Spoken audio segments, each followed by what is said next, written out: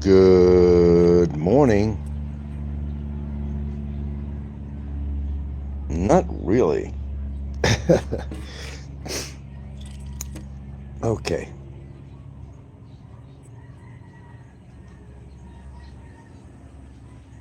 Had a small incident this morning, not worth talking about, but didn't make it a good morning. But I'm okay. ABO Dabbo Do, or ABO Dabbo Do, make something magically appear.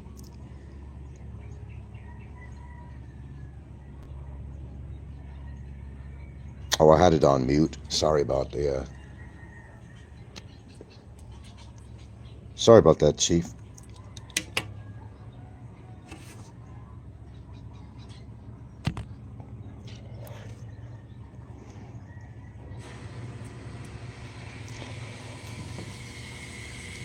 Large expectations from small people.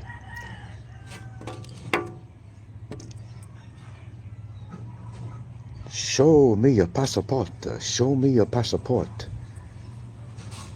Show me your passport. Show me your documents. To show me your documents. Of course, Jay Appleman didn't pull through on that, did he? Smoke and mirrors with Appleman.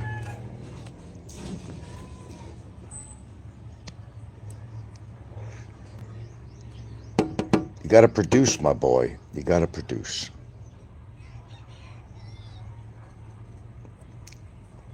No cigar, Appleman. No cigar, as usual. Anyway, good morning. Good morning.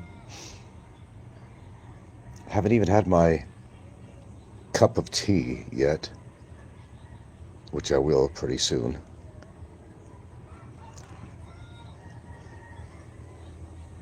Short and sweet, Appleman. Wishful thinking doesn't make things happen. No, it don't. Ah, I baited you. I baited you. I baited you. You know, I could have put on something that was absolutely sexual and sex-citing.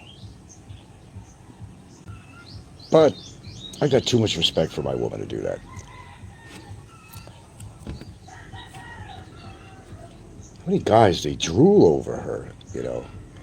Hey, it's my job to drool over her.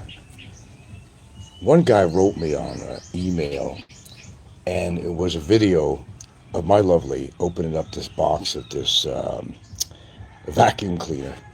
Opened up a box of a vacuum cleaner.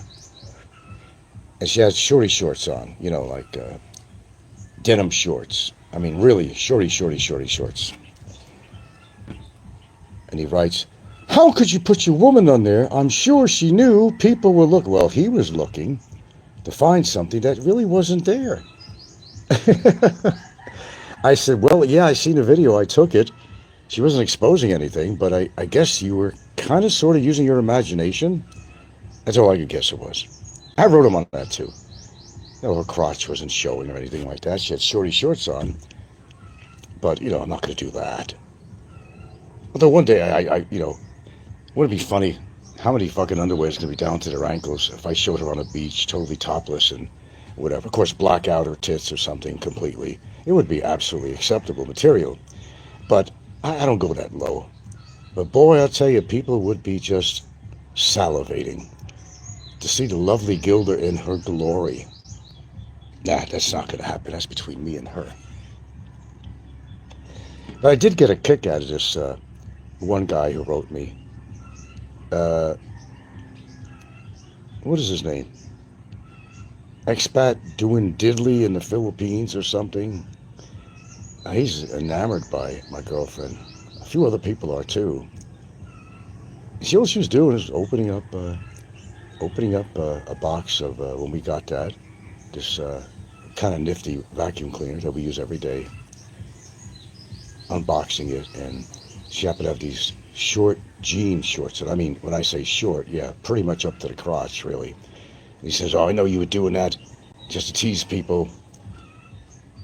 What kind of a person are you to show her crotch?" Nobody was showing her crotch. Her crotch wasn't showing, nothing like that. So it was like, wishful thinking, if all it was. I don't know. Some people, I don't know what's the right word, enamored, they're just so curious about her, and, well, she's mine. She's mine. Always be mine. And I'm not that low class, I'm going to show anything like that on there anyway. I wouldn't do that. Some people might, but it's not something that... so let's sex you up this morning. Let's get you sex up this morning. Do you feel sexy this morning? Well, I did.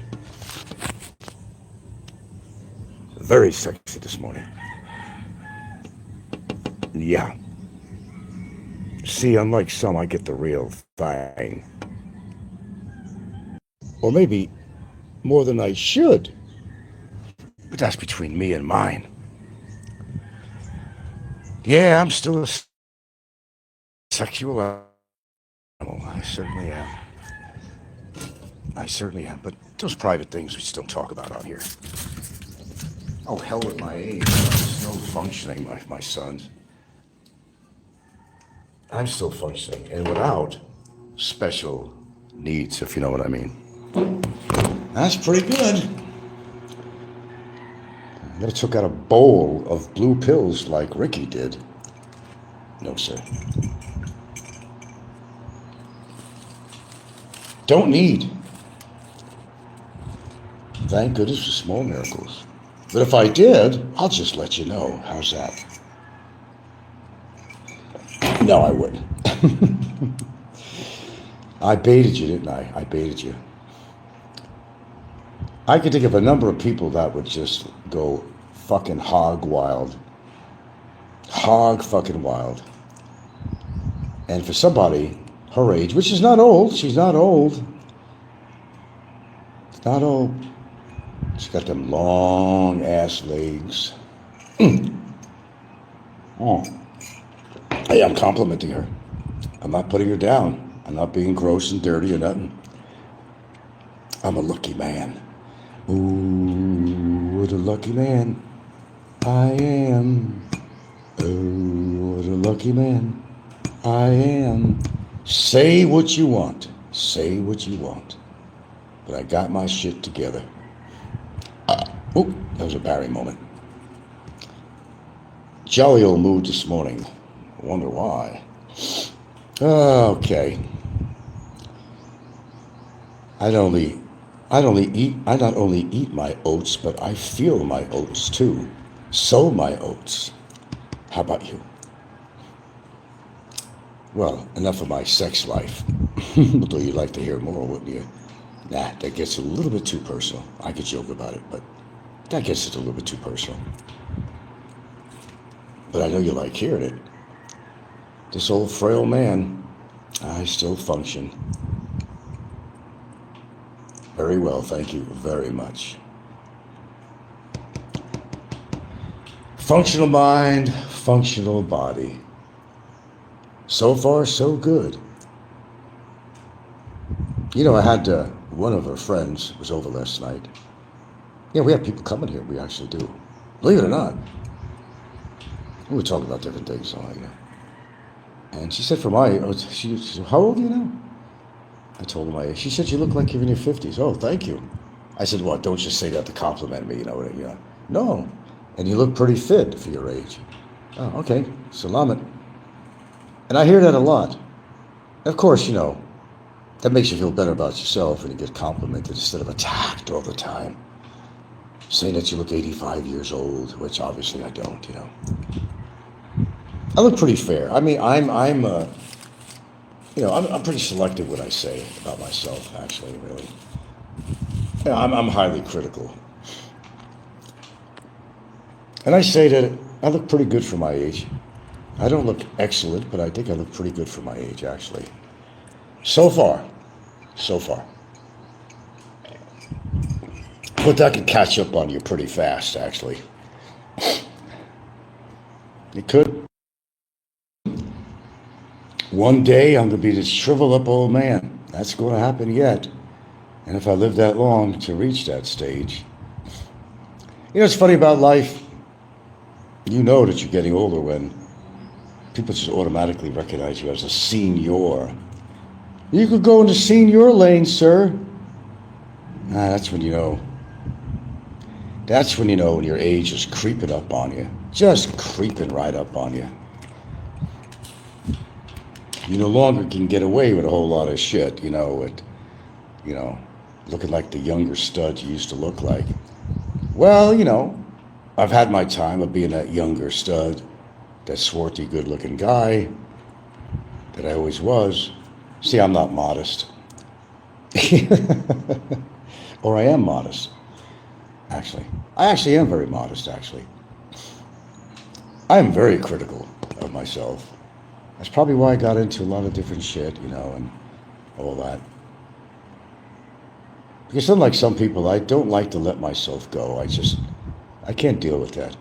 You got to understand, you're entertaining a woman that's 20 years younger than you, and in some cases, in many cases out here, a 50-year difference. Wow. You got a lot of responsibility on your hand for a very active Filipina. She still has a lot of vitality when you're younger. And a lot of these old guys, they got to somehow deal with that and catch up with that. You got to please, you got to satisfy, you got to be there for them when you need it. She has her needs, you have yours. You don't let it go. A relationship is more than talking. You know what I mean. But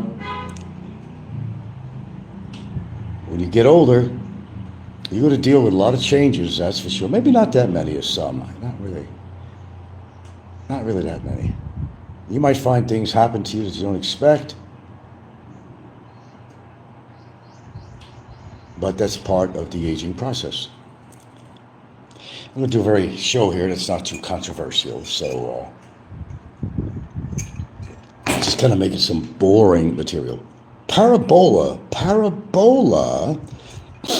I finally went to your channel and I could see what you look like now. Yeah, you're kind of rough around the edges, dude, but I like that. That's kind of rough. Yeah, that resort you went to was, that was heinous. You were spending $2,500 a night, and you had to pay an environmental fee when you were clearly showing and very explicit about it, that the place was just strewn with litter. I don't understand why you went there. Parabola, I'm going to plug his channel. Parabola, he doesn't have many, he's a newbie on here. Parabola, Parabola. I'm going to plug his channel because he's raw and barely edited, really. Raw. I like a raw show. And Parabola, he pretty much talks to talk. I told you, he's a little rough around the edge. He looks like a big guy.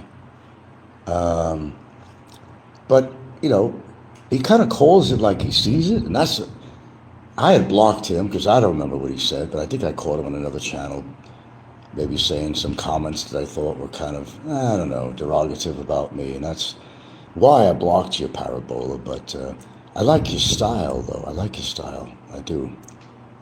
He is rough around the edges, you could tell. He's got to be from the East Coast or something originally, I don't know. Parabola, plug in his channel. He wanted me to. I guess he did. I think I seen a statement somewhere in another channel. But Parabola, you gotta, who you're allegiant with. I mean, you either like me or you don't. I mean, but, don't go on other channels and kind of become part of the big boys club and all that shit. Nah, that's not cool, man. I don't know how to unblock you on a phone, on a laptop, which mine is all fucked up.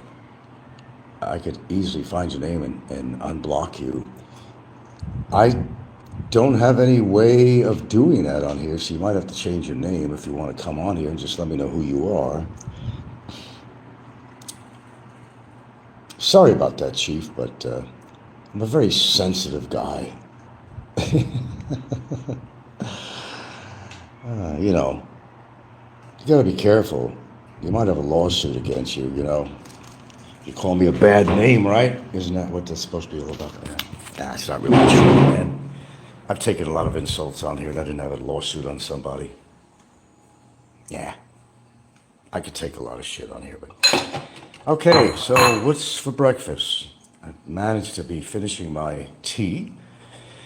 And I'm defrosting some strawberries and blueberries. Yes, I am. That's what I'm doing. Look at that. Oh, is that not lovely or what? Will that give you a rise in the morning? Does me. Okay, let's get a little bit of a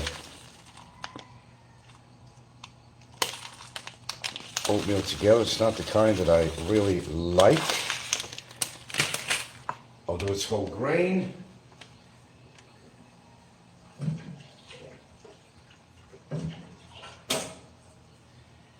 Okay.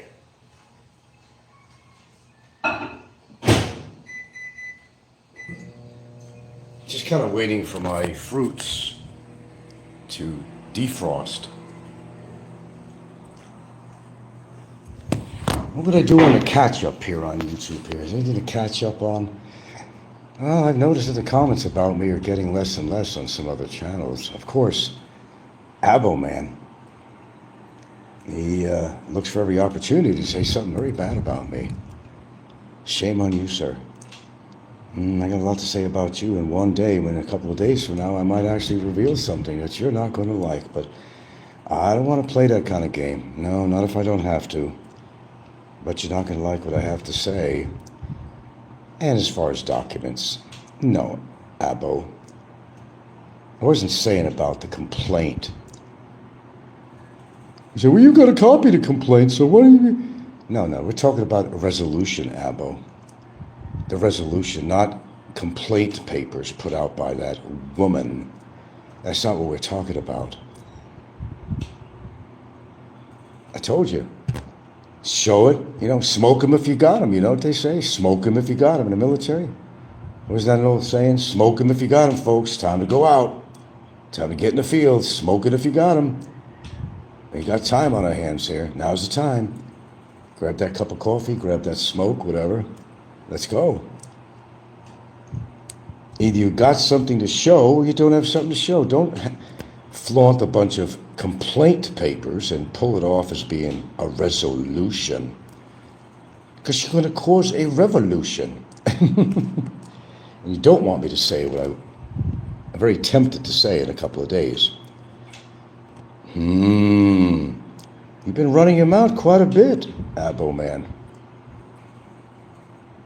Well, who put the bees in your bonnet lately? I know, you're very sensitive. I remember the show when everybody saw it. Stop! Stop! I can't take this anymore. Stop! Please stop! Oh, you're forgetting about that one?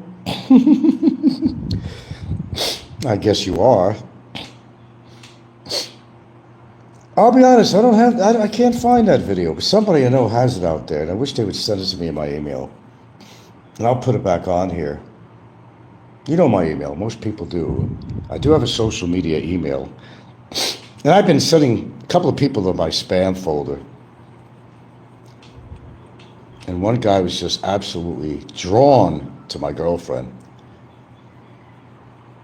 Everything that he could find a picture of her in, he was looking at and making these comments like this guy was, you know, salivating while he was doing it, you know. Simple act of opening up a box of a, you know, vacuum cleaner that we ordered back then. She said, huh? You're a nasty guy. No, it's your imagination, what you're wishing. You're a nasty guy. How could you show a woman a picture of your woman's crotch? Well, I didn't show a picture of my woman's crotch. I wouldn't do that. But, it's that wishful thinking thing and wish you could see what she has. I know you're taken by her, and there's a lot of people that are taken by her. But she's taken. That's the point. I'll tell you what. Seriously, for her age, she ain't looking bad at all, brothers. And believe me, I know. From head to toe, I know. She's fine. Like a fine wine, my friends.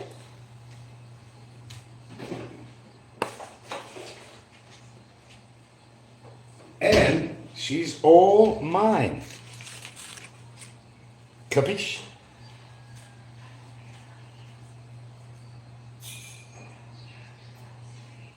Sorry, I'm just preparing my oatmeal here, if you don't mind. Thank you very much. I can't have the camera in my one hand, and just let me do what I got to do here, for God's sakes.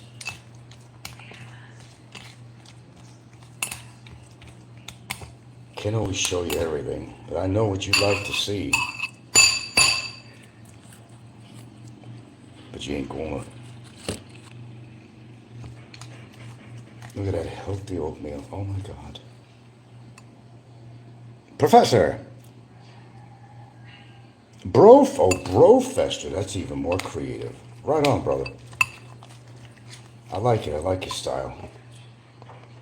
This ain't what I want. The original almond milk? No.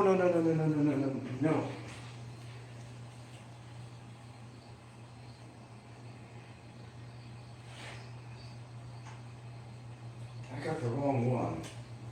Oh well, I'm gonna have to use it. Oh wait, I got something open in here already. Okay, I like the unsweetened vanilla. And I had this one, it's just plain. Nah.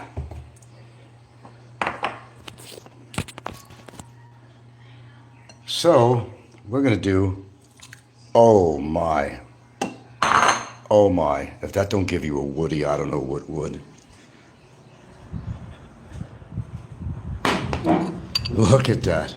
Scrumptious, healthy breakfast. With some matcha tea. Matcha man. I'm definitely a matcha man.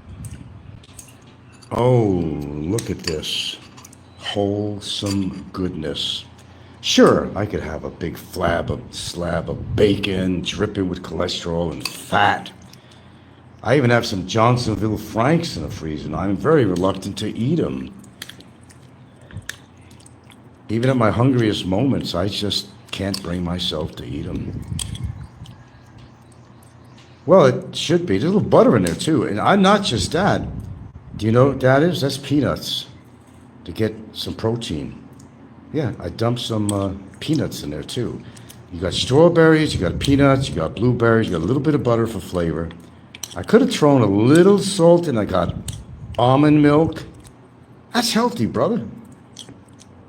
What do you eat for breakfast, Well, it's pretty good, really. I like crunchies in my food. I like crunchies in my cereal. That's why I like to put nuts in there, because I really go for the crunchies. See?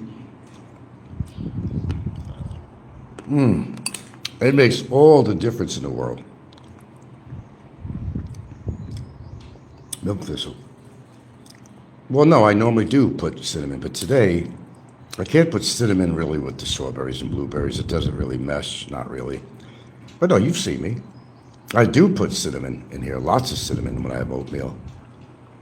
So you put cinnamon, a little bit of butter, the dashiest dash of Himalayan salt, or whatever you have, sea salt, some almond milk. You get some protein out of that too, a little bit of calcium out of that, natural calcium.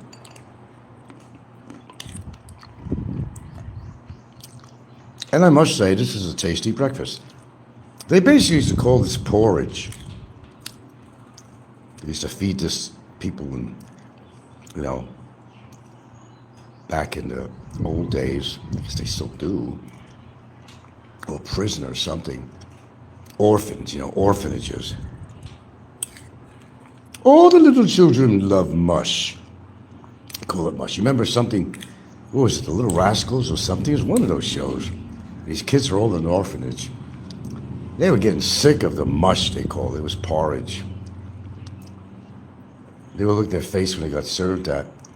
What's wrong? All the little children love mush. And they started all throwing their bowls of mush at him.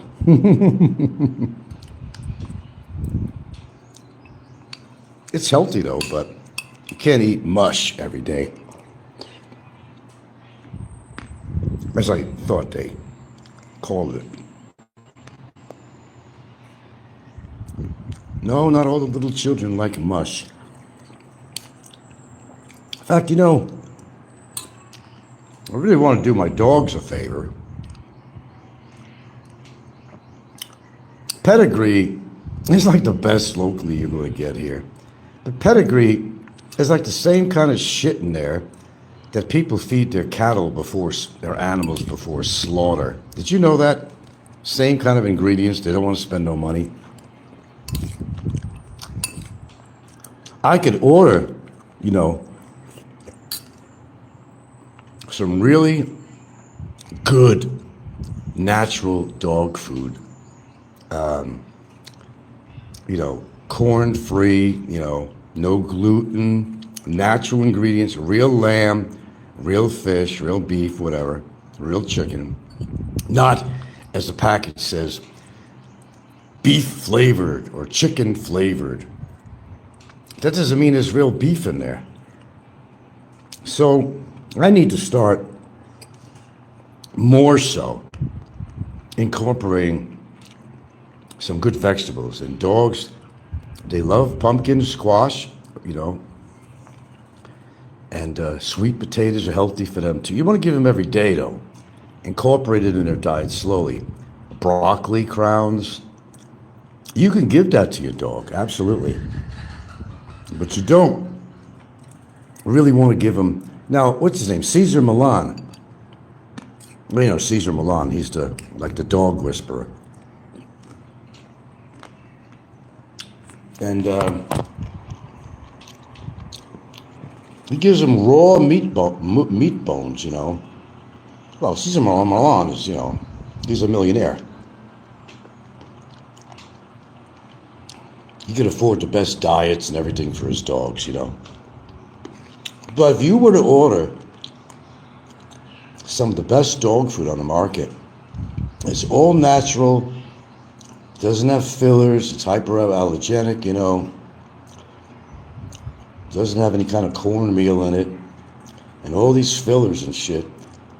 Dude, a 2 kilogram, that's it, 2 kilo bag can cost you $60.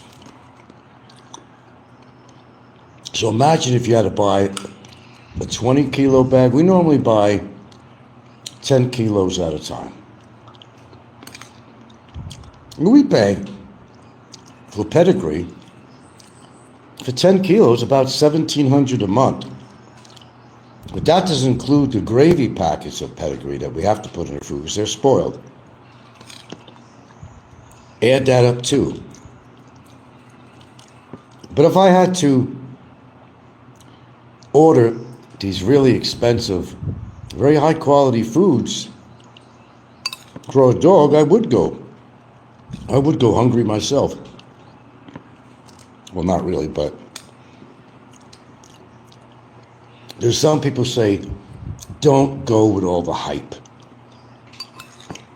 Because something like pedigree, they've had dogs live to be 26 years old. The secret is incorporate raw, right? Region, you know your stuff. Yeah.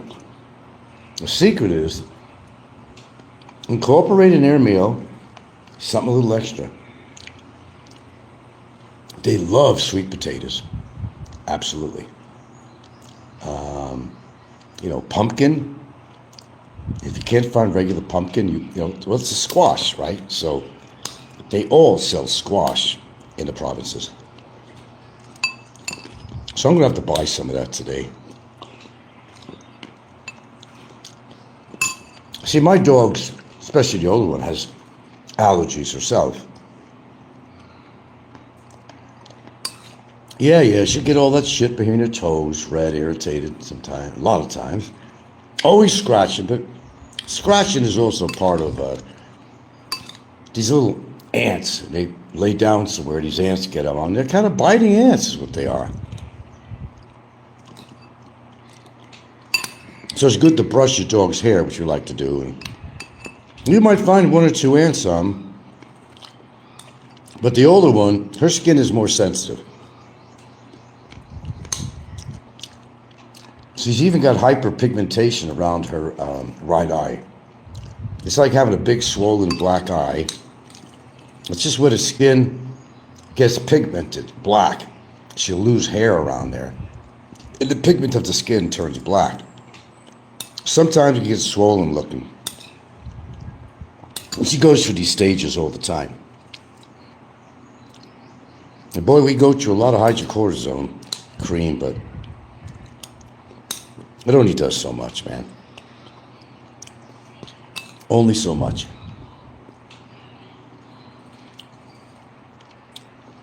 Princess. Oh, Princess is on here. Okay. Good morning. Good morning to you. It is a good morning. Any morning you get up. I had kind of a crazy morning the other day. Yeah, we got to scoot out of here today. Yeah. I figured I'd do a morning show. You know, let me give you an example of something. What is this? Oh, why do I always have trouble remember this guy's, British guy's name? He's on every single day. I don't know, a foreigner living in the Philippines or something. Kind of a nice chap, but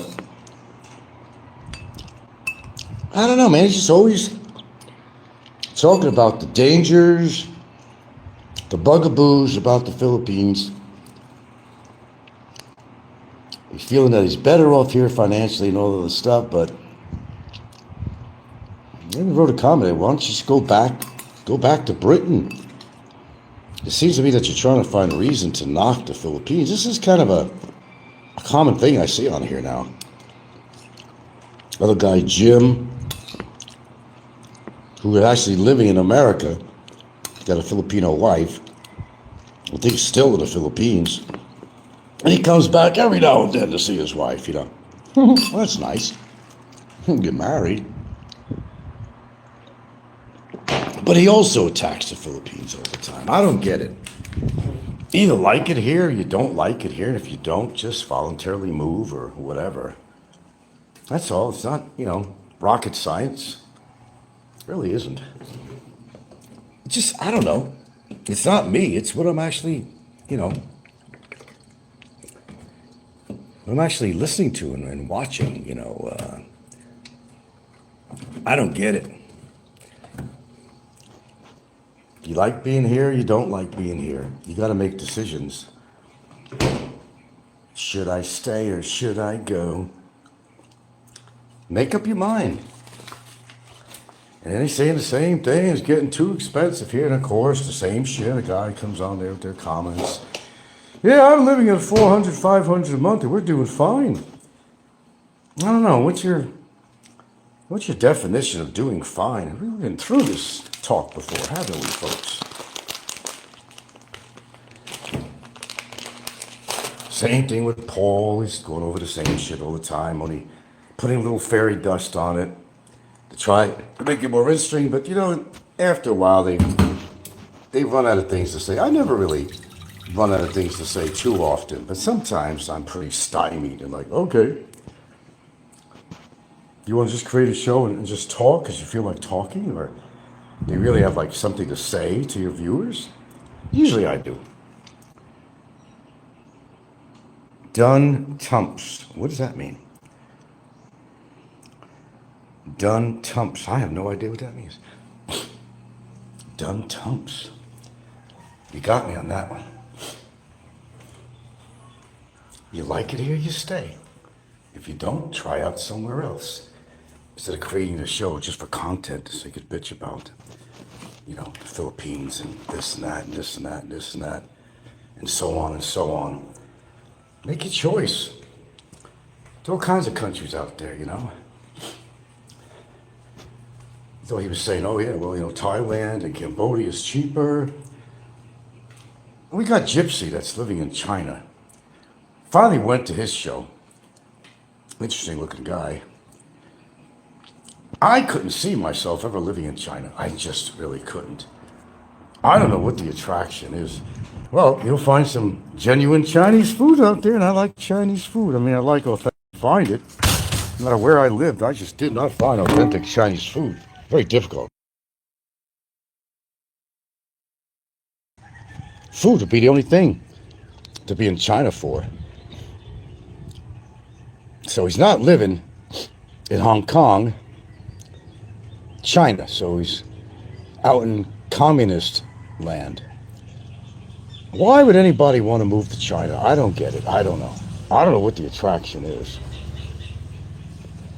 Unless you got a real thing for Chinese women. But you could find them all over. They don't have to be in China. Professor says, I was looking at the parabola character you spoke of. I didn't know he was not an anonymous troll. He is a local. Yeah. Well, I've seen him once before. I know what he looks like, but currently. Kind of an odd character, but I don't know.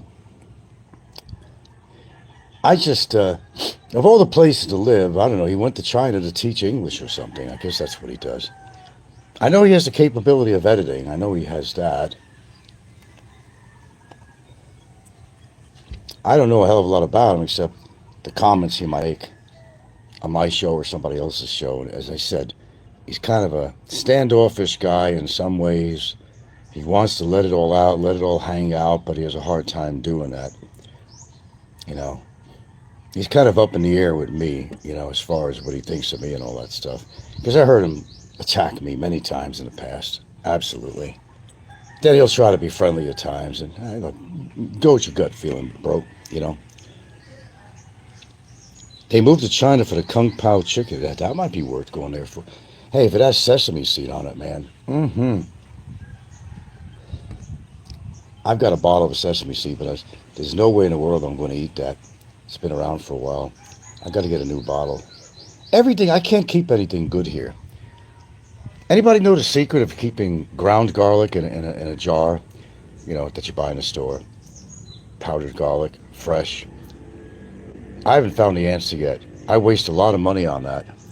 It always gets hard and caked up in there and it won't come out. So I don't know if putting it in the refrigerator is the answer, and it may not be, but if you put it at room temperature, it's there for a while. You just wasted your money.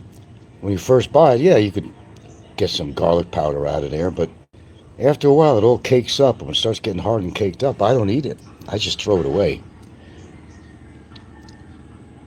Regent says, you don't remember the Kung Pao chicken Seinfeld episode. I'm surprised I don't. I guess I don't remember that one. Kung Pao chicken. Seinfeld I should know about, but I don't know it. They had a lot of episodes. Cream cheese wontons. A cream cheese wonton, really? That sounds interesting. I have not had authentic Chinese food. I mean, look, I lived also, as you know, in Hawaii, and there's a lot of Asians there, obviously. But I've really never really had authentic Chinese food. Now, I lived in the Seattle region, which had a couple of places in that Chinatown there, A couple of places that had something that resembled. Actually, there was one place actually in Hawaii, actually in Hilo. Yeah, they had some stuff that wasn't too bad, but you just can't find anything really authentic.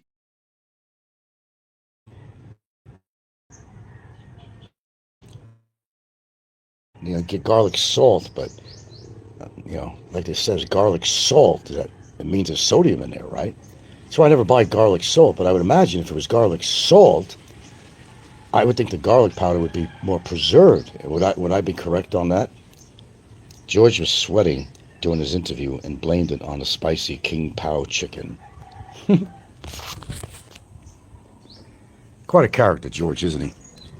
I think we get a lot of characters on here. That's what makes it interesting, really. But, sometimes we got some, very sketchy characters. You know what I'm saying? Yeah, you know what I'm saying. Yeah.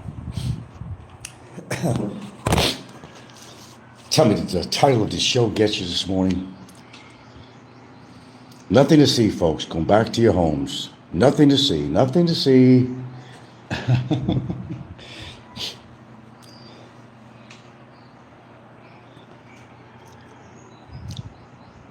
I don't know. I'm still up in the air about everything to do with YouTube, really. It's an outlet, of course. I've always said that. It's an outlet for everyone who comes on here. For good or for bad, either way. Some people don't have the greatest personality in the world, the demeanor. Some people are just mean-hearted. A lot of people are jealous of other YouTubers and stuff. But that's, that's kind of commonplace on here. Pretty prevalent, at least on the Philippines genre here. I don't know, just go on with your lives, really. Which I do every day. Despite any adversity or anything, it's another day to me. It's another day. See, sun's out, it's another day. There you go. They also have garlic pepper with less sodium. I'm just trying to find a way to keep the garlic powder fresh. And we buy fresh garlic cloves, but it's more of a hassle. You want to really use it when you have to, crush it, get the skin off and crush it, Which is the best thing to do. I take garlic tablets too, by the way. Yeah, but I don't think I'd break it open and use the garlic oil in my food. I don't know. It might have a different composition. I don't really know. I don't know everything. You just think I do. Yeah. McCormick is the famous one that they're, which is the American one. That's what they have out here. It's a lot of his own McCormick. A very big spice company in America. McCormick, yeah. All the little children like mush.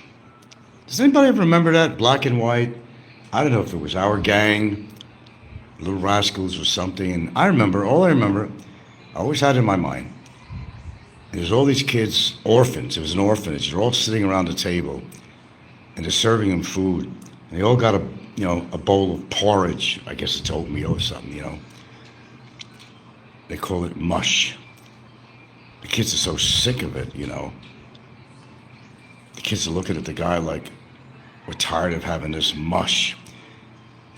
What's wrong with the mush? All the little children love mush, he says. Then they started throwing it at him.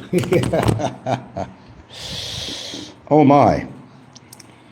For keeping garlic powder, remove the moisture. How do you do that? Keep it in an airtight, well, that's supposed to be airtight, the container it comes in, right?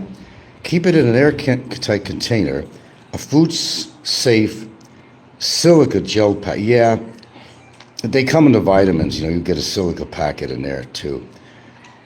Or a few grains of uncooked rice. Yeah, I've heard that too, wrapped in a, I heard that. Piece of paper towel or cheesecloth. Yeah, and the rice is supposed to absorb all the moisture, but that's a good idea. Because I spend a lot of money on these spices, and they don't want it being thrown out. But don't get me wrong, they get use out of it initially, but then, I have it right here. I tell you what, even my turmeric here, there's one bottle, this one here is starting to get kind of clogged up. This one here is empty. Let's see. No, which is the good one? Yeah, I forgot which is the good one, which is the bad one. I think this is the old one here. It's horrible. Nothing left in here, really, so it's time to throw it out. Yeah, that's nasty. So I'm throwing this shit out. I got some things up here that should be thrown out. It's time to go through it. Ground oregano. Let's see. Still smells good. I think the oregano might be good. And here I got a bottle of, okay, here's what I mean. Oh, how disgusting. Not much left in here. This is the garlic powder. Look what's left in there. It'll clog. This is nasty. That's being thrown out. Bye. Hey, how much did I pay for these bottles of this shit? All down the drain.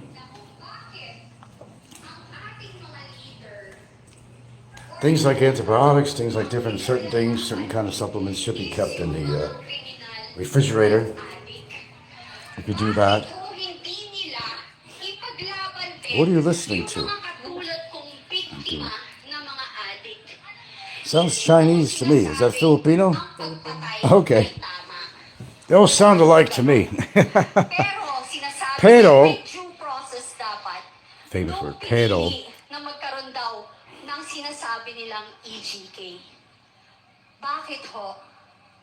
Those bottles are not airtight. Yeah, we've got a lot of these Tupperware styled containers. I suppose I should be using that. I don't really believe in keeping a lot of things that, you know, if I had it right, I'd put all my vitamins somewhere in the refrigerator, but I don't have room for that. And I have too many vitamins. It costs a lot of money, these vitamins, too. A lot of money. You are after for human rights. You are after for human rights.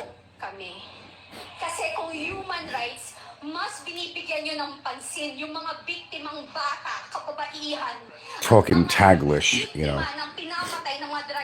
which is kind of an upper class thing in Philippines, Taglish.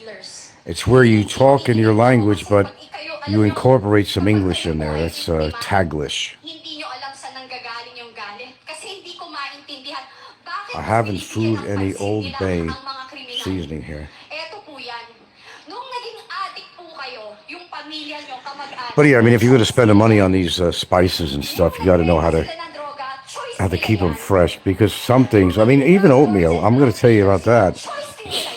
If you get moisture in your oatmeal container, and you know, I put my oatmeal packages, I put them in the freezer, not the refrigerator.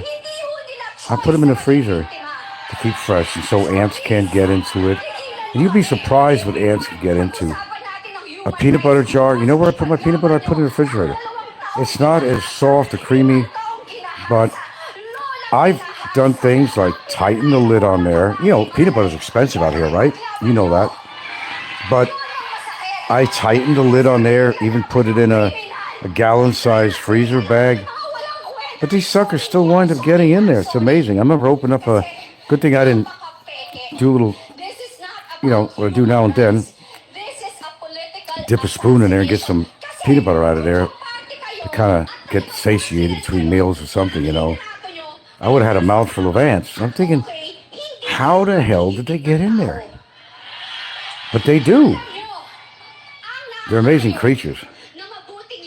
I can't talk enough about ants. I probably do.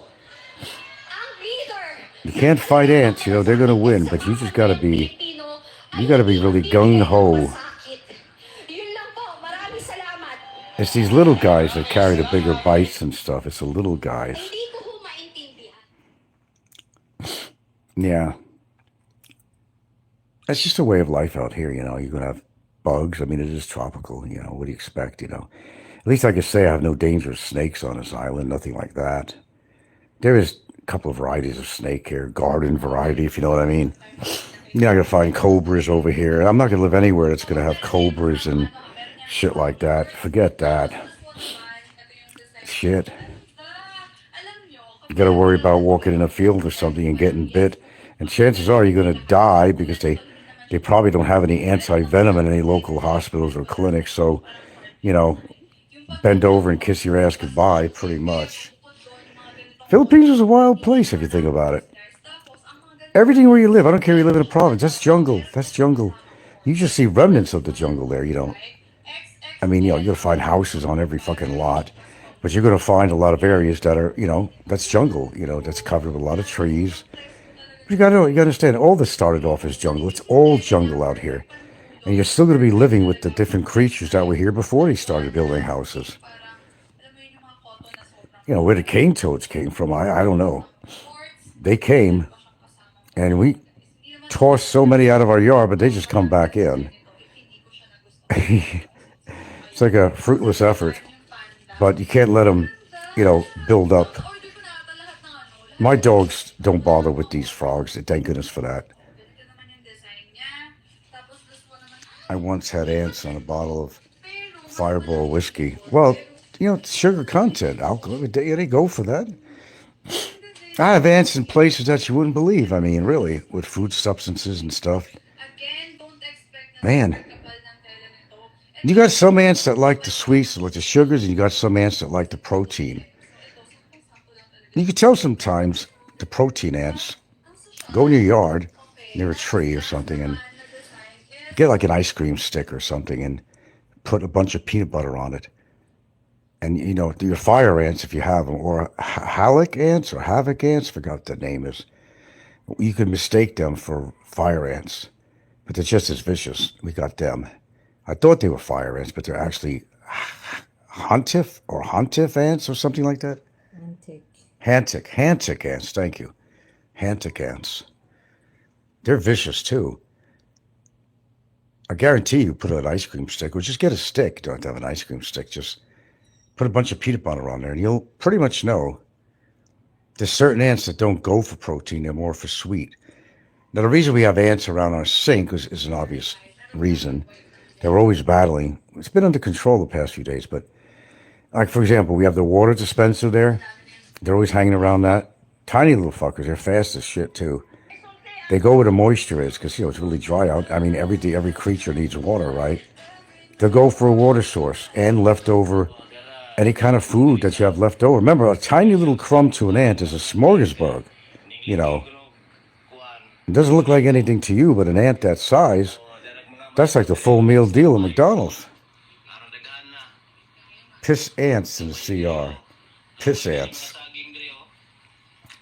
Is there something actually called a piss ant? I mean, I know it's kind of a derogatory statement that people call each other. They don't like somebody. It's just a piss ant.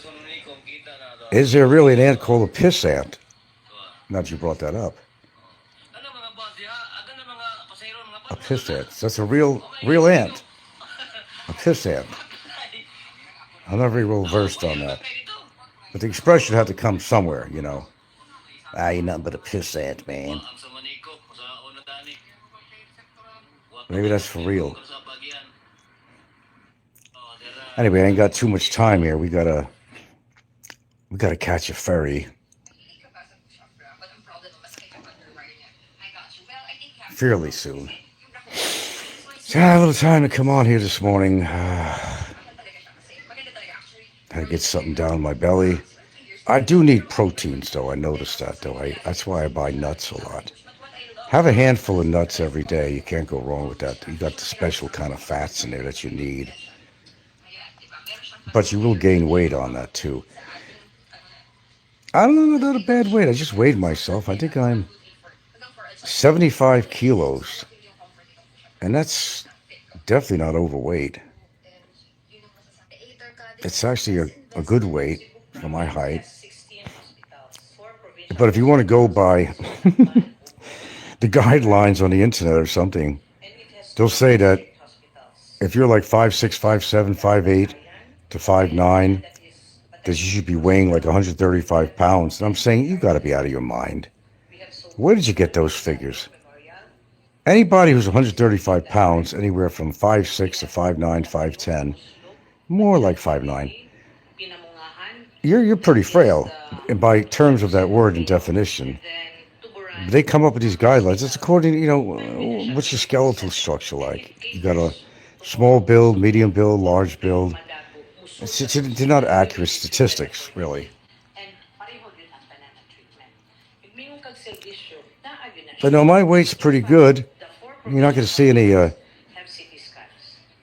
six packs on my belly. I told you I could lose about 2 pounds in there.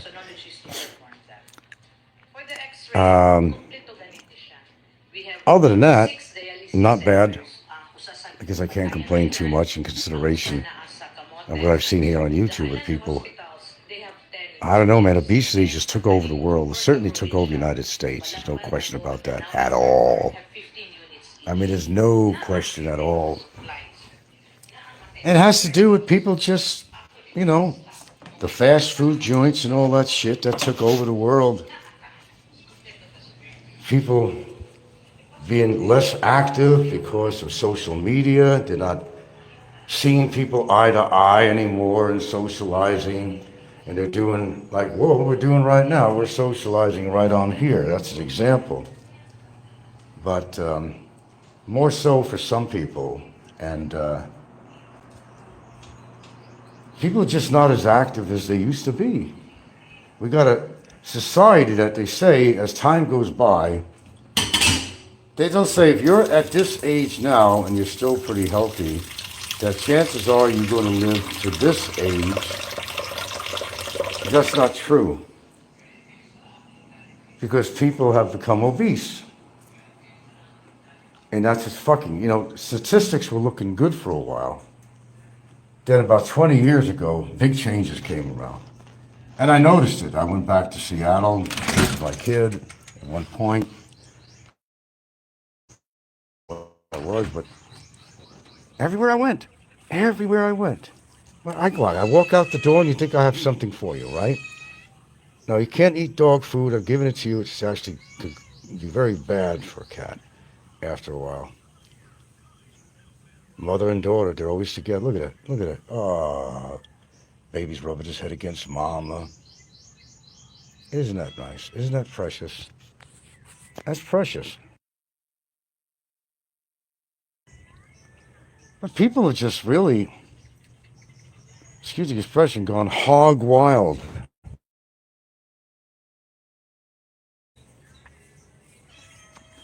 With their diets.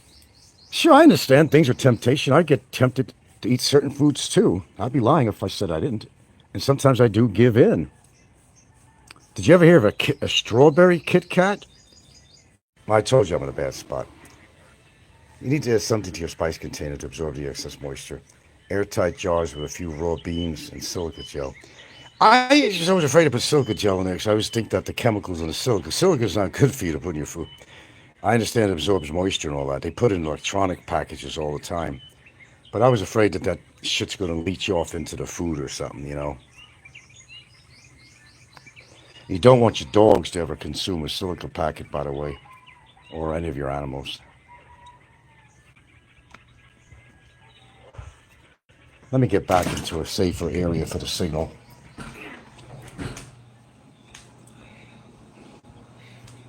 Okay.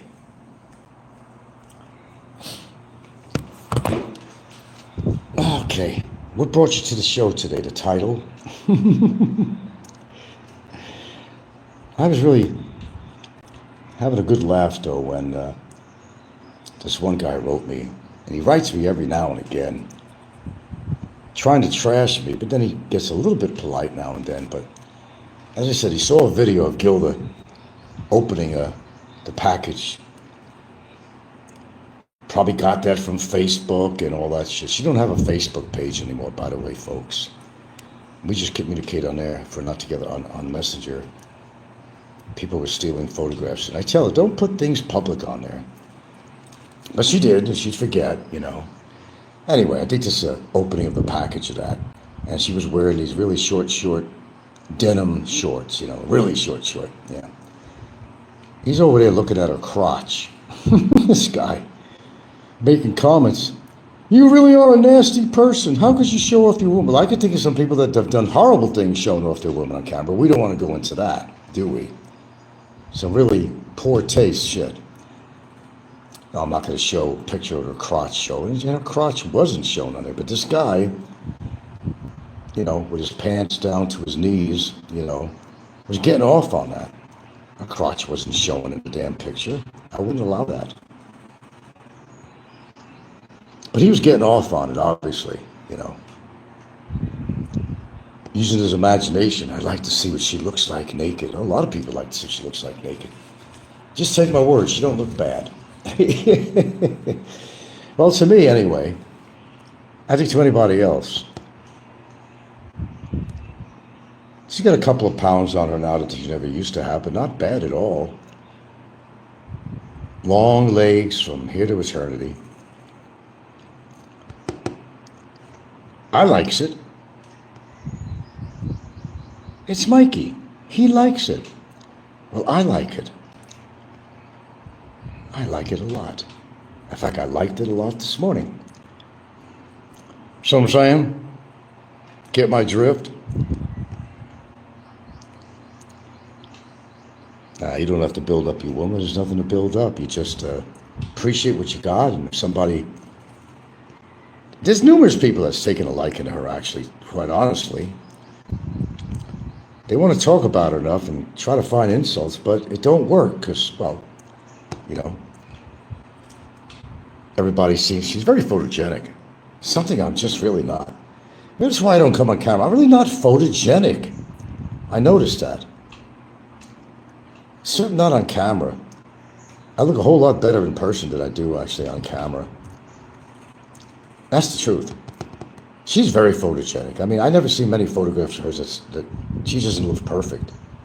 I said, are you using any special filters or anything on that? She said, no. There's no editing and no special filtration. I said, well, I got to tell you, man. You know, all your pictures come out really nice. Amazing. Some people just are. That's why some people are made for Hollywood on the camera. Oh, you got the face for Hollywood, you know. They'll say people off the streets if they got the right face for something, or a role or something. But there's more to somebody than their face. I mean, there must be, because look at some of the girlfriends and wives of some of the people on here. There must be more to that person than their face or their body. I don't know. But it's one of those, you know, to each his own type thing, you know, love is blind. Apparently so. But hey, who am I to judge? Everybody has their own thing, what they're into. You still listening to this thing? Hello, girls. Hello. Oh. Stop scratching. That's all I say. 30 times a day. Look. And they don't have fleas, no. Sometimes I think the ants bite her. Or it's just an allergy. She has, you know, different allergens. From the outside, grass, you can find allergens and all that. Everything from Benadryl to, you know, I've tried everything with her. Even some expensive medicines, but nothing really keeps everything at bay, if you know what I mean. Excuse me. Okay, so what's new on Discord, ladies and gentlemen? I don't keep up with that shit because I don't go on Discord. What's the new word? There's got to be new words. Lots of gossip going on. Region knows all of that shit. What's going on Discord, Region? Do tell. I don't really know if I want to hear it. I know old ABO boy is on a roll these days. And that's because he's extremely sensitive. He normally don't put a lot of shows on, but when somebody, as he figures, is attacking him, or really kind of eliminate that word, just telling the truth, he gets really sensitive. Don't you there, ABO? He really does. You ever see him when he's talking normally and then just like his personality changes and he's yelling and calling profanities on? That's the way he is. His personality, he's just all of a sudden changes Dr. Jekyll and Mr. Hyde syndrome. Let's see. Region says a healthy BMI to me is like 165 pounds. I'm 5'10". Really? You must be awfully thin. About 200 pounds, no belly. Wait. A healthy BMI for me is like 165. I'm 5'10". Oh, so you're about 200 pounds at 5'10", no belly. At 165, I'd look like a toothpick. I understand. If I were to go down to 135, then yeah, you can call me frail all day long, and I'd say you're absolutely right. There's no way in the world I'd be like an Auschwitz victim or something at 135. I would not look healthy at all. Not one bit. But if you're 200 pounds, 5'10", that's pretty solid, I would say. 5'10" at 200 pounds is pretty solid. But yeah, but if you go by right, you're absolutely right. That's what I've been saying. If you go by the guidelines and all that, you know, they're definitely going to say you're way obese. It's really according to your body frame. They don't go by that. Your body frame. You might have a lot more muscle than fat, too. That adds up for the weight on there because, what is the deal on muscle? Muscle eats fat, I think. Okay, muscle eats fat. Let's see, fat and muscle weigh the same. You put them on a scale, but muscle eats fat, and muscle could add to your weight, just like fat could. And you might think that you're overweight when you got a lot of muscle. They don't really, they don't really factor in all that shit. Just like the food guidelines, the pyramid, they've changed that how many times? What's supposed to be the healthiest foods to eat, and it's got to be geared personally to the person. There's certain foods they can't eat that have a lot of oxalates in there. You can get kidney stone. There's things that, and they'll say, yeah, you don't need vitamins and supplements. Just eat a good healthy diet. Well, in a perfect world, I would have to agree with them to a point, but everybody's their own individual. Their body has different needs. Certain habits you have that might take away from minerals and vitamins, and that you have to supplement it with something else. What's near the gate? Was that just a shadow? Somebody there? No. Oh, that's just a shadow from the... Yeah. Oh, okay. Oh, yeah. But like I said, you're not getting the nutrients from our produce that you used to get. And even the cattle, the food that you eat, beef. I was talking about pedigree dog food, and it's not really a really good balanced food. And they have additives and all that shit in there. But, my dogs have been through this so far. It's good. As long as we now and then add some human stuff in there. I buy, and this reminds me, I buy a probiotic powder for them that I incorporate into their food. Because, your gut health is what's determining your health too. Your gut, the bio, call it the biosphere if you have to. And your gut, yeah. If that's healthy, then there's a good chance that you would be fairly healthy, despite putting on the side any bad habits or any shit like that. But it's what you consume.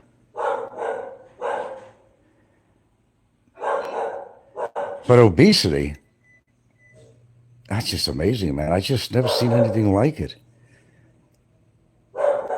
People want to live longer and be happy and, be with their family and kids and all that stuff. But what are they doing to ensure that? They're more interested in their money and their portfolio, than they are. And look, what good is your money if you're unhealthy or if you're or you're dead? All they're interested is their portfolios. If they spent the time they did on their diet instead of their portfolios, they'd be a lot happier. Maybe being broke. You could be a lot happier being broke and healthy than having a lot of money and being unhealthy. At least that's the way I see it anyway. Yeah, money's great if you got a lot of it. Oh, and Mr. ABO is, what else is he saying? Somebody took you for $250,000. You know what you could do with that? Put into Bitcoins, and you ain't never going to get a penny of that back. Well, he don't even understand the situation with that at all, and I'm not going to go into detail on this again. We are, and we will, and end of story. Okay, Abo. Boy, expert on my finances, expert on how much I have in the bank. I guess I could hire these people to do my autobiography, but unfortunately it would be fiction. It'd be pure fiction. I got maybe 5 more minutes here. 5 more minutes. Things to do, people to see, places to go. A monster lives such an interesting life.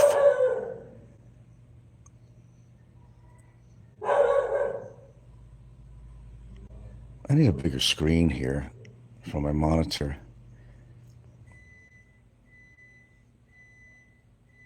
I want to get that laptop going again. I could get certain things on that laptop. I can't go on YouTube on that at all. All my shows used to be on that laptop, by the way. Never used to really be on a cell phone. They'd be on my laptop. I miss using a laptop for that. But then again, it's here today, gone tomorrow. I don't want to put too much energy into my career here because you know where I stand with that, or actually I don't. I find myself coming on here putting shows on, but like I said, reality. You're going to live in a foreign country. You can live on a fucking remote island. It's not the most exciting town in the world. There's some eco things you could visit, kind of parks you could do here. There's loads of white sand beaches, but that becomes kind of blasé after a while. But you want it though. You know it's there. So when you want to go to the beach and feel like going there, even if you have dinner at a resort on the ocean, oh, it's fantastic. Go at the end of the day, and that's when you really appreciate where you live. Is when you don't actually go to the beach all the time, and you're living here, and you go to the beach on some cool weather, or at the end of the day, go have dinner on the beach or something. That's when you really appreciate it, because you're in a better state of mind from all the heat. It's cool. You got a good ocean breeze, palm trees blowing, and you got that nice tropical atmosphere. Appreciate the waves rolling in, cool breeze, people having a good time on the beach, children playing, dogs running around. Life goes on, have a nice meal on the beach. And that's whenever you see me do shows, I'm at a resort, I'm on a beach. I'm always at my happiest, really, my comfort level, because it's like a reminder of why I'm out here. When I lose track of all the total reasons I'm out here, it kind of gets me back on track again. Just going to the beach at the end of the day. It's not like I'm never on the beach. We are, and I don't have everything on video all the time. Sometimes I'll take the camera out on the beach or something for a walk or something. But a lot of times it's unplanned. Don't even take the camera and just go on the beach and for a walk or something rather than doing a treadmill or something. We got to have our private time sometimes. I can't put everything on camera that we do. There's moments we like to keep to ourselves, if you don't mind. Yeah. On Discord, no one believes the resolution. Well, they're not real because they don't exist yet. Jay is hated on Discord and constantly made fun of there. Well, for good reason. Gentlemen, there is no resolution pages because they haven't been created yet. And if it's taken this long, it sounds like the immigration is still kind of stymied by all this, and they're kind of looking it over and stuff. There is no actual 5-page documents out. And my lawyer gets kind of irritated with me and said, I tell him, I said, when are they going to make their decision on this shit? When are they going to make their decision? Either way, make a decision. But no, that paperwork does not exist. Nobody has it because it don't exist. I don't have it. My lawyer doesn't have it. He'd be the first one to have it other than me. It would be registered mail, and ABO Man says, answer your mail. He gets absolutely a belligerent, He's got that split hair, personality. He could go from calm talking to yelling people on camera. He goes, why should I show the 5-page when you said you already have it? And I'm thinking, what the fuck is he talking about? I've got documents, yes. You say, well, if you have it, then why are you telling me I'm not going to show it if you already have it? And I'm saying, what the fuck is this ABO talking about? Pages he's talking about is that I do have is the complaint. Of course I have that, and my lawyer has that. He had to answer to that. There is no resolution, period. Because the fact was, if there was a resolution, I know, and everybody knows it would be plastered all over the place. And ABO is being very brave. And he's a lot of expletives and acting like a really tough guy. And every time Kevin does a show, it's a stage for ABO to come on and just blatantly be ugly as he normally is in every way. And his real personality shows up on there. I wouldn't buy, oh man, it could never be him. If you're still living with your mama, that says a lot. He's supposed to be so rich or something when he's living with his mommy. Come on. Well, I don't want to really get into this thing about Jay, Mr. ABO. You know the life he's living. And believe me, I'm almost getting ready to release some information on him. He's kind of getting me to that point lately.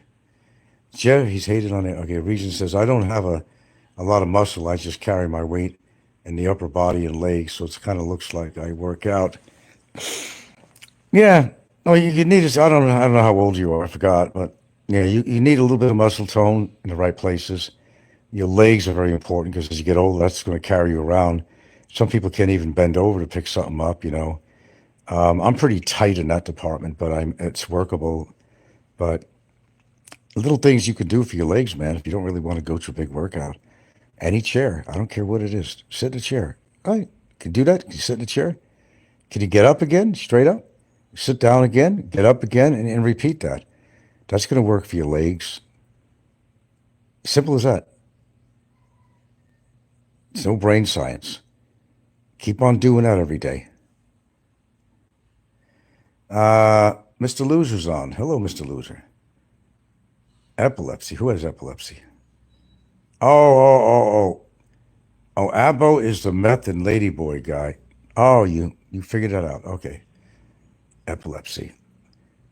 Yeah, he might have it. Yeah. He doesn't want to admit to all his faults. And boy, does this guy have a lot of faults, man. That's why I say he can't afford to talk about me. There's nothing to talk about me, really. I got my shit together, man.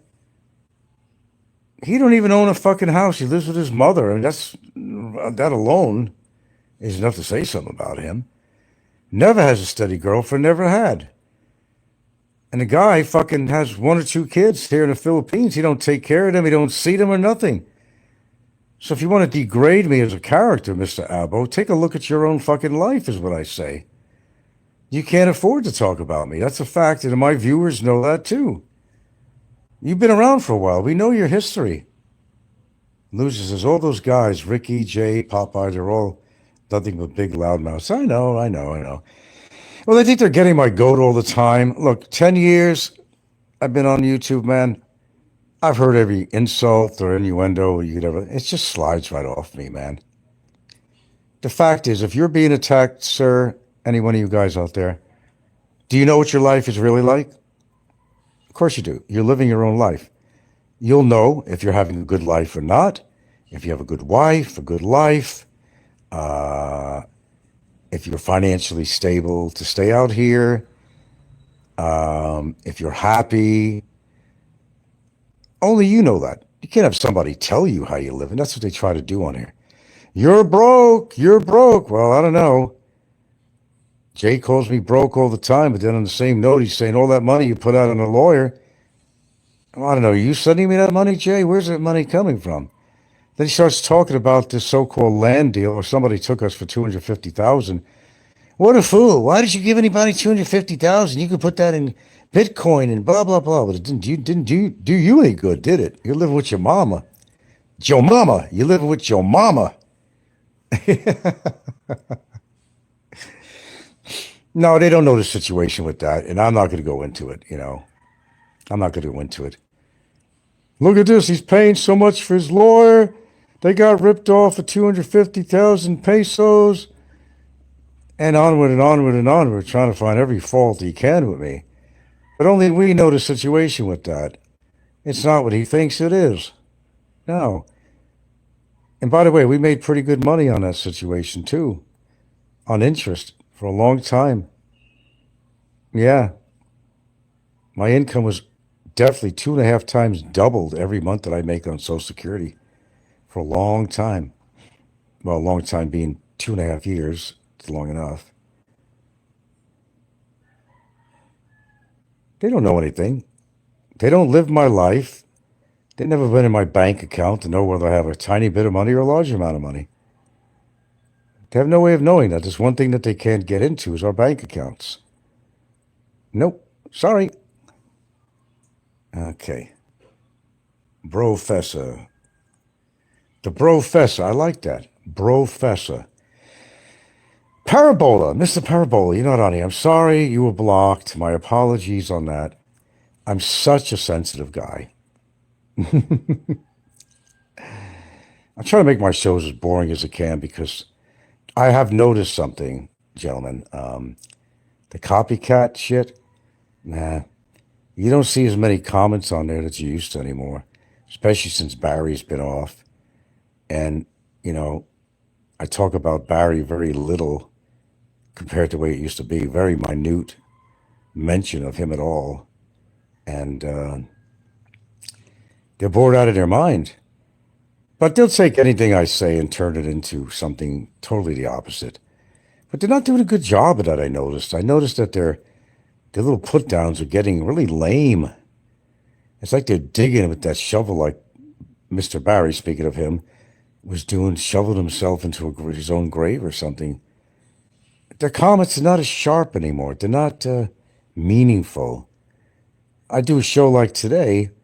How much could you really get out of what I put today? They go, part one, talking about, they actually go through the trouble of itemizing on the show what I'm talking about. On this part, he's talking about this. Who has that kind of time on their hands to do that shit, man? Seriously. Who has that kind of time to itemize what you say and everything? I remember Warren did. And Fazio. Now, there's a guy out there, and I'm not going to say what his name is, but I know for a fact that this guy out there in YouTube land has had many experiences with girls as young as 12 years old. As witnessed by the neighbors, as witnessed by the landlord. We're not going to give names out on here. There's several people, actually, but we're talking 12-year-olds. 12-year-olds. They don't even have any fucking pussy hair yet. 12-year-olds. Now, one day on here, I might just tell you who that is or who they are. But as of this show, we're not going to say it. I'm just waiting. Ignite, aren't you one of... Is Ignite on here? Ignite is another name for Warren. He used to go into Polar Bear. Ignite, just a few.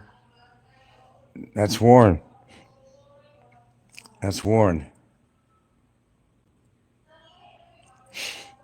Yeah.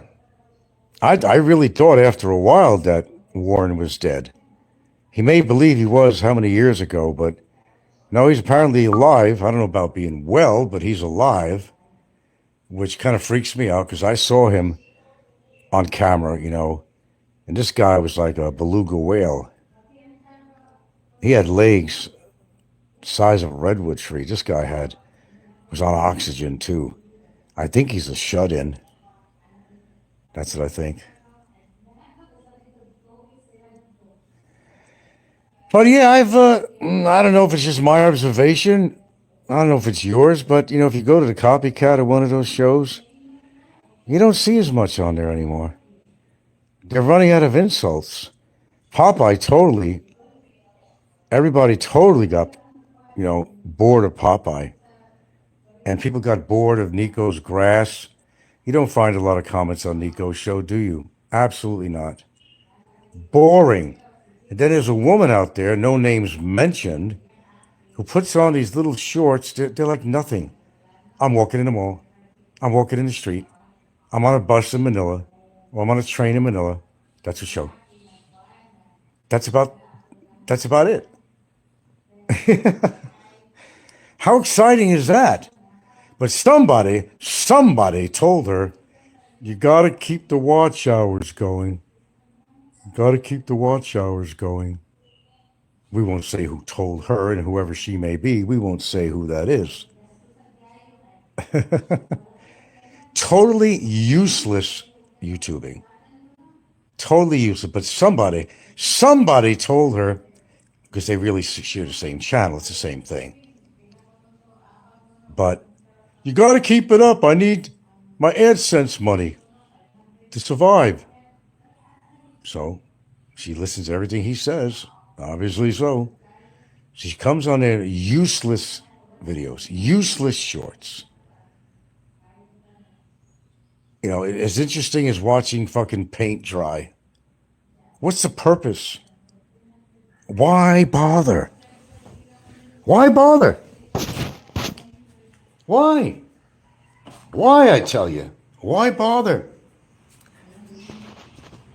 You might as well not post anything.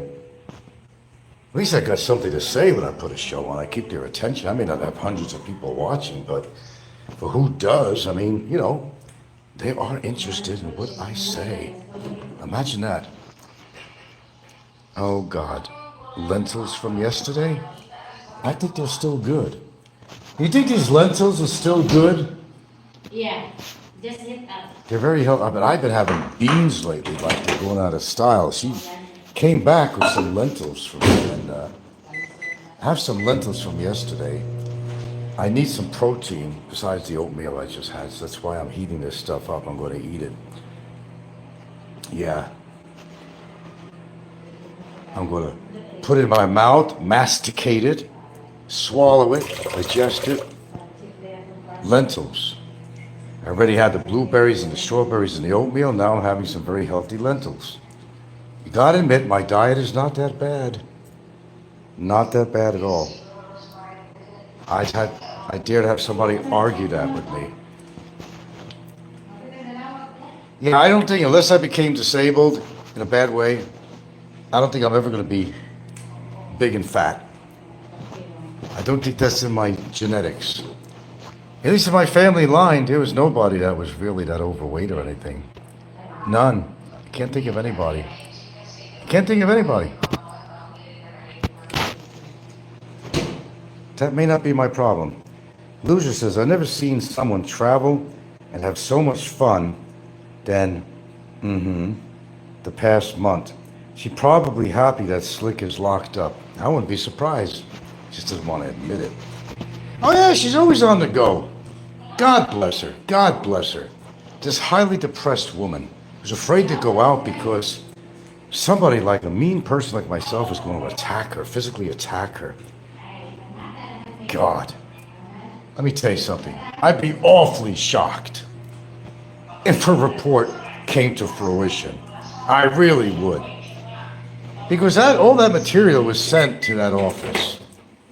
All these little videos showing her activity and happy with her friends, and life is wonderful, it's great, it's fantastic. Fucking A, man. Oh yeah, she's highly depressed. She's got lots of PTSD. We can see that. Oh, we can clearly see that, can we?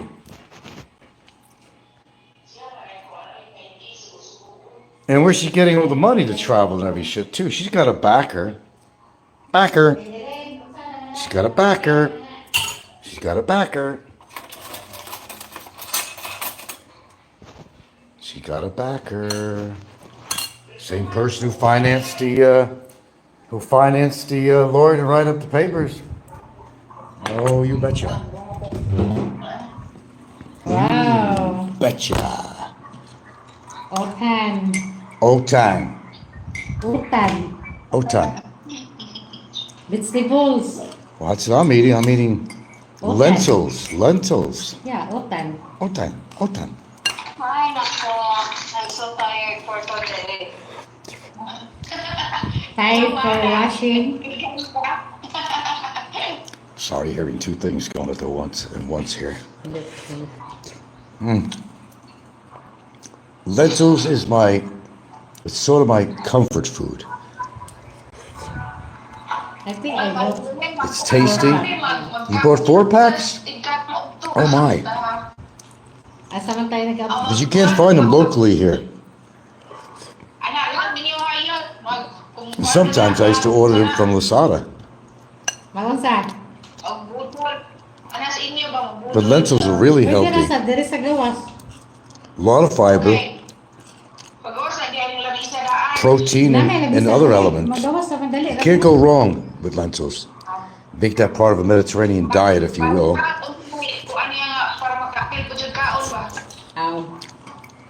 Mukhaon na siya. Mukhaon na siya manok. But I know what you mean, Mr. Loser. Ay, mukhaon na siya kanang salad. Now, those people want to believe what she wrote, then you know there was some shenanigans going on with that. Mm-hmm. Do you know what I mean? I think you do.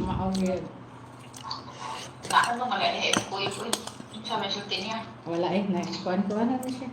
Wala na. Let's just say it wasn't a kosher report. Nag-record na siya. Belen, na kay manok sa inyo? All right. Now I gotta flush it down with some water. Where is my water? I don't have any cold water. Still haven't taken my vitamins. Not yet. I can decide what I want to take, which is important.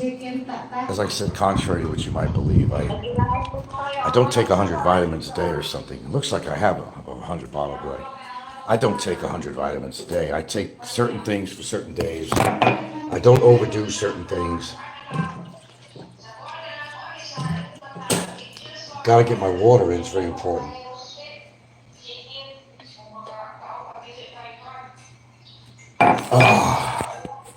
Much better, man. You say all you want about your alcohol or whatever you drink or fruit drinks that are covered just tons of sugar, but there's nothing as refreshing as water. And you'll know it when you run out, or if you're in a desert or something.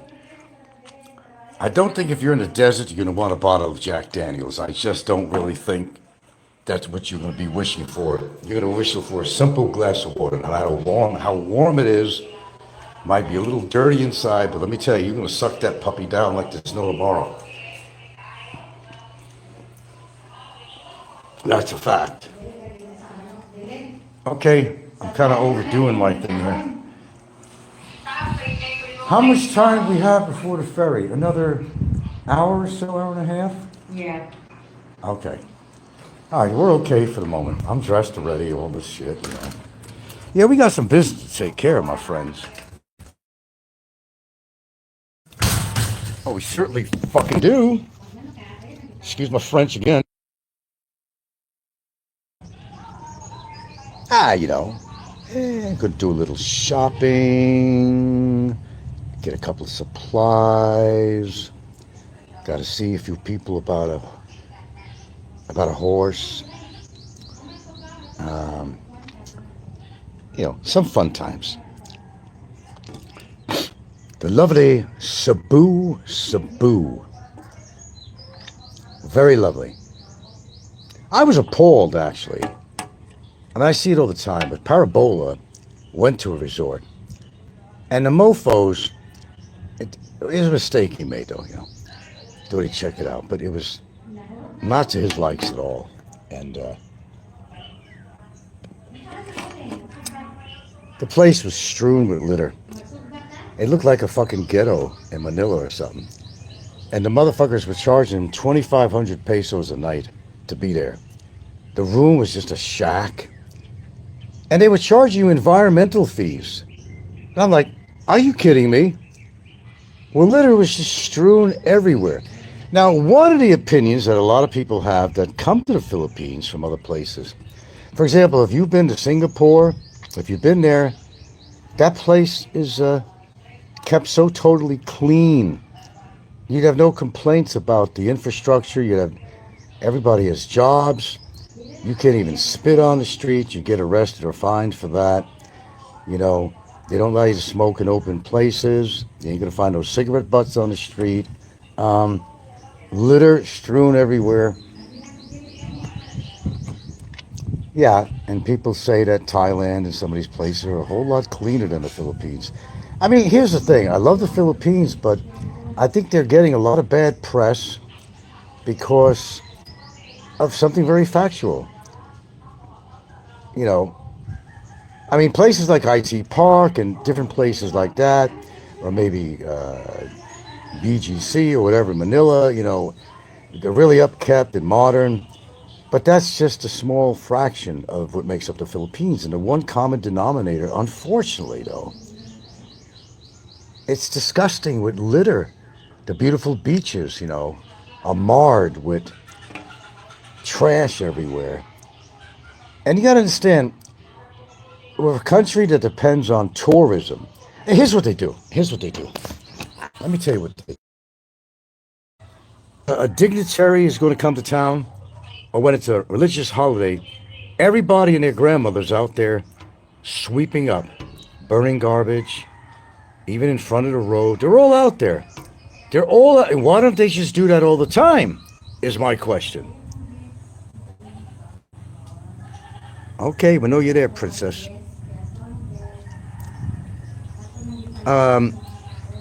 This is what I don't understand. This is your country. And the Philippines is very highly dependent on tourism, right? Am I wrong? And the only time they want to do anything is when some political thing or a governor's coming into town or dignitary, and they want the place to look nice and clean and inviting. Well, why can't they be like that all the time? Instead of when a dignitary comes here and a religious holiday that's going to be beneficial for the tourists, to come out with an impression that, gee, this is a clean town. But unfortunately, a lot of times, people come here with high expectations. They hear about the beaches and everything else, right? Well, in fact, they come here and they get disappointed. They say, the beaches are nice, but all around the grounds of the beach, the shit that we see washing in the water is horrible. Oh, let's see, we gotta... What is that? Delivery? You like pepino? Huh? Cucumber. Cucumbers? Yeah. Yeah, we can get a couple of cucumbers. You need money? Huh? What do you need, babe?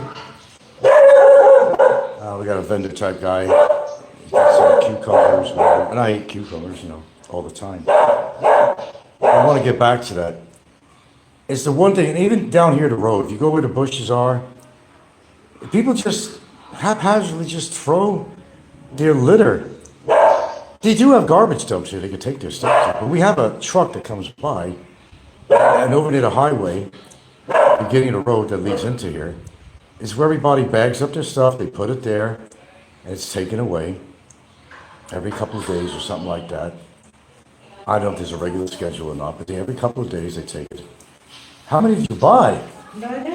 And you bought some pole beans too. See that? Go get the money. Yeah, see what I mean?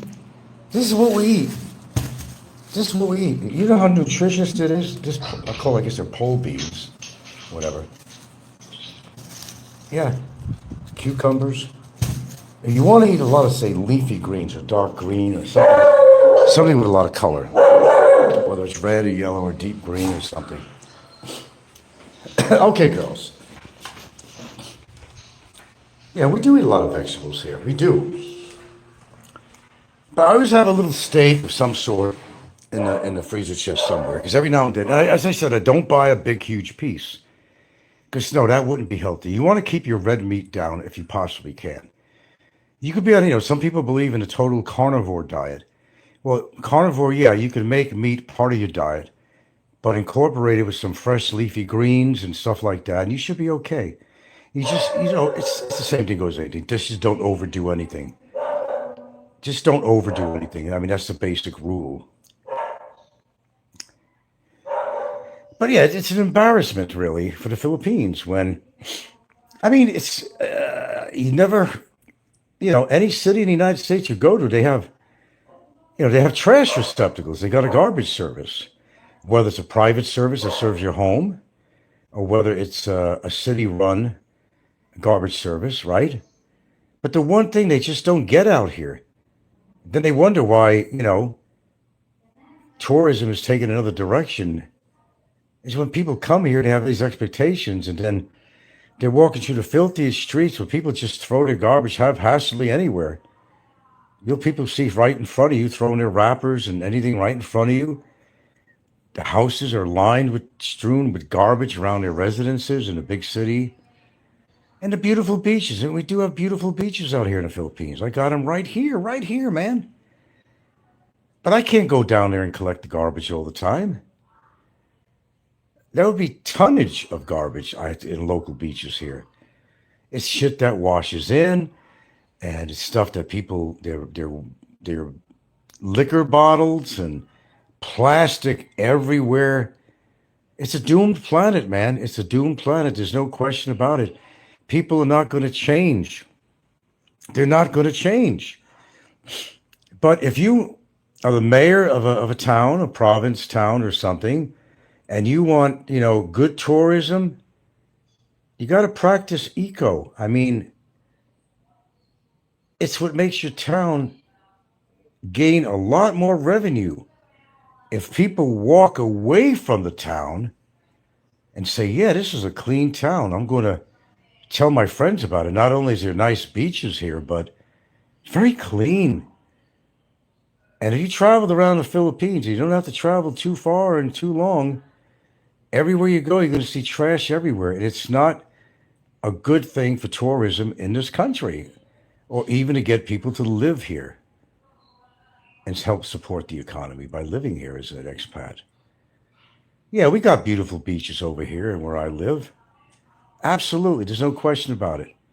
I personally like beaches that have a little more wave action to it, which are interesting to watch. When I lived in Hawaii, I had a lot of that. And there's some places here actually in the Philippines that have, a little bit more wave action. It's nice to look at the waves rolling in. And the only time you really see waves really rolling in is when there's a low pressure system or something going on. Oh, I love it.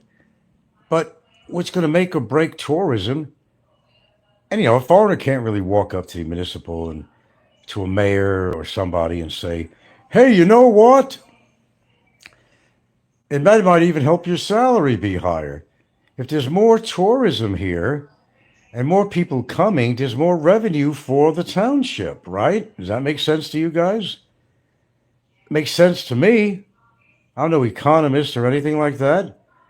But it just goes to say that if you keep your town clean, you're going to have more people because they're going to tell their friends, hey, I went to Bantayan or Santa Fe, Boy, what a clean little town it is. Nice people. Yes, there are nice people. Very nice people, but friendly people, and it's all good. Nice fishing village town. Yeah, very nice fresh fish all the time. All day long. But they see that garbage strewn all over the place, and it turns people off, and that's what it makes it look like a third world country. Some people say it's not. They say it's second world, but when you see all the trash and shit, like some bumfuck neighborhood in India somewhere, Mumbai or whatever the fuck, you want it to be like that? Without control. Like I said, anywhere you are in the United States and other countries, they have trash receptacles for you to throw your bottles and your candy wrappers and cigarette packs or cigarette butts or your plastic spoons and forks, your drink cups, and because what are you going to do with it? I mean, let's be really honest, right? If you're a decent person, you carry it on your person till you go back to your condo, wherever you live, and then throw it out there. But most people are just going to, well, hey, too bad, too sad. There's no garbage receptacles. I'm just going to throw it on the ground like everybody else does. And there's not any kind of really public toilets that you might find in bigger cities and stuff. Trike drivers, bus drivers, they get out, they take their dick out, and they piss in the nearest woods, with all to see on the bus and whoever else in the taxi cab or whatever, or jeepney or whatever. It's nothing to them. They're not going to say, oh, look what he's doing. No. You're going to say, well, the guy needs to take a piss. That's how they do it out here. If you got to go, you got to go. I don't know whatever happens when a jeepney guy has diarrhea or something. He's got to run off that thing and find the woods somewhere, or else he's going to be quite a display. That came to mind, but shit does happen, excuse the pun. But yeah, the Philippines is a great place, man. It's not a bad place. I know another place that's a hell of a lot better. I'll tell you that. Won't mention it, but it's a hell of a lot better. But I'm here, and as such, I got to live here. But as I said, if you think you're going to approach a municipality or somebody, barangay, whatever, and you're going to tell them as an expat, hey man, you need to clean up this town. And I can tell you how to do it and how you're going to get more revenue. Maybe you'll get a bigger salary when more money comes in. Now I'd be correct. The chances are is that these officials in town could make a higher salary. If the revenue in the town, and I don't want to study economy or anything like that. I'm not an economist. Okay. But it just makes sense. It makes sense to me. Clean town gets more tourists. They're going to come back. They're going to tell their friends and family members. I went here, and I was very surprised. The beaches were so clean. The grounds around there were clean. And you're going to make more money for the town. There's going to be more revenue coming in. It goes to say. But why is it that the officials don't think this way? I don't get it. How trained people are to do the same things over and over again, not get good results from it, not get good reviews of your town, that you really want to build up your town for tourism, because people's lives are dependent on tourism. Bottom line. And they're going to make more money if more tourists come. Welcome the tourists. Come here, but get the fuck out. As they do in Hawaii.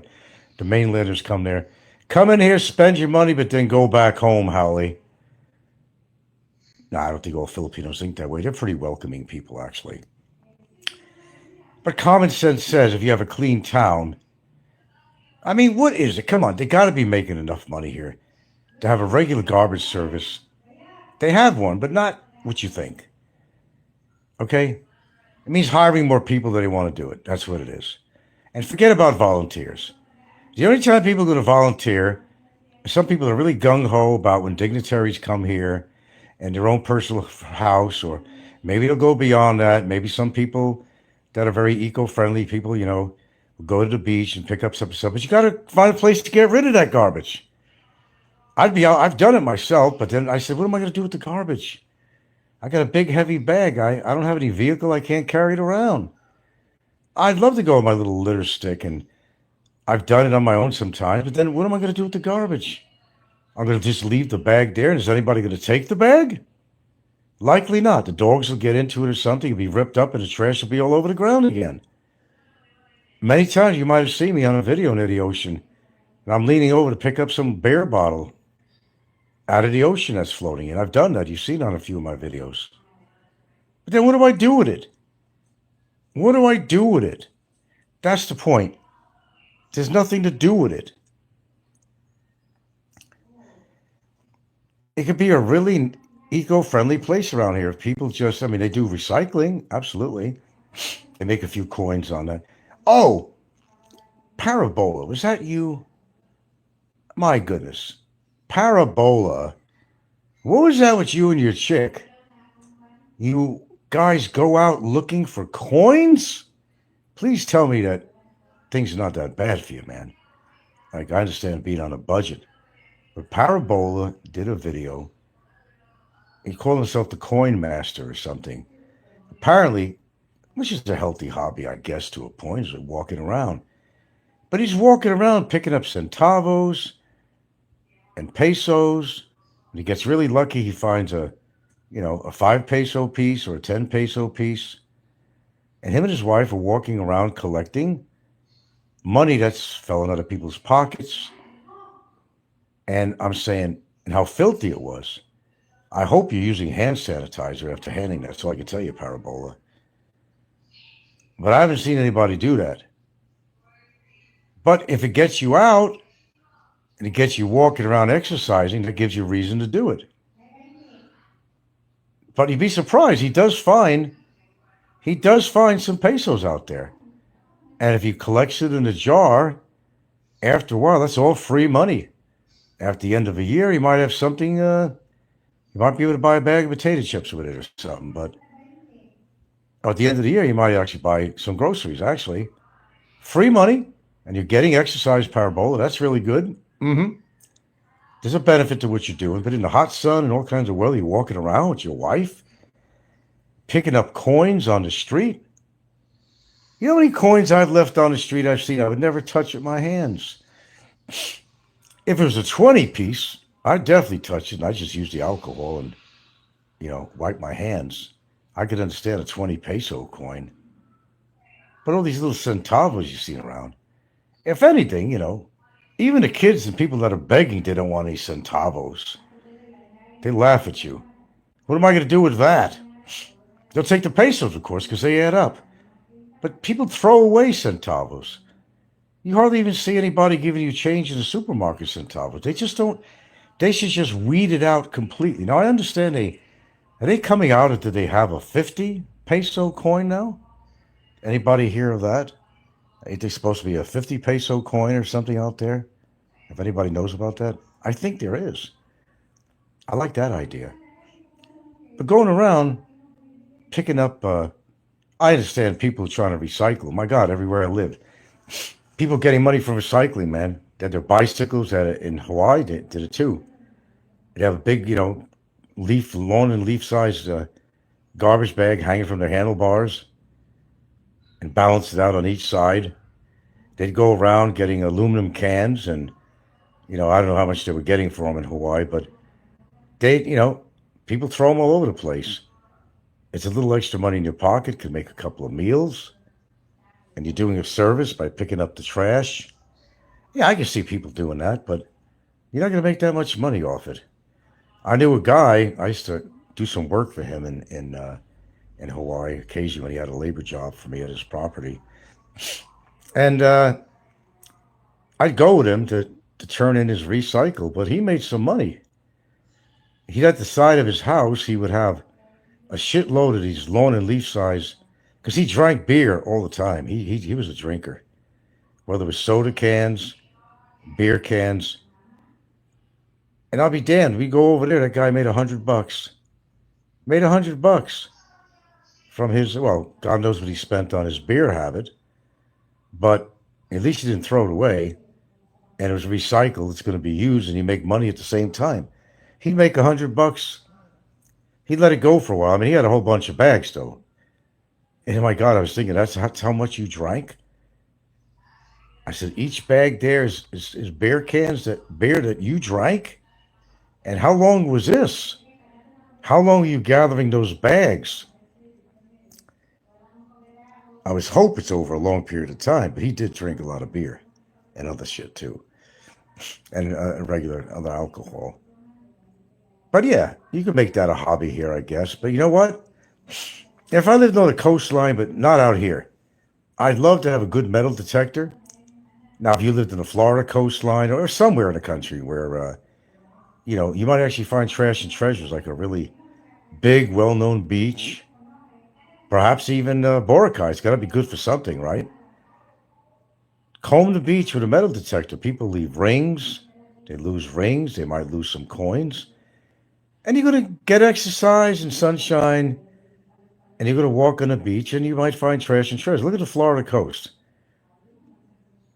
You know how much coins, not constantly, but after a storm at sea, people were finding gold coins and silver coins like crazy that washed in with a storm. I could see you using a metal detector around the Florida coast and places like that. Pirate ships from the past, That's fun. I love that idea. That's why I like some of these history shows, where they're little amateur archaeologist type people, whatever. Actually, treasure hunters, really. And trying to dig up old history. Revolutionary War, finding relics from that. And they'd find some interesting stuff, very historical. People sometimes just keep money in jars and hide them, and people have made money that way. And some of the military items that were still good, muskets, that they'd find, some of them in surprisingly good shape, most of them not. But if you really like history and digging up history, I think that's cooler than shit. And just to have a metal detector, I love those things. I had a cheap one once in Hawaii, but, it wasn't really good. And we didn't really expect to find much of anything on these beaches out there in Hawaii. Small beaches in town, that's all, small beaches. But occasionally somebody loses a nice wedding ring, man. Now they got these things that identify everything. They got these really expensive metal detectors that they can tell you what the hell you got. It was a gold coin or it's jewelry or something, or what metal it's made out of. It's amazing how far they come with this. I think that's pretty cool. Stavros from the basement. Thought on Bitcoin. No, I don't believe in that shit. I want to own something I could see, like gold ingots or something, or not on an imaginary coin that you really don't own. I mean, it's not like you have a coin in your hands, a digital coin. I don't know, the concept of that is quite bizarre to me. It's quite chancy. I mean, look at ABO, man. How many times he lost a lot of money on his Bitcoin shit, and so did fucking Drew Norty. When the market crashed, they were out of a lot of money. If they really did have that money to begin with, they weren't just bullshitting, Nah, I'm not into that shit, man. And I don't have that much money to invest in something like that and take a loss on it. I mean, if you really, really could afford to invest heavily in Bitcoin, and you're not going to hurt losing that money, unless you could, I wouldn't get involved with that. That's why they say don't gamble unless you can afford the loss. Don't invest in stocks unless you can afford to lose on these stocks. Don't wipe yourself out. It's not worth it to me. I never got into that kind of investing at all. You got to have some heavy duty money to really play around with stocks and all that shit, Some people got lucky in the past, penny stocks, and they would buy penny stocks. Those are great. I never got into that, but they were great. And the chances of those penny stocks really going up in big value was really next to nothing. But it's happened. I'm not saying it's never happened. It's happened. Where penny stocks turned into something pretty big. But what's the likelihood, Mick Smith, welcome aboard. Oh, now you got to talk about Frisbee. Frisbee needs to start a waffle flipping business in Bickerton, earn 55 pesos profit a day, and only take 12 years to pay his debts. Well, he'll pay his debts. He wants to get out of there. He owes me some coins. Not too bad coins, too. 250K. That's not bad. That's a good payday. 250K. It's not going to make up for my lawyer expenses, but like I said, it's better than a kick in the ass. 250K is better than not having 250K, right? You could always use another 250K, right? Take the missus out, whatever. Yeah. That's going to happen sooner or later. I don't know. He's not going to want to be in there that much longer, really. Stavros from the basement. Frank, Tesla was $12 years ago. The smarties bought in early. Yeah, but Tesla's having a lot of problems right now. Yeah. Fuck their products, man. The fucking Tesla cars, man. Fucking, short-circuiting and catching on fire and shit. Nothing's perfect. You know what the batteries cost for those electric cars, man, the good ones? $10,000-$20,000 for all the batteries at least. Nah. I like the idea. We have an electric bike here. And it comes in handy for town, but you're not going to go terribly far with it. but it's come in handy for us here. And, as far as the environment, I mean, it's great. I'm very happy to say and report that in the town I live in, more and more and more people, I'm seeing that on the road, and that's a good thing. Yeah, you get in something from the basement, but if you had that kind of knowledge and what was going to take off, then you'd invest. I'd understand you'd beg, borrow, or steal to get the money to invest in a company. But, unless you got inside information, which is supposed to be illegal, insider trading and stuff, which is illegal, you might know. And that's how a lot of people made money, on insider trading and all kinds of shit. That goes on all the time, doesn't it? But yeah, I mean, if you were lucky enough to buy a cheap stock. What's that, Mick? Frisbee, the hobgoblin, waffle flipper, hunchback mantis, Alabama tick, bummer slick has been offline. No Wi-Fi in Bickerton. No, but you can buy loads. Have your girlfriend put loads on there for you. All she needs is your phone number, and she could do that remotely. He's got data and all that. They do allow him to use his phone, and supposedly it's just to call your family or your lawyer. But he's very limited. He's probably going out of his mind right now because. And hey, don't get me wrong, man. I'd understand it too. I depend on his phone a lot. Absolutely. Communication to the rest of the world out there. You're in bumfuck Egypt somewhere, man. You gotta have communication with the world, whether it's YouTube or whatever you want to be in contact with. And in a way, you need it. Let's just face the reality. That's why you all are on there too. And other reasons, loneliness, all that, blah blah blah. But yeah, he's dead without his phone and without his game station. Oh God, can you imagine? Can you imagine? I can't even imagine. I mean, I could try, but I can't even imagine. Where's my, I can't even imagine. Because he's absolutely dependent on the phone and talking to his girlfriend all the time. I guess they only give you a limited use of said phone, only give you a limited use. And that's got to be driving. That's why he's going to the gym. And I hear he's like Hulk Hogan now. That's what I heard. He's working it. Working at the gym. Working on a chain gang. Let's see. Don't they call Warren Buffett the Oracle of Omaha? That guy's cheap, by the way. See what he lives in? It's a nice house, but an old battered car he drives. He's not. He's really with his money. And a guy, as old as he is, admits all he eats is junk food, McDonald's and all that shit. That guy's still thriving. Mick Smith says, Frisbee, okay. I was like, you got to do something with that rest of that name, that description. It's hard to read. He needs a big donator. Well, he needs a fucking brain. That would help. Hey, as I said, I don't care if he stays or goes. I really don't. It works for me if he gets the money to get out of there, and it works for me if he stays in there. Either way, it works for me. Sooner or later, he's going to be out of there anyway, Don't think they could keep you in there forever. Although sometimes they could. People waiting for trial could be in there for 12 years. I mean, you've heard those stories, right? It's terrible. And no, it ain't right. It's not right. It's not right. But that's the way it is out here.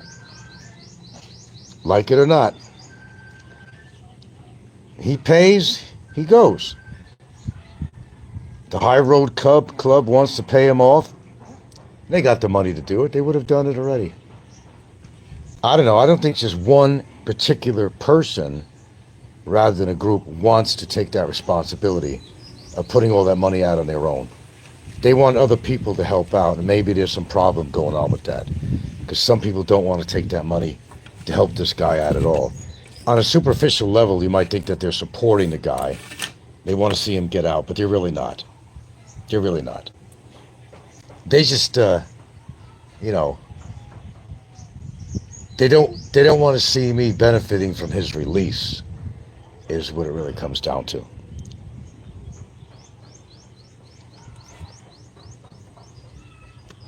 Okay, guys, I gotta go. We got shit to do. I was on here a little longer than I wanted. I've reached the 2-hour mark, which is, that's definitely a cutoff there on my show. I'm not Fazio. I'm not on here for 6 hours, 8 hours a day when he was. Hope you enjoyed the shoe. I think it was a pretty good shoe today. I thank you as always as listening to my wisdom and advice. Hope you've learned something. I learn all the time by talking to my viewers. They tell me things I don't know about or never thought about. I never had a reason to think about. So sometimes they come up with some interesting stuff on here. But with that being said, I gotta go. And we gotta catch a ferry. I'm all dressed already. Backpack is packed. Just a matter of getting the driver over here. Forgot what time the next ferry is, but I think we're catching the next one. Places to go, people to see. You know how that is. And I do appreciate your patronage. Well, patronage, my channel, hardly in a financial respect anyway. And you expect me to go buy Bitcoin if nobody donates to my channel? Oh, that's right, I forgot. I don't have a donation platform. But would you actually donate to my channel? If I did, if I put my Gcash out there? Well, we tried this before. Hey, we got a lot of fees. We got a lot of living expenses out here, right? I'm no different than anybody else. Why not reap the rewards of my great information, my sharing? I do that for my viewers. Well, you take care too, Mr. Sevros from the basement. Yeah, you know something I've noticed here, my subscribers. You know, I've got a lot of, it looks like Korean names. If I go to my sub list, it doesn't give me the full list. But there's a shitload of Koreans that watch my show. And I've never seen any Koreans posting on my show. At least, the names look Korean, sounded Korean. That's another thing that I noticed. I mean, I don't see Koreans making any comments on my show, but I see that my sub list does have a number of Koreans on there. In fact, there's about 12 of them or more. Koreans coming on my show. I didn't know that until I really looked at the sub list. What's that all about? Everybody else is doing it, you said. Yeah, but when I do it, guys, I don't make any money.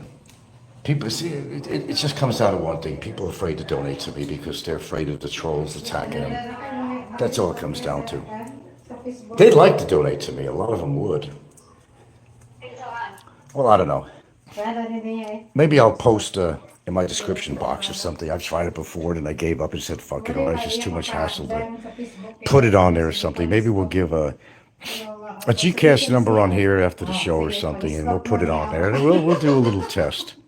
Although I've been down that road before, and people are just in too much fear of being attacked by others. Somebody stalker in Facebook, so. They're what? Somebody on Facebook, what? A stalker. Talker. A stalker. They always looking my Facebook. How are they getting on your new Facebook? I don't have one. Oh, you don't? Well, you don't have a Facebook page anymore. Looking for another one. But what are you talking about, stalkers? You don't have any stalkers now because Yeah. you don't have a Facebook page anymore. And we might do that. We might put a Gcash out there, and if you don't want to acknowledge who you are, we won't talk about it on here. But, we're in a poorhouse here. You got to understand that. And even if we weren't in a poorhouse, you know, uh, there's a lot of people that have money out there and they're monetized and they just make it a little bit more money. It's a way of people supporting the channel to keep you on. Because let's face the fact, we came to one reality out here, and you'll agree with it. For those that have been watching me or listening to me for a long time, they don't want to see me get off YouTube. They really don't. But perhaps they should sprinkle a little fairy dust my way, a few coins. And if I make enough, then there might not be any question about staying on here or not. Hey, I could use the extra money. There's always a court case somewhere, right? I'm not made of gold here, my friends. I'm not made of gold. But if people really like my show, it's become part of their daily routine, and we know who they are. Even the biggest trolls, they all listen to me. They listen to me right now. I know exactly who's listening to me. Don't even have to say. It goes without saying. Keep the pappy happy, and it's all going to be good. Might stick around for a while. How's that? Fair enough? I'll put the Gcash out there today. Now, I have a question, and I don't know why my cell phone did. Before I go here, I'm going to make this quick. For some reason, I don't see a message box on here. Am I that technically stupid? Really? I've tried different things. Normally, you'd see a box where if I wanted to throw a link on here or something, I could do that.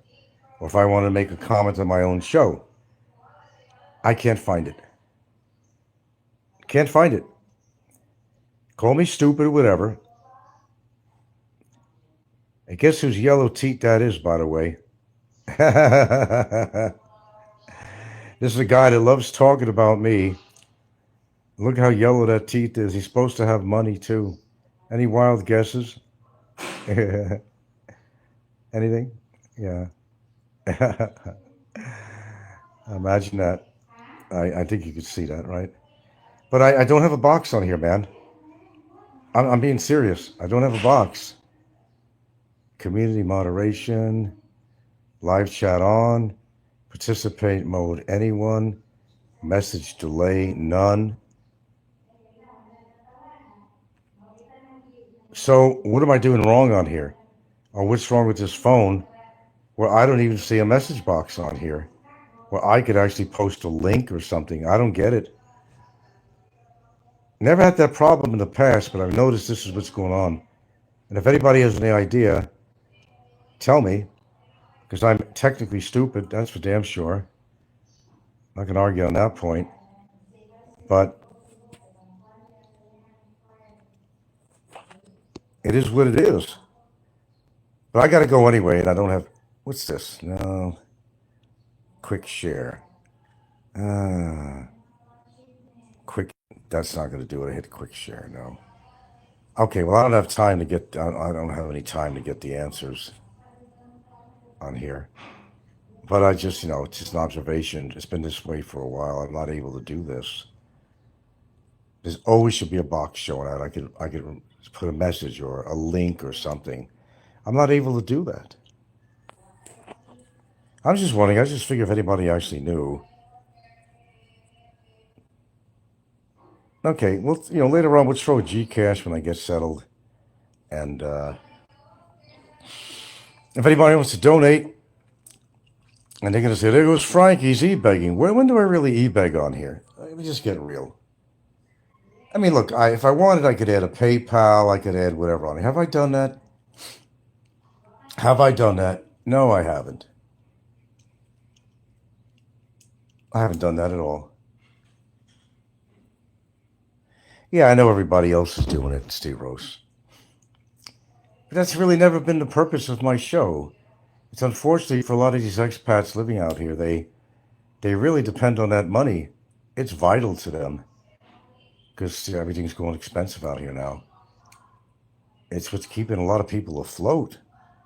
As I said, don't depend on AdSense and Super Chat and all that crap.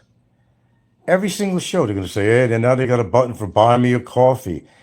Do you realize in one big show, whatever, popular shows, not only super chat, buy me a coffee now. Now it's buy me a coffee. They've got PayPal.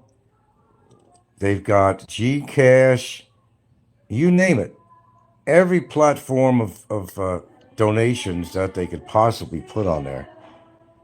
So please don't tell me that the average vlogger is on there just to give the word, just to chat with other people.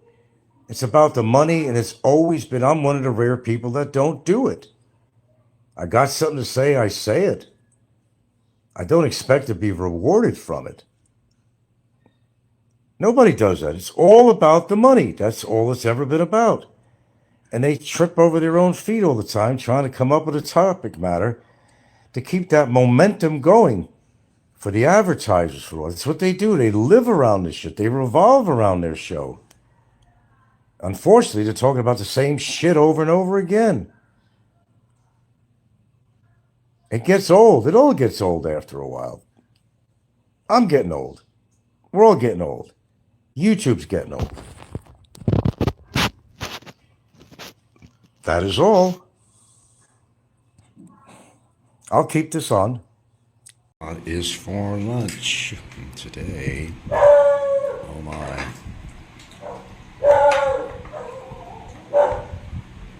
Panawag na sa dami. Hapon siya pa. Swerte na sa gamato yung napako. Kamay man. Marakitan. Ayun. Hilig, ikong din. Abri din. Gate is true. Hala? Nabli? Kama era.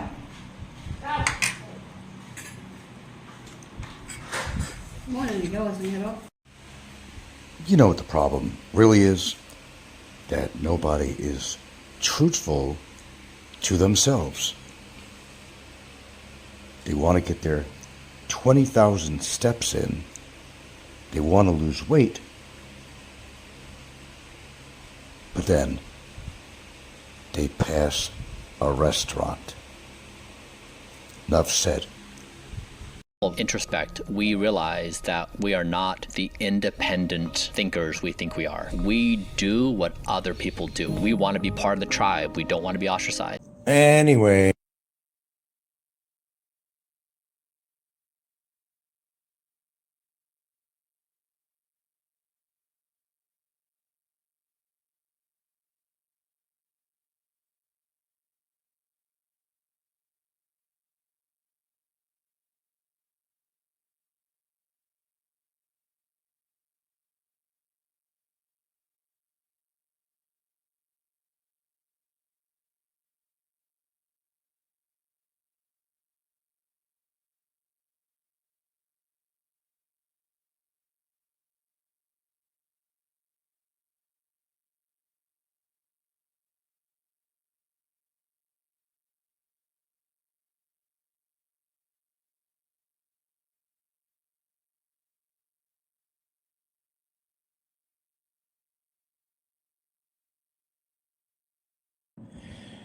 All right.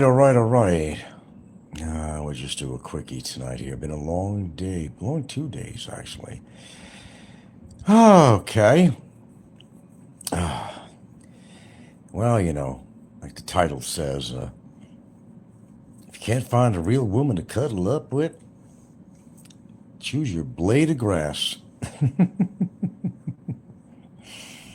Oh my. Hello, Patty Shribnado. Oh, there she is. Hello, how are ya? You ever been to Hawaii? I used to live in Hawaii. Okay. Yeah, if you got to cuddle up, you might as well cuddle up with something good. Little cuddle buns, you know. Yeah, you could have your grass. If that's all you can do, I guess. It's better than nothing.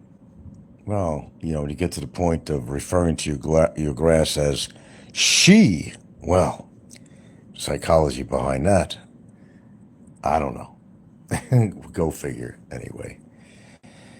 Hope everything's going well for everybody. We in full blast with the weather, and it's been kind of crazy. Pardon my yawns.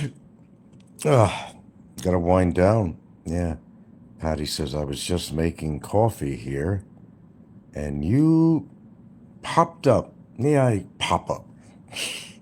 I don't do scheduled shows. Really ever do that. A lot of people can't tell time, so I just come on. Yeah. Yeah, I got you. Popped, not pooped, but that too.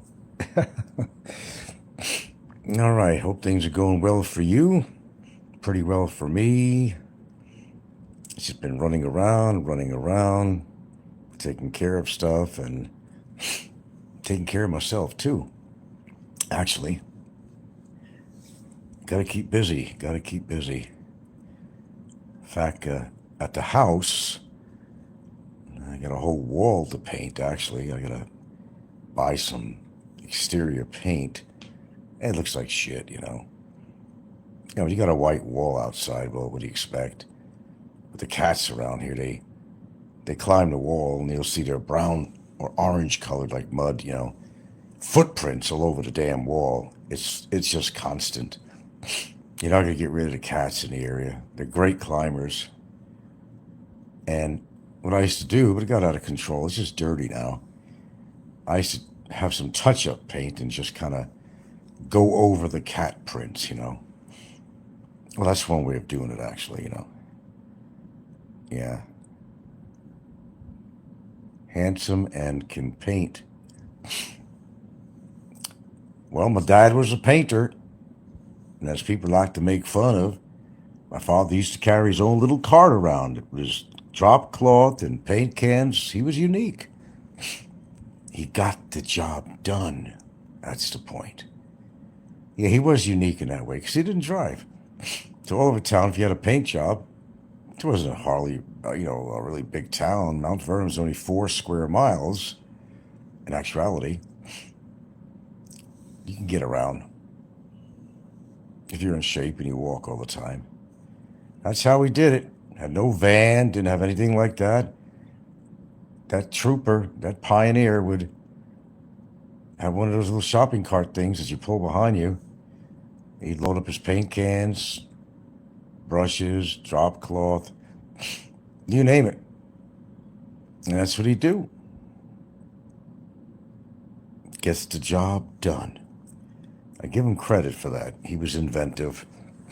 He certainly was. Me, I'll be honest with you, I don't like painting. I don't really like painting because I get it all over me. And many times, and my girlfriend could account for this, I was too much in a rush to go paint that I don't put on my old crappy paint clothes or something. I might have a decent pair of shorts on or shirt, and I'll wind up getting paint on it every time. I can't tell you. The other thing that I screw up on a lot, you can't play around with bleach. You don't see these droplets. You could be pouring bleach, into your whatever you want to use it for. I guarantee you, if you splash it even the slightest, these little bleach drops, they'll get to you. I've also ruined lots and lots of shirts and shorts, even some newer ones. And if you had a little bit of bleach on your fingers from handling the bleach bottle, doesn't take much. You go to touch your shirt, go to touch your shorts, and guess what? You got a bleach stain. And I would do that quite a bit too. Oh well, you just got to be careful, I guess. You got to dress for the job. Just put your rattiest clothes on if you're going to paint, and you don't give a shit what goes on there. Your rattiest shoes or whatever. And do it the right way, not the way I do it. My way is not the right way. I'm just too impulsive, and want to get the job done. I get impulsive. Okay, I want to paint this. So, I'm just going to touch that up. Yeah, okay. Let's keep my good clothes on. I'm not going to get none on me. It's not going to get on me. But it does. Every time. A parent's life is not ours. No, it's not. I've learned from his mistakes and good points and so forth. He's like me. He's probably the only painter I could paint outside with the windows closed and still get paint on the inside of the house. Go figure. He had one incident where he was painting outside, and they had some expensive furniture. Some paint drops somehow got inside. I said, "How do you do that?" I said, "Only you could do that." You know? I don't know. Shit happens, I guess, you know. Oh, we ain't got anybody on tonight, I just noticed. There's not many activity at this hour of the night. I think a lot of it is because a lot of my viewers are not in the Philippines. I forgot to throw my Gcash. You put it in your description box. What do you got to put it every single time you go on and do a show? I don't know. What am I worried about that for? Jeez, it's the least of my worries. Gcash. You're kidding me. For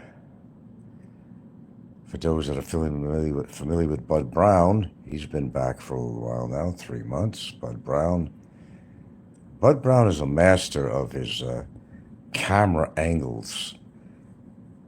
I had to write a comment on his show and say, how do you do these angles? He's out in his, I don't know what it is, if it's an electric vehicle or something, probably gas. And, you know, I don't see anybody with an extended, you know, camera, what do you call it, pole, whatever. I don't know how he does it. He's actually very good with editing. He's very creative. So for those who are familiar with Bud Brown, looks like he's back maybe to stay in the Philippines. Well, in here, it's very early. Where did you say you were? I'm sorry, I keep on forgetting. Miss Patty Tribodow. It sounds like, what, French-Canadian? Are you French-Canadian, maybe? I think you told me before. And we got 12 souls out there tonight. 12 souls and 3 thumbs up. I'm not going to be on here too long. I'm cuddling, but not with a blade of grass. How pathetic does your life come to when it comes down to that? And all you got to talk about is your grass lawn. Well, that's not me. That's the other person. That's his life. This is mine. You know. I don't know. To each his own, I guess. All right. Oh, Modesto. Oh, that's where believe it or not, how I actually discovered Seattle. Because I was heading up to Yosemite National Park, and I met some gal in Modesto. I don't know anything about Modesto. I was just there at a bus stop. I know nothing about it. But I was catching a bus there to go to Yosemite. I met this gal over there in Modesto at the bus stop, and oh no, she just gave me a story about her boyfriend. She had her car there and everything. Apparently he was cheating on her, so she went back to visit him from Seattle. She got a big disappointment, so she was coming back. Yeah. That's how we met at the bus station. I said, hey, come to Yosemite me. Oh, okay. Rented a cabin. Nice, you know. Oh, okay, why don't you come to Seattle? Seattle? I didn't know much about Seattle. That they all wore flannel shirts and carried axes. But that was a stereotype I had of Seattle at the time. Which it wasn't far from the truth, though, really. If you actually would go to the country towns outside of the urban cities, yeah, you actually see that quite a lot, especially the bars out there. Mark's here. Hello, Patty. Hope you're good, sweetie. That's how I like friendly talk. Friendly talk. My goodness. By the way, it's not a good idea to partake on your phone when you go to try to go to bed. That blue light thing, you know, does something to your, I don't know, as far as the production of melatonin and all that crap. It's not good. But we never learn. I was watching TV earlier, and I got on the phone. So I'm off to a bad start.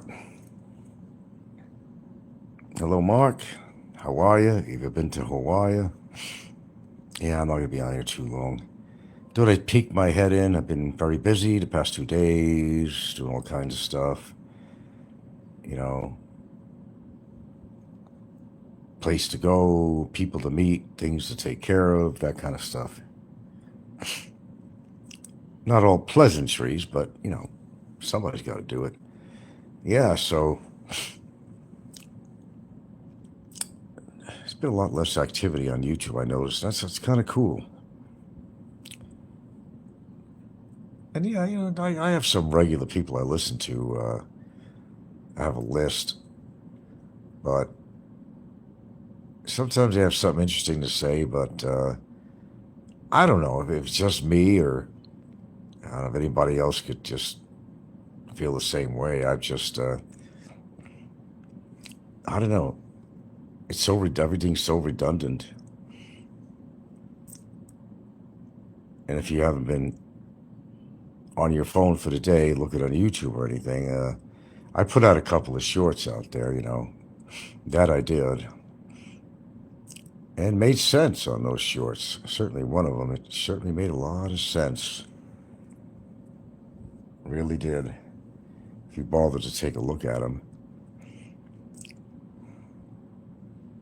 Your channel and Rod were the only good ones out there. Yeah, Rod at Amazing Philippines. I seem to mention him a lot. You know, because he just gives good information. It's not just real estate and stuff, but he talks about events going on, whether volcanoes are going off or whatever's going on. He always talks about some stuff in the news. You know, he's a gentle man. He's a businessman too. I mean, you know, he doesn't put these shows on just because he feels like. You know, he wants that cup of coffee funds. He wants the donations, all that shit. He's no different than anybody else in regards to why he's on. But at least if he is on, he talks about things that could be of interest to people instead of having yelling matches or proving who's taller or, I don't know, who's truthful, who's lying. God, it's just so old. I don't know how long you've been on, but if you've been feeling this, anybody at the sound of my voice, it's just been boring on YouTube. It's so hard to hear the same shit over and over again, man. It's kind of playing with me. Maybe it's a way of telling me that maybe it's time. You know, shit or get off the pot, if you know that expression in America. But it's just, you know, how much, you know, as far as the Philippine topics, how much could you talk about it? I get bored when I have to mention things about it because, well, things are ever changing out here in a lot of ways too, but in a lot of ways they're pretty much the same and you're not missing anything. And what's there to talk about in the Philippines that somebody else hasn't talked about? It's the same old stories, a guy getting shafted by his girlfriend, taking him for money, all that shit, you know. You hear that all the time. Guys making mistakes with contractors, and they're out hundreds and hundreds and hundreds of thousands of pesos as a result of that. You know, scammers, all this crap and all that shit. That's all you hear on here. I know I'm a voice that comes out of the dark, a voice of reason for every season. You've had me out here to enlighten your life in one form or another.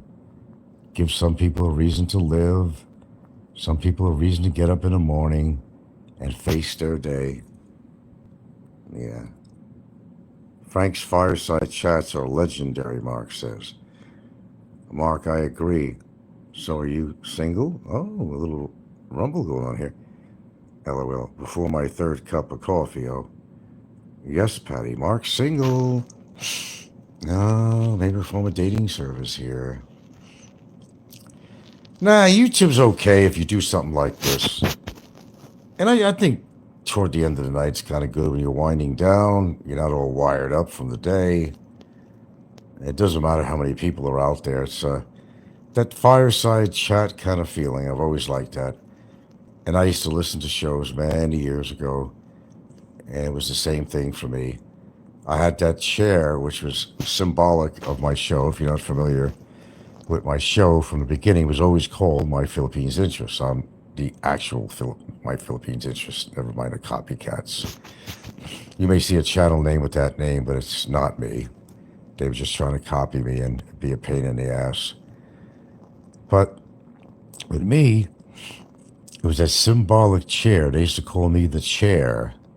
They still do sometimes, besides a lot of other, words. I was always opening scene. It was an empty office chair, black.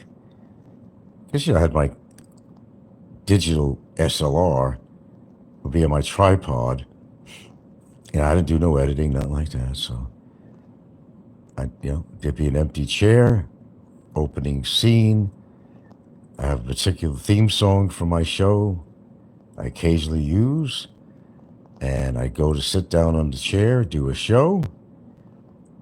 And it was always like a fireside chat. And I had to physically shut the camera off on the DSLR. So I get up off the chair, shut it off. There was an empty chair.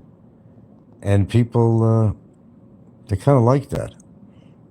It was iconic, actually, very iconic.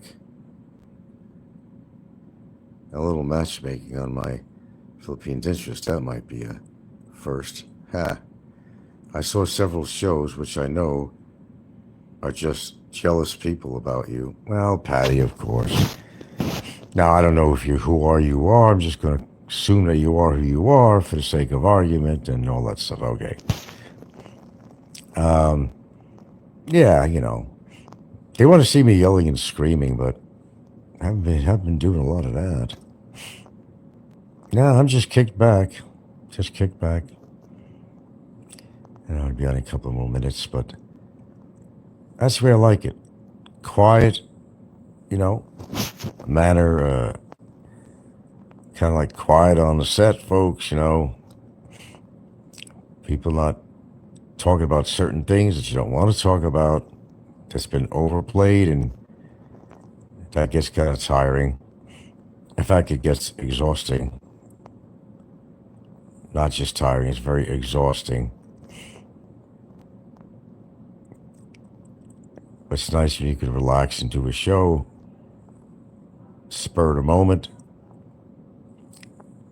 Just don't have to talk about anything in particular.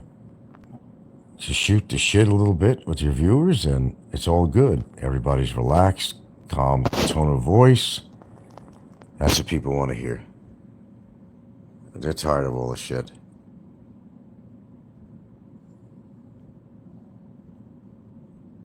No, of course he's looking for a younger woman, Patty. That's what they do. Gone are the days. All you have to do is make a trip to the Philippines or somewhere like that. If you're from a Western culture, you ain't going back again to anybody your age. That's just the way it is. A reality check you need sometimes. You get too spoiled. You never go back to someone even remotely near your age ever again. Well, sometimes I can't blame some people, but, everybody wants to hang on to their youth, which is not an easy thing to do, not an easy task. You can't stop the clock, your body clock. It just goes on and on until it can't anymore. You can't stop the clock. But the old concept is really gone once you've gone to Southeast Asia. I mean, the concept in America is that you might be marrying your, high school or college sweetheart. And you get married and she's about the same age as you. Rarely ever a difference in age, even 2 years, generally always on target somewhere. And they grow old together and die together, whatever. But that's not what's happening anymore. People have reaching out to different countries. They're sick of U.S. women. Can't blame them, that's for sure. And they're able to find women as young as they want, or see what they can get away with. They get spoiled, It's over. Once that happens, you're never going to you're never going to go back to somebody your age again. It's never going to happen. You're traveling, huh?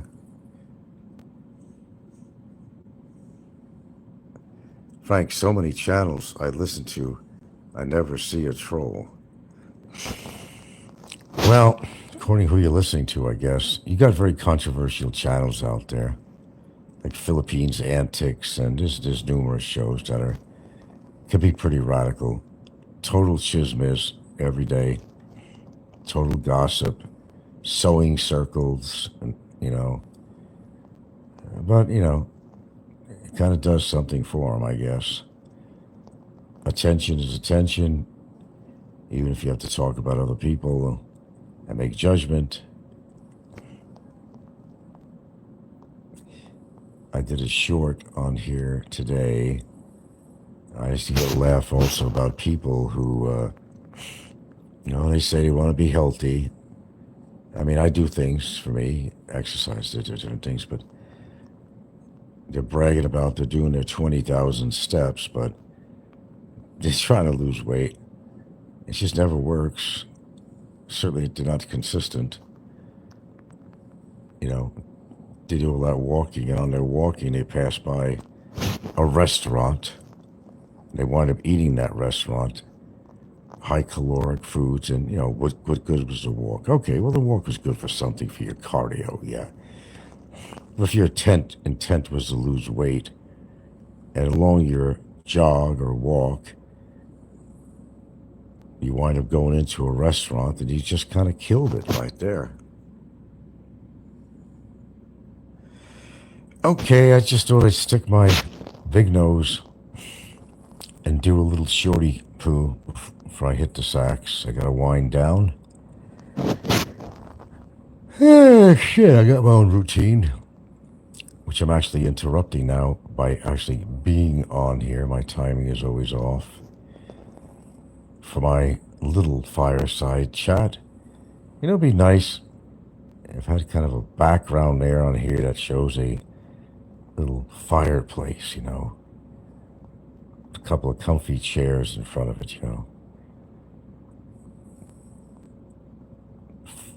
Fireplace is something that you don't exactly need in the Philippines, but you get the idea. Idyllic, symbolism and so forth that relaxes you. And what can relax you better than get a nice fireplace going? It's quiet.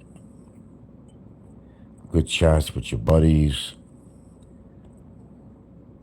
What could be better than that? People still do that these days, believe it or not. Some people put their phones away, and they actually will relate with real people in the flesh. It still happens. We haven't totally lost it yet. We're getting close, though. But I can't think of something better than, the good old scenario. Cold outside, snowing, taking refuge in somebody's cabin. You can smell the wood burning from outside on the chimney.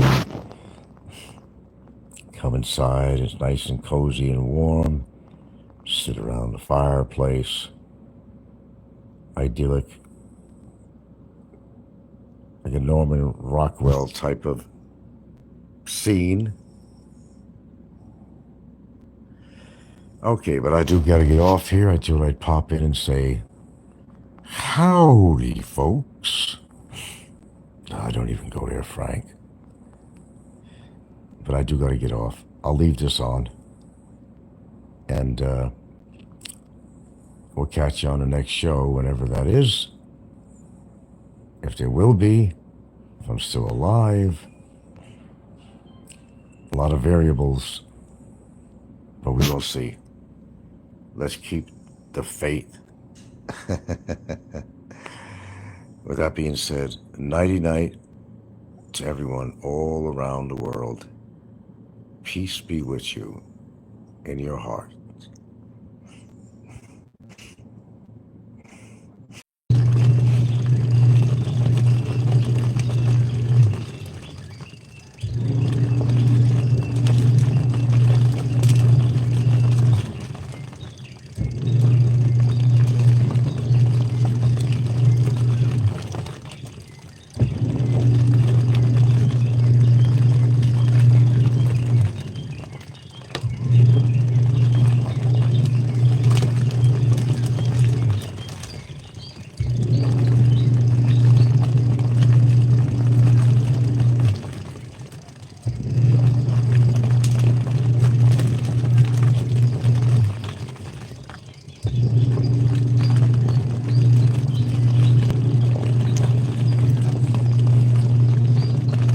Okay. The old saying, it all comes out in the wash. It usually does. Most of the time, anyway. So what can I glorify you with this morning's show? Besides washing some laundry, getting it all out in the wash. We will continue with this.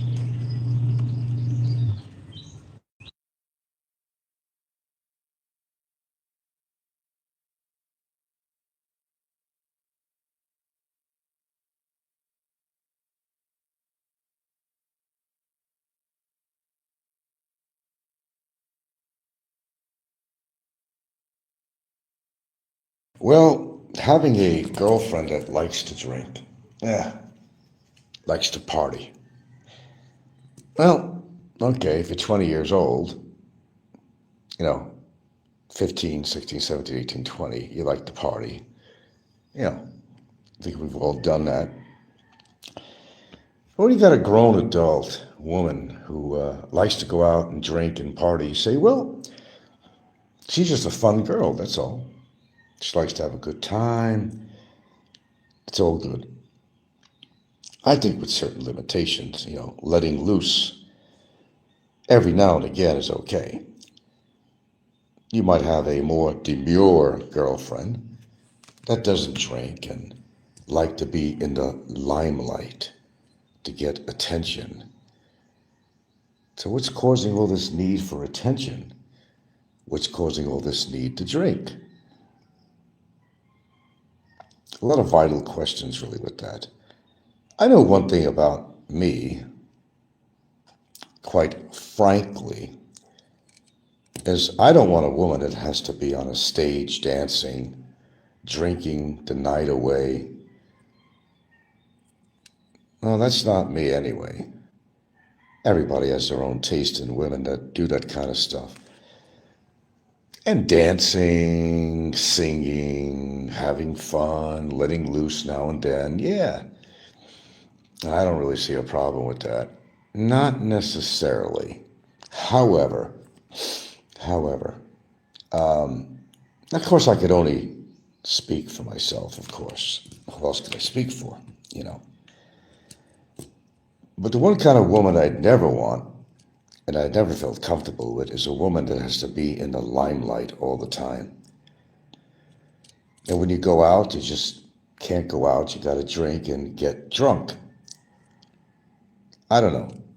Talk to a psychologist for that. I don't have all the answers. There's something lacking somewhere. When they like to party hardy in an adult age, they have children, they want to go out, get drunk all the time.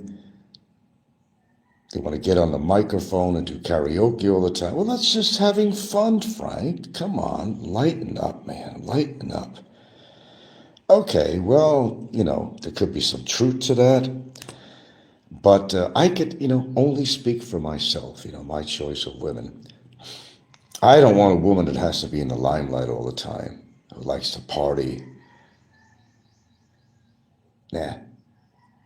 I've actually never liked women like that. They got to party all the time, jump up on stage singing all the time. They got to be seen, they got to be heard. Meanwhile, they're making a complete fool of themselves. And the husband, girlfriend, whatever, or friend seems to get a lot of enjoyment from there. Well, of course, you want to see your girlfriend, wife, or whatever have a great time. And nothing wrong with that. Have a good time. Let loose a little bit. Go out, let loose, dance, sing, and be merry. That's what it's all about, right? Isn't it all about sing, dance, be merry, drink your liver away, and have a good time. People like to let loose now and then, right? Unless you're a really stuffed shirt. According to there's different ways of looking at that, I guess. I don't know. I personally, and I only speak personally, really, because I really wouldn't want a woman that has to be in the limelight all the time. And she's just out there. Just out there, looking for this attention and all the time attention seeking. I want to be seen. I want to be heard, in the process of really embarrassing themselves and making quite a fool. Where if you're at a bar or restaurant, I imagine the patrons would say, well, I wonder who's married to that woman. She must be a wild card. I don't know. I like my women more demure, and not feeling that they need all this attention. But you mix a little liquor into the formula. And boy, they let loose. Some of them anyway. But I don't know. To me, again, that's me. That's just me, It'd be kind of embarrassing to see a woman of mine, just making a spectacle of themselves at a bar and being the loudest person in there, and an absolute spectacle. The best word I could use, a spectacle. A spectacle, I say. Nah, I wouldn't be attracted to anybody like that. What's this need for all this attention? Could be an underlying problem right there. Why the need for so much attention? No, I never liked wild chicks, nothing like that. I've dated a few, not much. But, wild women, nah, not in my repertoire, never been. Although I've dated a few, as I said, that needed attention. And, drinking just kind of messes with your judgment. And it can mess with your behavior and the things that you say, the things that you do. And if you're drinking in public rather than at home with your loved ones, having it more controlled, not having a big audience to watch you make a drunken fool of yourself, do that at home. But go in public and do that. I mean, I don't know. Again, that's just me. And, it's my preferences. Not everybody has my preferences, But, I don't know. Going on wild at a mature age, perhaps the psychology of this is that you need to let it all out. You're raising kids, you want to break loose every now and then. Yeah, that's okay, I think to an extent that's okay. But to have a girlfriend or wife that likes to do that all the time, nah. Again, I'm speaking for me now, not for anybody else, okay? I'm speaking for me. I really wouldn't want my woman to make a spectacle, I like that word, a spectacle of themselves in a bar. Go there, listen to music, yeah, maybe you want to do a little karaoke, you're in the mood, you got loose, you're drinking a little bit, yeah, a lot of Filipinas like to do that, and Filipinos, And it's nothing really unusual. But, I have, my own preferences, and that wouldn't really work well with me in a relationship. To have your special someone, again, make a spectacle of themselves in public. No, I would feel rather uncomfortable with that. You want to be wild at home and in your bedroom, you know what I mean? But to exhibit certain behaviors in public places, such as bars/restaurants, sometimes I think it's pushing it a little bit, and maybe a lot. Wild is wild, tame is tame. What causes you to be wild? Or is it your inherent personality to be kind of laid back and behave in a public venue? I prefer that type of women. You can go out, if you do drink, you want to have a little drink to loosen up, you don't do it very often, you don't do it at all, well, maybe you shouldn't do it at all, because one drink can lead to another, and another, and another. Next thing you know, every time you go out, you're going to want to drink, and next thing you know, you have an alcohol habit. Well, that's how it starts. But where does it end? It doesn't always end very good.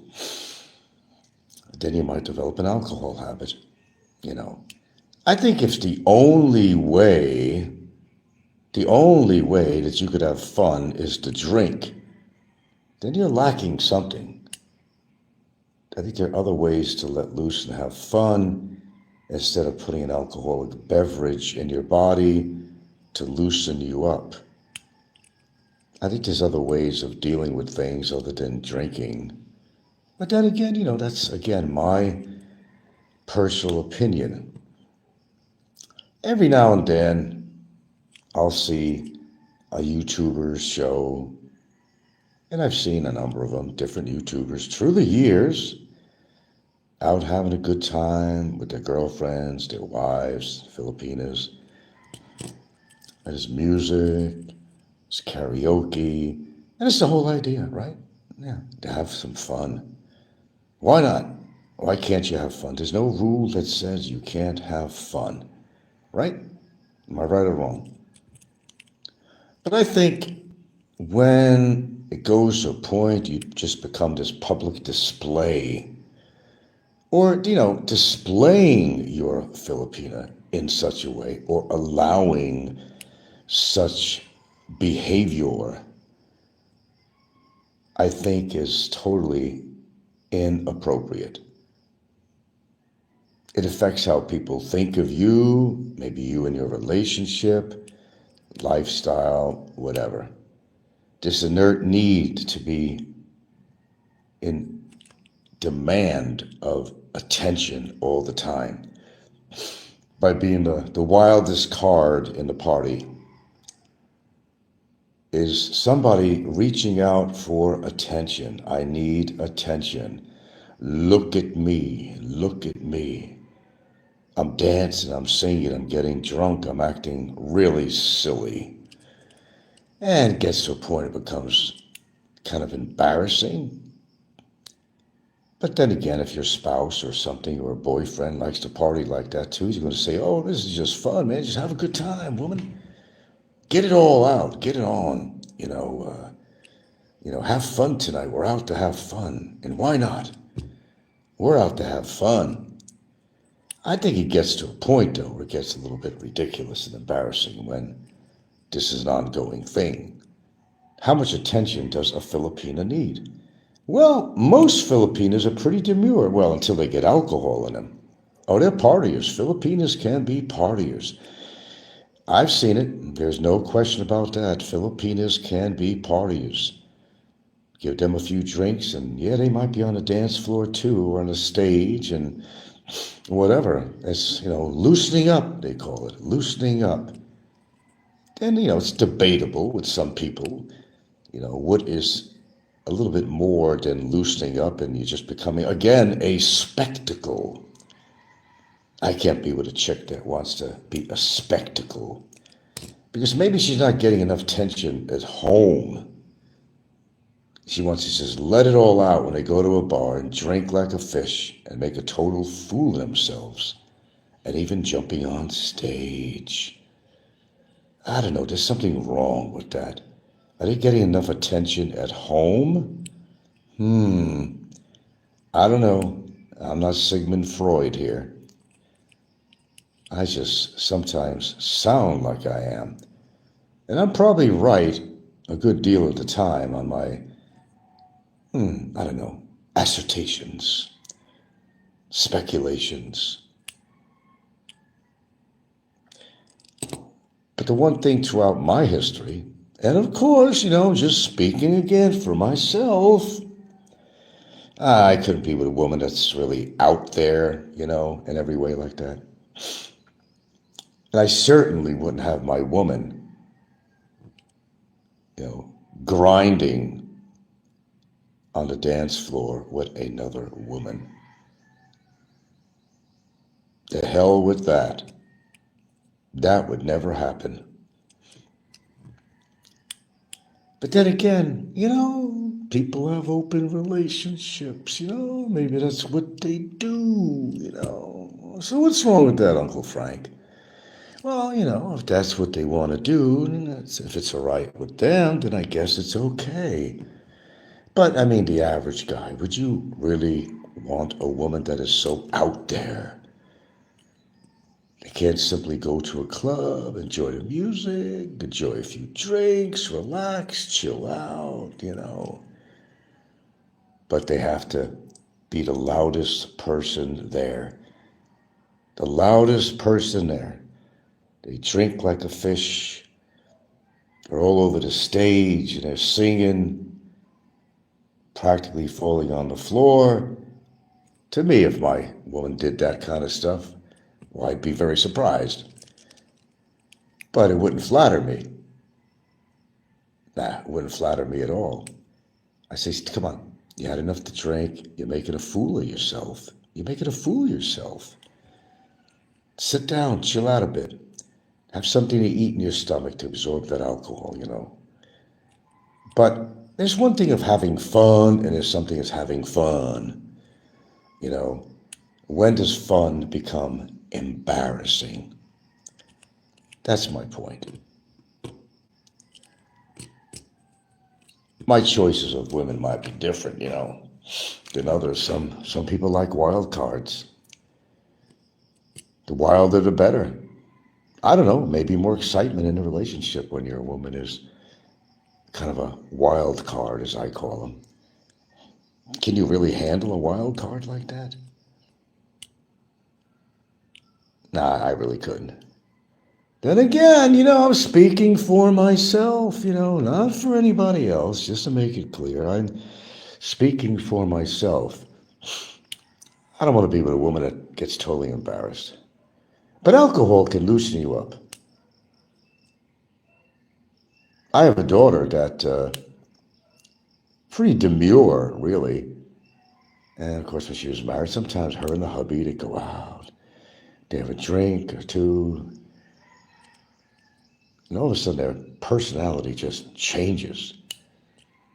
I remember her sharing a story with me when she had a few drinks. She's on the stage dancing. I said, "That's not my daughter. She's not like that." It's amazing what a couple of drinks can actually do.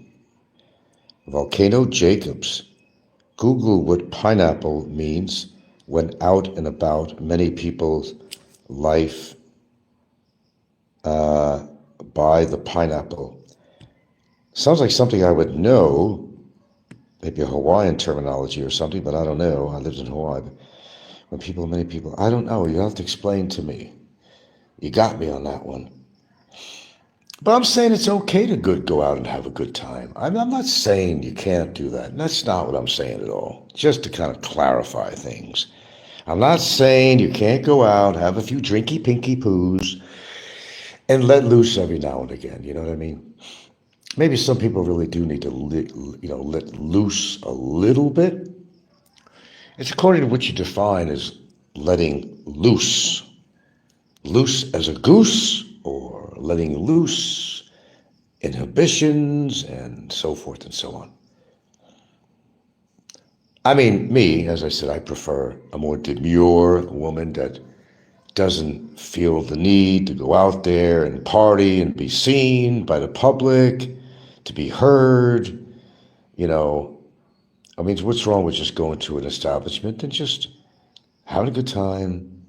But what comprises a good time? Well, it's all individualistic. Okay, maybe you're explaining now. Sorry, live the pineapple lifestyle means nothing to do with Hawaii. Well, I didn't say it really has anything to do with Hawaii, but anyway, just explain, instead of being cryptic. You made a statement, explain what you mean, define what you mean by that. Because it's a terminology or a wording that I've never heard used. It's the same as me and, getting all juiced up or whatever. Okay. Living the pineapple lifestyle. Oh, yeah, pineapple. I mean, going out and having drinks or whatever, Maybe that's what you're referring to, you know, having that little umbrella in your drink and having a little lime on there or a piece of pineapple or something, or I don't know, I'm just speculating. Oh, it's Johans. Okay, Johans Jacobs. I mean, just every now and then I see YouTubers put on a show here and there where their wives are just making, again, for probably the eighth reference I made on this, making a spectacle of themselves. What does that say about somebody's relationship or insecurities in a relationship, if that's what is applying? Why does a woman need that much attention? Does she got to jump on stage, make a fool of herself, get drunk?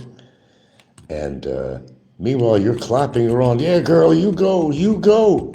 To me, I don't know. I'm old-fashioned, man. That would be like an embarrassment to me, you know.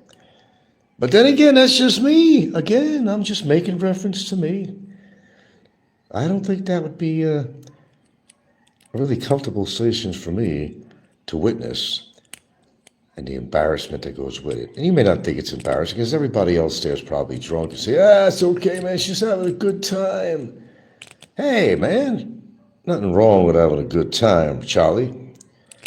Nothing wrong with that at all. But it's really kind of how far you go to have a good time. How often do you feel the need to drink every time you go out? You got to drink, drink, drink. Drink, drink, drink, drink, drink, drink, drink. To party away, drink. Is it possible that you can't have a good time unless you have alcohol in you, that you don't possess the nature to learn how to have a good time without having to consume mass quantities of alcohol? There's always something behind that. The need to drink, the need to let loose, but by means of alcohol. Not isolated incidents in the world. People drink and make fools of themselves all the time. Go to every bar in the world, there's always somebody making a fool of themselves that can't handle their alcohol. I never wanted to be in that position. Sure, alcohol can loosen you up, but some people just become loosey-goosey. And that could be embarrassing. Embarrassing. Anyway, we got 11 in the house this morning. Welcome, welcome. Just talking about, just passing the time here.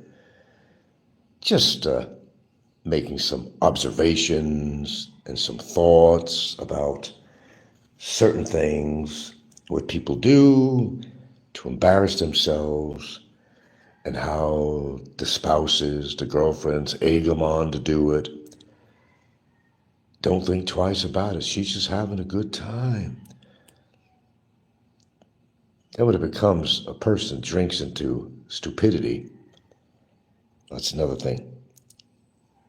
You came in there with her, you know what I mean? Okay.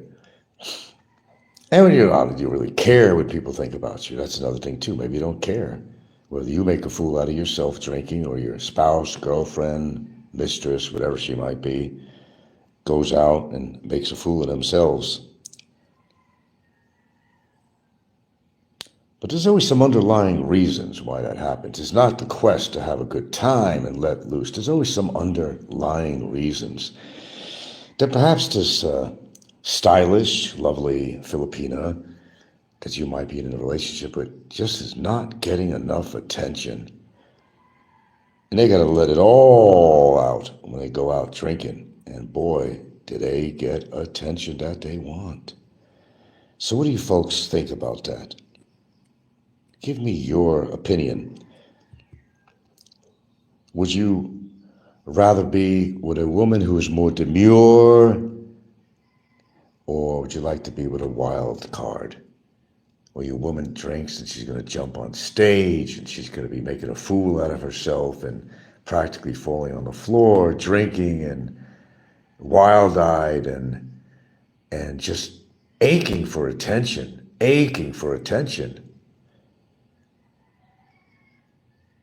Live the pineapple lifestyle. The pineapple lifestyle. Which I think you mean the pineapple lifestyle is meaning going out for mixed drinks, maybe the life, beach life, bars on the beach, having fruity drinks. I don't know. Could mean a lot of things. You still haven't explained, but okay. You made a comment on here. I'm trying to tear it apart, figuring out the definition of the pineapple lifestyle, and you still haven't explained very well. Well, anyway, I explained my thoughts about this, and I'm just speaking from my personal thoughts, the kind of choices I like to make in life when it comes to women. And although I've been with a few women that, when they started drinking, they got pretty wild, and they were totally different than they were before they had a drop of liquor in them, you say to yourselves, I can't believe that's the same person.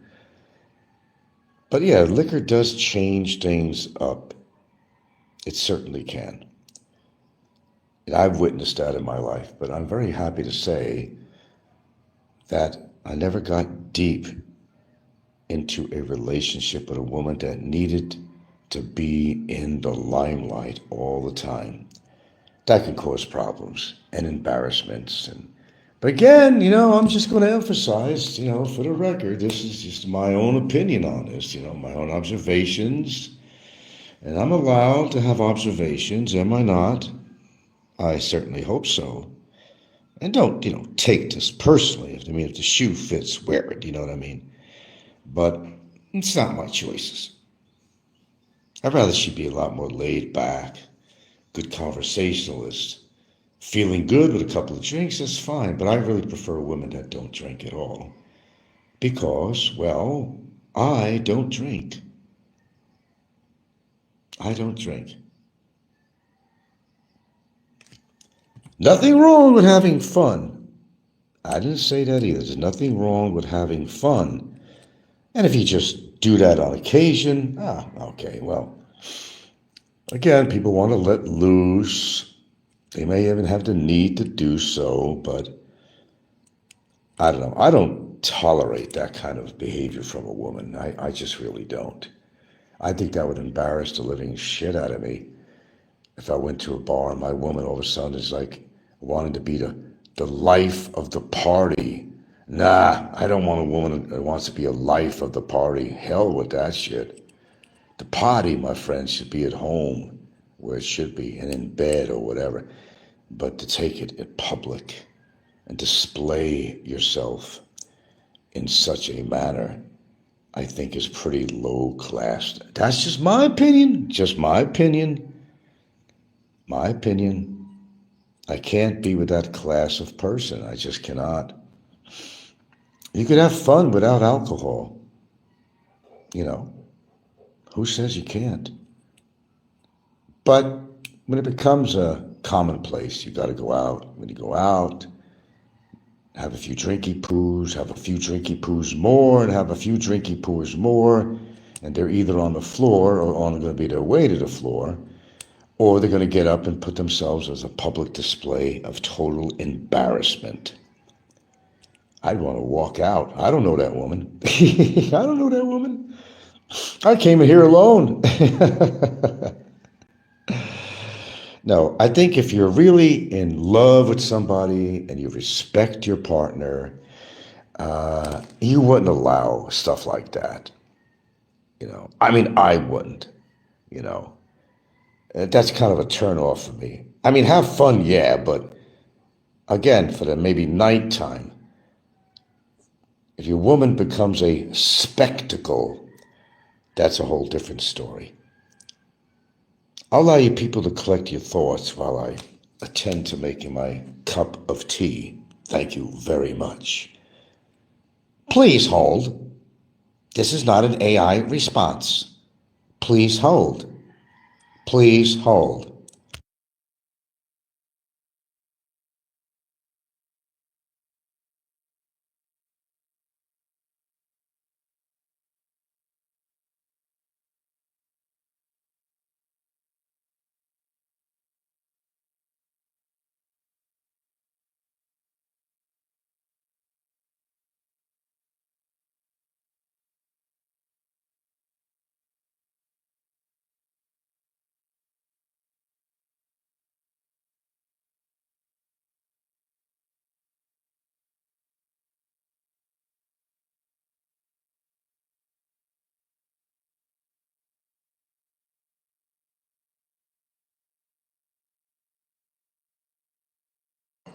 Please hold.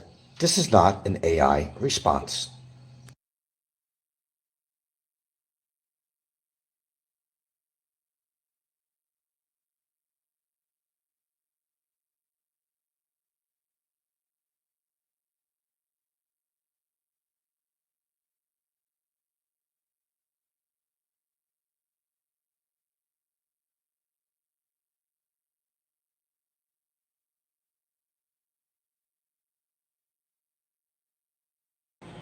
I'd play some music, but not only am I making my tea, but Mother Nature also calls, so I guess you guys are gonna have to hold on for a bit. Do get in on and create a little dialogue here on the subject at hand.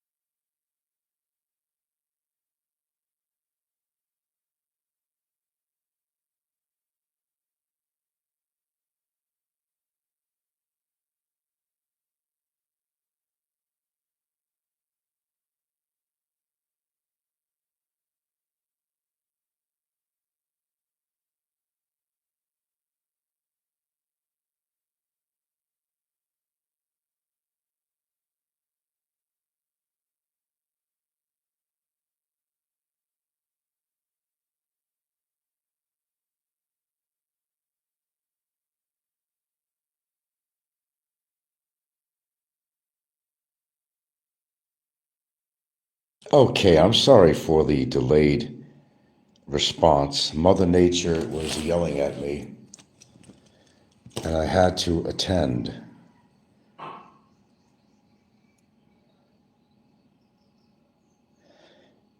Anyway, I started out talking about how some things are just too excessive.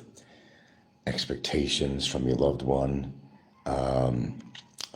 When the partying kind of gets a little bit carried away, you go out for a drink, one leads to another. Next thing you know, she's on the stage making a spectacle of herself. How would you respond to that is the question. Would you feel perfectly comfortable with that? And are you a partier yourself, so maybe that just doesn't bother you? It's an expectation, or maybe it's a turn on to have a woman who likes to have all that attention, public attention. It's a good question. If you're certainly willing to respond to that question. We don't have a lot of people on here this morning. So I thought I'd take a wild shot at this and talk about this and see if I actually got any response on this. But of course, I'm just expressing how I feel about relationship situations like that.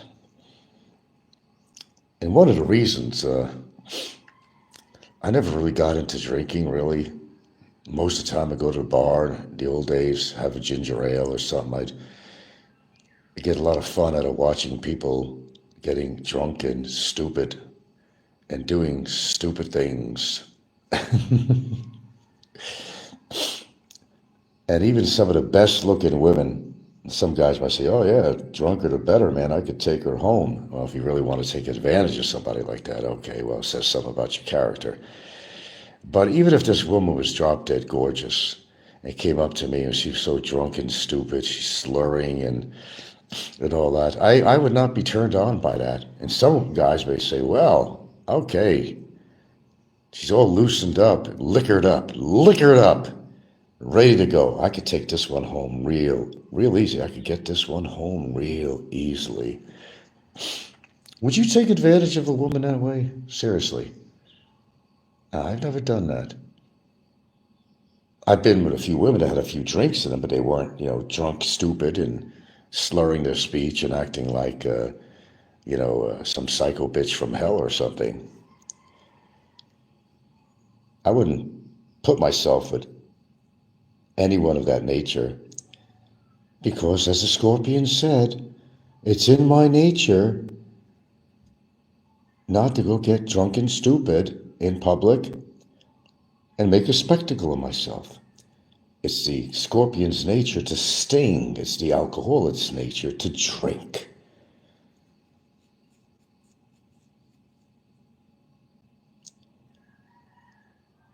I'll let that thought lay with you for a little bit while I'm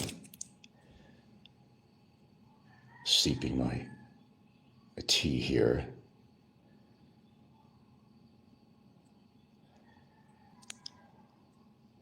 I'd prefer to have a dialogue on this, truthfully, because I want to get your opinion on this. But everybody's just listening and not willing to regurgitate a few syllables about this. This is something that you don't really ever hear being talked about on YouTube. This is a first, at least in the Philippines genre.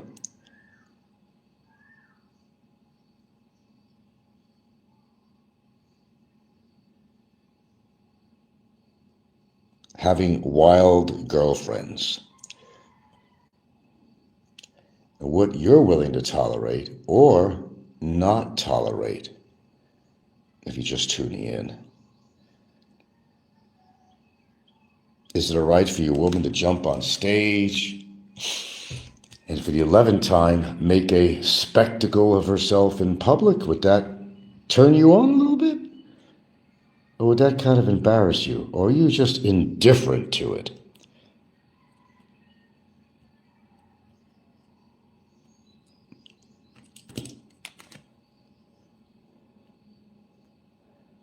Well, I might as well have done an upload on this. when you come up with a really good topic matter, then their mouths are being shut. Let me just listen to what this guy has to say. Or maybe I could relate to that. Oop, too embarrassing to talk about, because I've done that. I've done that.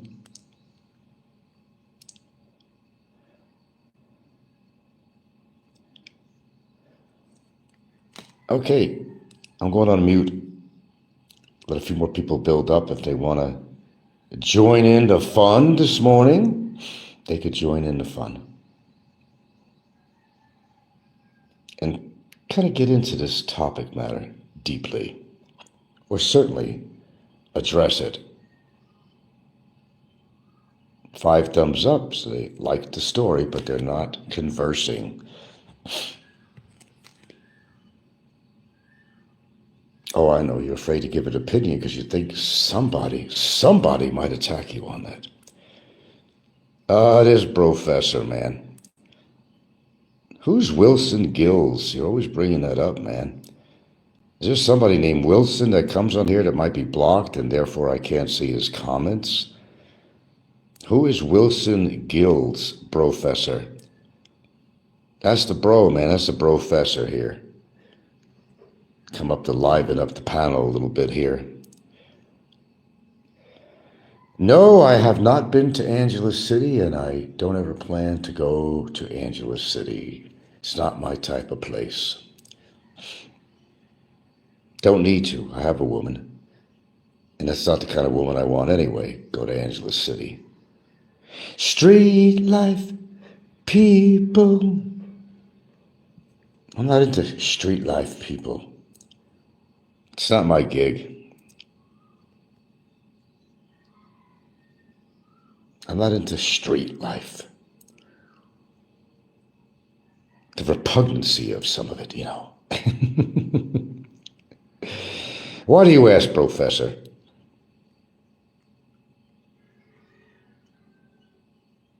And who is Wilson Gills? Sometimes you seem to mention that on here. Wilson Gills. Who is Wilson Gills? That name has come up, but I never see it on my comment section here. Nobody by that name of Wilson Gills. Oh, you're in Angeles. Lovely place. Not for me. I've never had the desire to go to Angeles City because I had never had a reason to go there. And you know why much people go there. I've been in Los Angeles, in America. I don't know why they pronounce Angeles. I live in Angeles City. I don't know. I call it Angeles. Like Los Angeles, California, or Angeles City over in Manila. But some people call it Angeles. I go by the California pronunciation of it. And what brings you to Angeles? Are you one of those sexpats?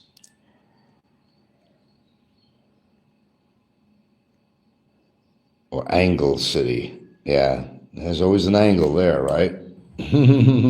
Always an angle while you're there.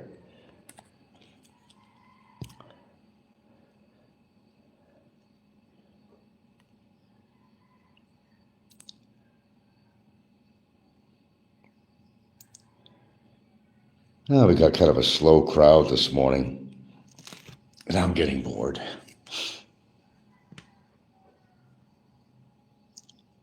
No sexpat, they have great amenities. Okay, if you say so.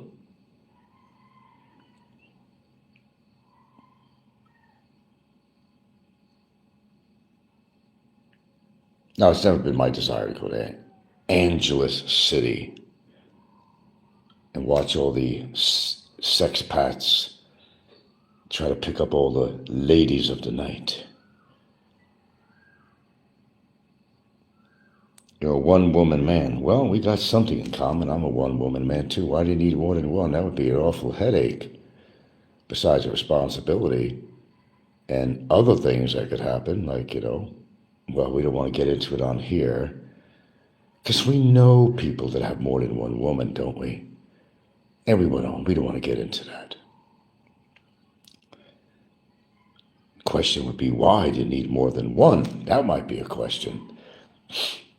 But anyway, I started the show, if you're just tuning in, talking about, does your woman like to make a spectacle of herself when you go out to have a couple of drinks, listen to music, have dinner? And how would you feel about that? Do you like a woman who's the hardy party type? Or do you like a more demure Filipina? And, be really honest with you.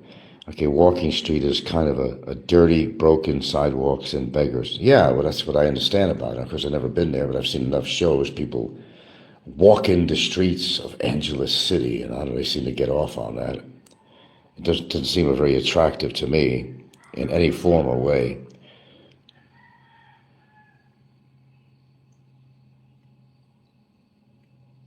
I've walked enough broken sidewalks and streets not to have to go there and do the same, to have to be accosted by some prostitute. I want to go somewhere I don't have to be approached by anybody. Leave me alone. Well, beggars, you're not going to get away from that. Yeah, a very interesting thing kind of came. I started thinking about, actually, unrelated to the topic necessarily. Right, I would never let my woman dance on the bar. Yeah, neither would I. And that's the point of this topic here today, if you're just tuning in. Oh, and let me just interject with something else, which is totally sort of unrelated. A lot of people think that Barry Jordan is extremely dense and stupid. Not to mention him, but this was a passing thought on something. And I've seen some on a movie, but he's actually smarter than you think he is. Because, and I was actually doing some study on evolution, some very interesting things, and, the movie Lucy, that's an interesting movie. You should watch it, Lucy. It's now on Netflix. I've seen it before, but, and how certain cellular development, they came up with some chemistry, and it's a big hoopla who's trying to get hold of it, who is trying to experiment with it, where your brain, you're only supposed to have 10% use of your brain, which is not true. But, that if you could have 20%, boy, you could be doing crazy things. But to have 100%, you'll probably die, but a cellular explosion, replication of cells and this and that, you might be able to do crazy things, move objects, all kinds of crazy stuff.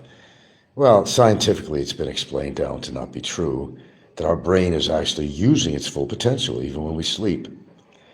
There's some beliefs that maybe that our cranium is getting bigger to accommodate for a bigger brain. But then evolution would have to play a very big part in there, because for a woman, she'd have to have a increasingly large pelvic area to accommodate a baby going through the birth canal and all that stuff, because it is some beliefs that people, and how does it have to do with Barry? Well, it sort of does, but listen on. You've seen pictures of so-called aliens, they got the big cranium and all that, but generally a big cranium means that you're going to be housing a big brain, okay? And contrary to people believe, our brains are not necessarily growing in size, but if they did, your cranial area, your cranium would have to expand to allow for expansion of the, for the brain. Okay, and a woman would have to be definitely pelvically changed to accommodate a baby with a huge fucking head like that. And I got this from, I've known a little about this, but if you watch that movie Lucy, it was actually good. It was actually a really good movie. And I saw it for the second time last night. Happened to be on Netflix. And it's interesting to watch because Morgan Freeman on there, he's an actor in there too, talks about the evolution and the evolution of humankind and so forth. And it's really interesting to actually listen to. But, On a surface level, and probably every other level, most people think Barry's the biggest dumb shit in the world, but he's not totally, because a cockroach has been able to survive ever since the Ice Age or anything. And learning to survive means utilizing your brain in some matter.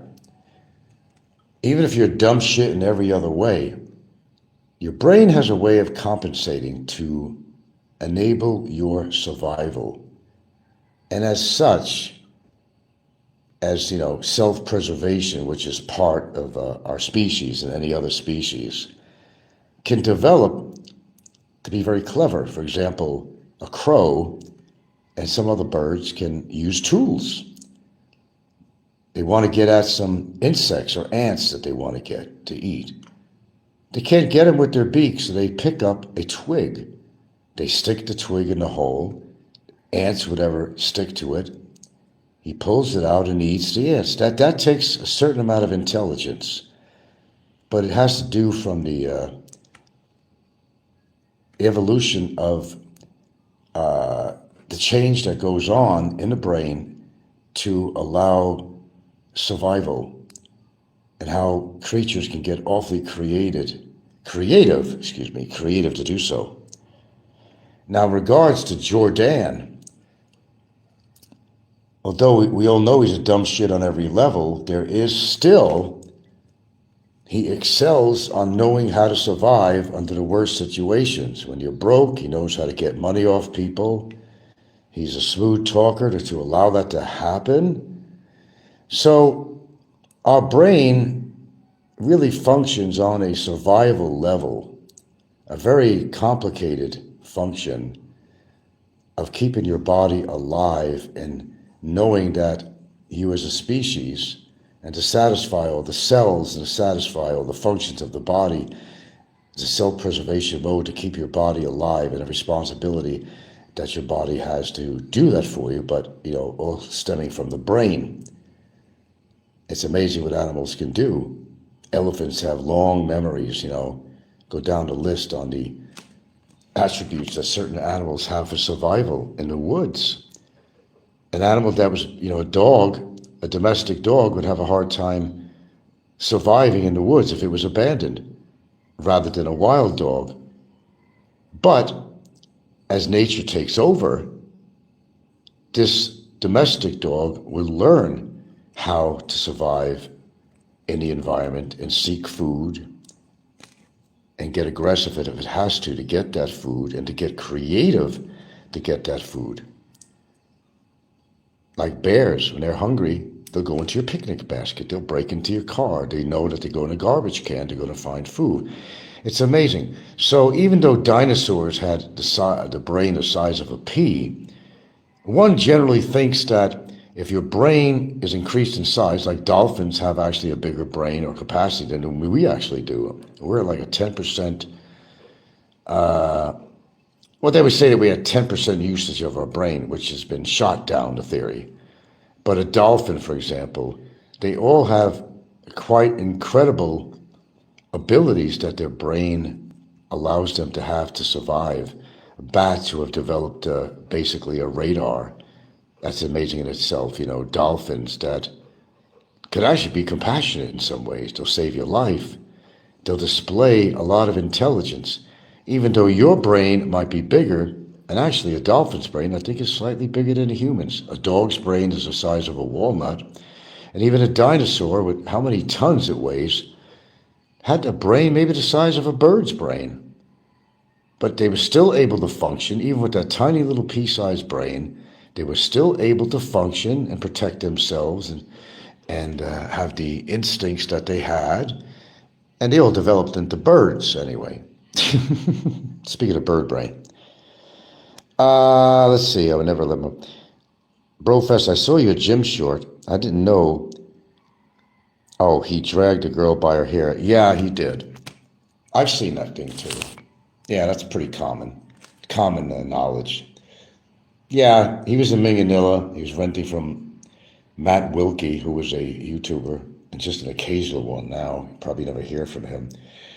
And when he was living with Jay, they had a lot of adventures together. Just trust me on that. A lot of ventures and misadventures. But Barry treated women like shit. And it doesn't come out until he gets really aggravated or he doesn't get his way with the woman. Then he feels belittled and feels as small as his height is, and he gets aggressive. And he can get very aggressive when it comes to a woman not wanting to put out. There you go. Answer that in long form. You get awfully aggressive. Because he's the man. He's the man. But understand, having a small brain doesn't mean that you can't function or have maybe some abilities better than most people. Trying to survive. When you don't really want to work, you want to e-beg on your show, you expect everybody to pay your bills, you expect everybody to buy your liquor and cigarettes and your food. And it becomes habit forming after a while, but it's Mother Nature kicking in. It's a function of the brain that allows for your survival mode and allows you to be very professional at what you do in order to survive. You come out here and you don't live on hardly any money at all. It's not going to cut the mustard, as you know. And some people, and some being YouTubers, have to survive by getting monetized, and even sometimes that doesn't help. And they go through their money because they drink and or smoke or whatever they do, or they're going on dates with women and you got to pay for their drinks and stuff and so forth. You got a responsibility there. And you got to meet that responsibility. The only way of doing that is, well, meet a woman that has a job, like Barry did. All of his women had to have some kind of income or a job. It was a prerequisite, or he didn't date him. Because he didn't want to put out any money on anybody, period. Because he didn't have it to put out. Yeah, that's how that went. But you could say that Barry is dumb as the day is long, and you'd be correct. But still, dumb as the day as he may be, he still had that very prominent, extraordinary survival mode. And I think he could survive under some really bad, in fact, he could probably survive under Bikiton conditions to a point, but there's a breaking point to everything. But your brain goes into survival mode. Just like when your body is trying to warn you in an oncoming, you're going to faint or black out, you're going to feel something building up, your body's warning you. Or you may have cut yourself and your body is telling you, ouch, this hurts, you just cut yourself, or you touch something that was really hot and you burned yourself, your nerves are reacting, they're letting you know, hey man, you just got burned. Well, feel very happy that you have nerves that give you this information. Because some people have some rare conditions where they don't feel anything at all. They don't feel pain. Some people might say, oh, that's extraordinary. Boy, I'd love to feel like that. But no, you wouldn't, because you could be hurting really bad with some illness or disease you're not even aware about because your body's not telling you about the pain you're receiving, okay? Yeah. Hope that enlightens you a little bit. Yeah, you could be dumb as the day is long and still have some different attributes that are life-saving and life-preserving. And Barry Jordan had it down packed. He had it down. He still does.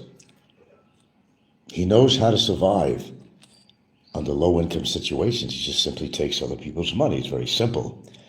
Animals will steal from other animals. A carcass. You got a dead carcass of an animal. One species of animal will come and demand ownership of that carcass to eat, but another challenging predator comes along and says, no, that's mine. And the strongest of the two get the carcass. It's called survival. The strongest of the species. That's how it works. And it's the same thing with humans. You may be living on a terribly low income, but you always find a way to survive. Because you ain't got a choice. You survive or you die. So people have to e-beg like crazy to keep themselves afloat. Okay. But kind of finishing off today's topic, which there wasn't really a lot of input, except one person did say, I would never let my woman dance in the bar. Yeah. And neither would I. I think that's just embarrassing as shit. But if it doesn't embarrass the husband or boyfriend, whatever his situation may be, I always like to say that, whatever. He's just as bad as she is, or vice versa. They both have no coot, they have no embarrassment of doing embarrassing things in public, and some people are just some people just like that. But point of me saying is that no, I never would want to have a woman that needs to be in the limelight like that. It would be embarrassing to me, really. It would certainly be an embarrassment to her by other people, but you see, they don't see that. I guess when you're drunk as a skunk and all that, I mean, you know, you don't give a shit about nothing anyway, do you?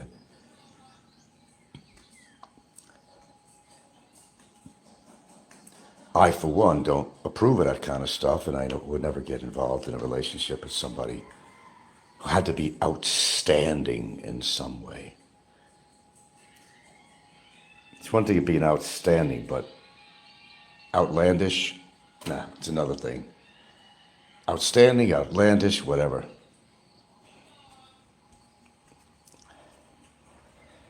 Because, honestly, I've seen videos of some YouTubers with their girlfriends and stuff, and it was embarrassing for me even to watch it sometimes. You know, I turn it off and saying, I can't watch this anymore, you know.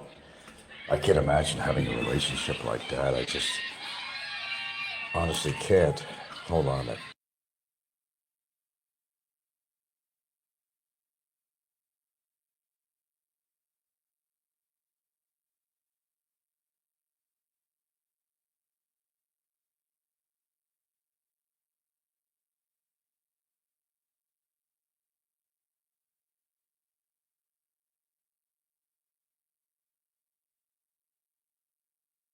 Yeah, you get a lot of blood.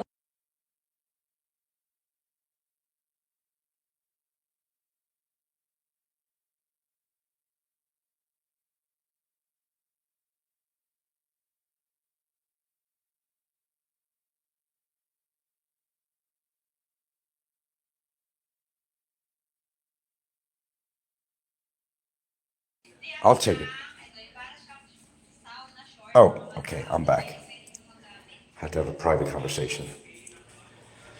So I don't really expect a whole speech from you guys. Just one simple question. Would you prefer to be in a relationship with I call a very demure woman, or somebody who is like totally out there, jumps on stage, gets drunk in public, singing, going kind of wild on stage, looking for attention all the time? Would that be your typical type of woman that you would look for? I'd like to see a little yeses and nos on here, and be honest, maybe you like that kind of woman.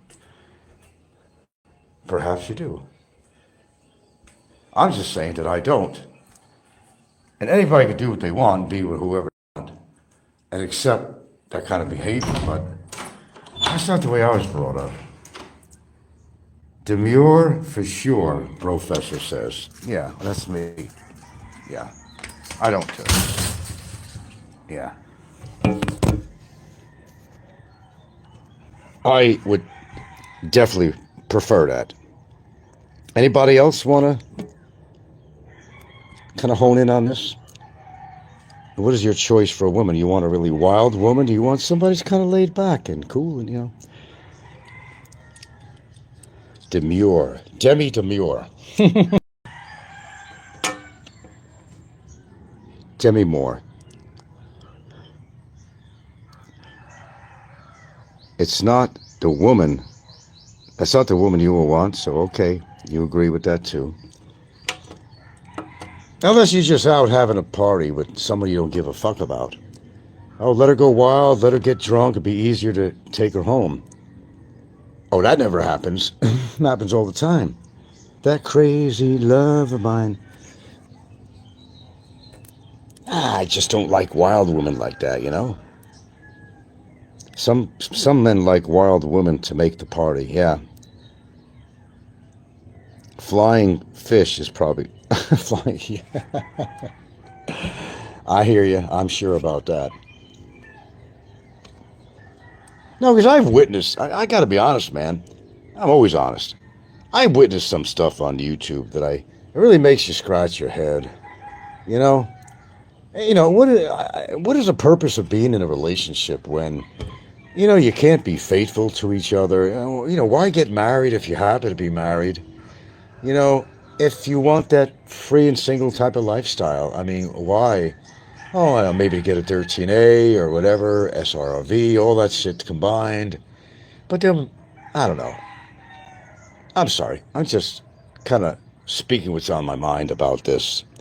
And I don't see the 13 ghosts. I don't see why people go in that direction. Everybody's different from the other, but we all have our own preferences, and my preference is definitely not. I've overstated this on this show countless times, and I'll say it again. It's not my preference. Could be somebody else's, but definitely not mine. It gets too complicated. Be in a relationship. Have a good time with your partner. Doesn't mean you got to drink all the time. That's the only way you can have fun. And let loose is the drink. That's kind of sad. I used to go clubbing and all that shit. And there was a time I used to put down a few beers, a few buds, maybe the wildest. I'd have a rum and coke or two, but that was rare. Back in those days, that was rare. I know how to enjoy myself in a public situation, a bar, a restaurant or something, and still have a good time and not feel that I have to drink in order to have a good time. Because I think it becomes really problematic. Then it becomes, becomes a habit. And psychologically too, that you feel that you have to drink in order to have a good time. When you don't really. I mean, if you can't have a good time without drinking, then maybe you have some other personal problems, whatever, that you need to take care of. But people drink to forget. People drink when they're depressed, which is stupid because, well, alcohol is a depressant, so it doesn't make any sense at all. But they do it anyway. Then they have to pay for it in the morning. Throwing up or having a fucking headache that would kill a moose. Is drinking really worth it? When you think of all, and it's also destroying your liver. Every damn drink you have, every single drink you have. Don't have to be 1,000 of them. It starts with one drink. It's already causing toxicity levels in your liver. That's why I don't. One does not need any more complications that they might have or create any complications. You're getting older. You're fighting just to stay alive in this world. 1,001 reasons to die. And there are 1,001 reasons how you can die in this world. A lot of it is by stupidity.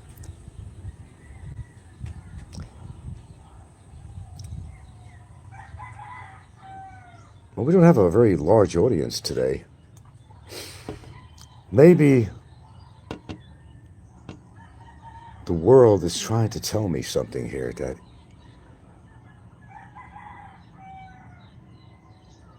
maybe it's time. It's time. But I know part of the problem is as to what I'm talking about. If there ain't enough drama in here, I'm not going to attract the masses. Isn't that what it really comes down to? It's not that I'm boring. I'm not boring at all, because I talk about subject matter that people would never even tackle or even thinking about tackling, but I do. I have fun doing that. I want to be different in my own way. I want to be original on some of the things I talk about. That's not repeated performances of, how much money does it take to live in the Philippines, how to get a hold of a Filipina, Snoresville, and it's becoming Snoresville on here. It really has. I'm not shitting you. It really has. And I know a lot of you are seeing that.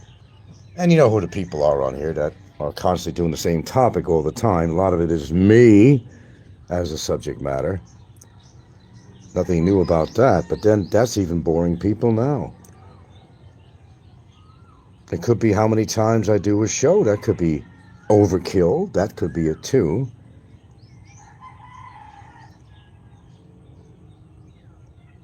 But no matter what it really amounts to, I think the atmosphere has really been changing here on YouTube.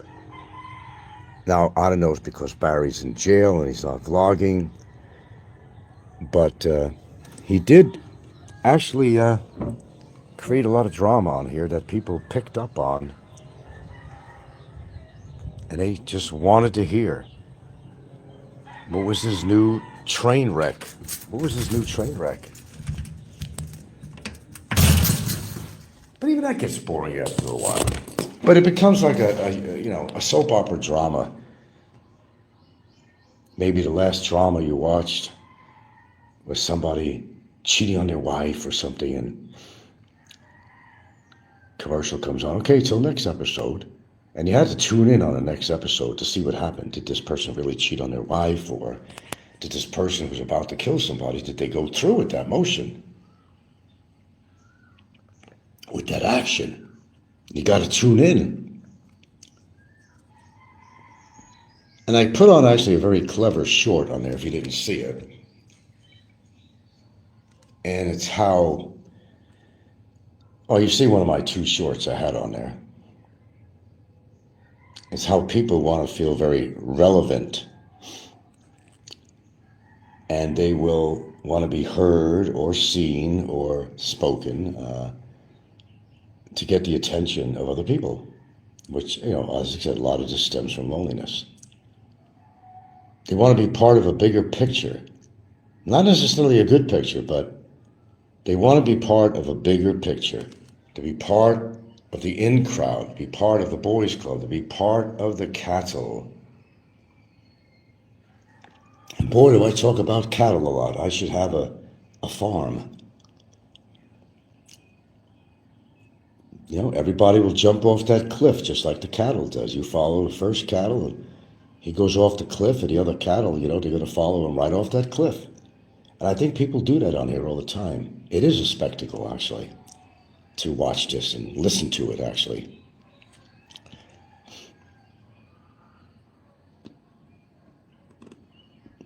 Why make a spectacle of yourself? Which is actually what's being done on here. People are making a spectacle. Probably the 12th reference I've used that word, spectacle, because that's what it is. But to sum it up, because I'm not going to be on here all morning, thank you very much. I just think it's very embarrassing when you go out with your partner, whether it's male or female, and after a few drinks, they're like the life of the party, so to speak. I'm not into chicks that have to be life of the party, that need that much attention, that they're going to do things that some people might think is very degrading, very low class, just to get that attention. I'll be so far away from a woman like that, it ain't funny. You'll see my dust in the wind. You'll see my trail, my chemtrail of disgust as I flee away from a situation like that. I couldn't handle it. To me, it's just disrespect.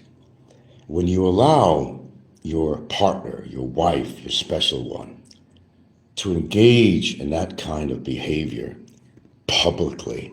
Do what you want behind closed doors, but to go in a public venue and display yourself in such a fashion is really just disrespectful to themselves too, actually, not to the person you're with.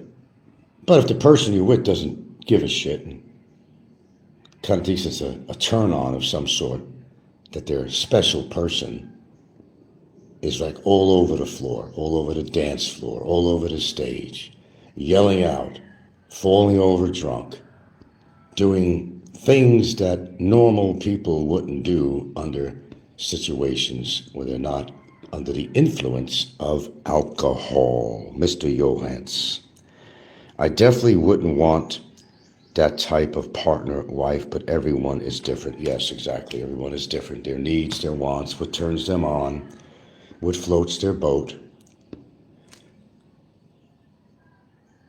And I've been saying in the whole broadcast, that's just not me, but that might pertain to some other people. If the shoe fits where, it's one of those situations. If you're in that situation, I guess you got to question yourself, why are you with that person? Why do you allow that person to do it publicly? Why does that person who's publicly making a fool of themselves allow them to do so? Do you blame it on the alcohol? Do you blame it on the personality? Is it an internal need for attention that maybe they're not getting in some way because maybe their spouse is hardly ever home, doesn't pay enough attention? There's a lot of reasons. I'm sure there are volumes in the medical journals that might, or psychological journals that would talk about this type of behavior and what triggers it.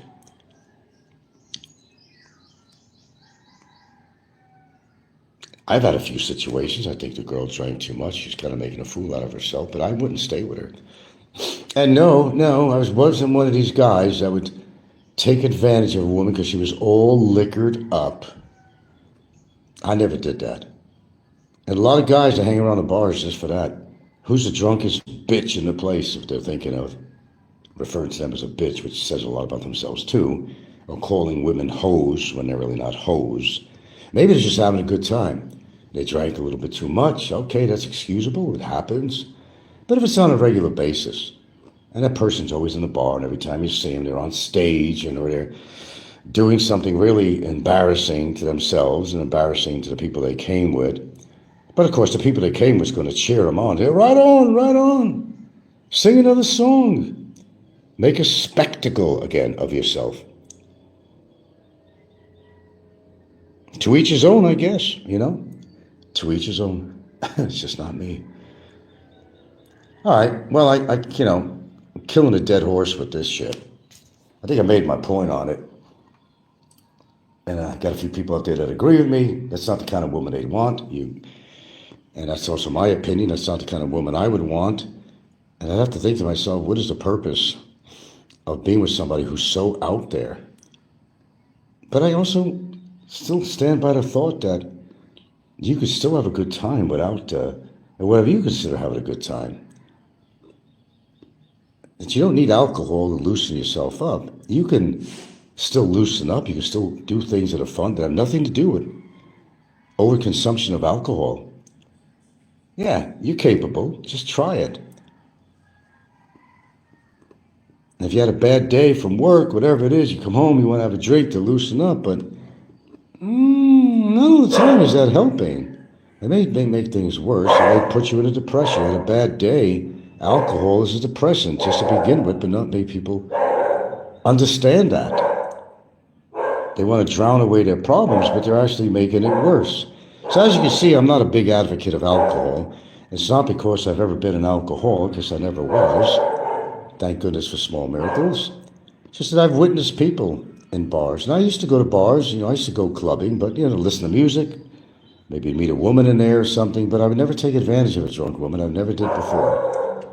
And I never would in my life.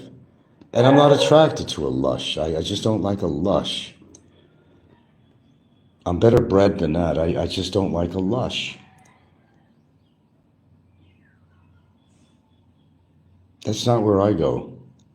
That's not the way I think or behave. I don't feel I have to go hang out in bars. And as an expat here in the Philippines, I don't feel to socialize. I have to go to a bar with a bunch of drunken expats. Talk about the one that got away and tall tales of the woman they had or could have had, or maybe even exploiting, the experience they had with a Filipina out here. Tall tales, not always true, But what the drunk people have to talk about, drunk topics. They sit around at these taverns or whatever you want to call them out here, usually seedy dives, I don't even like passing by these places. You could smell like a stale bear smell, if not cigarette stench coming out besides the stale bear. People whooping and hollering. You say, well, they're having a good time. Okay. Fine. Let's go with that. They're having a great time. Did they really need the alcohol to have a great time? You're probably saying, boy, Frank really has something against people who drink. It's not that I, per se, have something against them. I just wouldn't want to date somebody who has a drinking problem. And and someone who's really out there, that would not make me feel comfortable. And seedy, liquor joints, beer gardens, all this shop, all these crappy little seedy places with bar-fine girls and try to get your money and making a habit of it and buying drinks for women just to get in their pants and shit. Man, that lifestyle, it's not for me, never was me, really. That's not something I would do.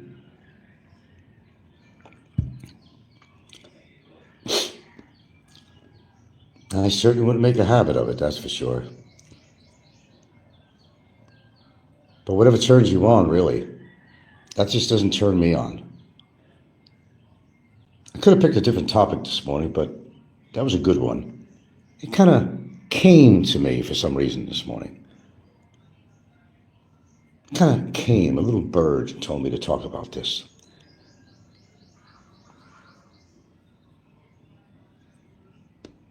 Public display. How about public display of affection? Well, Filipinas are not normally known for that either. They're not really known. And most Filipinas are. The most they'll do in public is they'll hold your arm, walk hand in hand, hold your arm to show, he's mine, he's mine. They do that, that's for real. They want to show other people, hey, I got my foreigner, whatever. He's mine, he's taken, stay away, don't even look at him. They're very jealous, Filipinos are very jealous, and they display this. They display this jealousy. If you ever dated a Filipina for any length of time, you would know that. Or seen any other Filipina in a relationship, you would know that. He's mine. And I'm not going to allow anybody to take him, be tooth and nail to take him away from me. I understand about the tooth and nail thing. Sure do. Possession is 9/10 of the law, or something like that, That's your way of thinking. 9/10 of their law. Stay away from my boyfriend or husband, or you would have a fight on your hands, bitch. That's the way some of them think. Even the most demure Filipina, when it comes to keeping her boyfriend or husband from straying, if they happen to stray, well, you wouldn't want to be with him anyway if he strays. Why would you? What's the whole purpose of being together, to have a marriage certificate? Unless it was for legal purposes, getting an SRV or whatever, a 13A, Always a reason why people marry. It's not always for the reason of love that you think it is.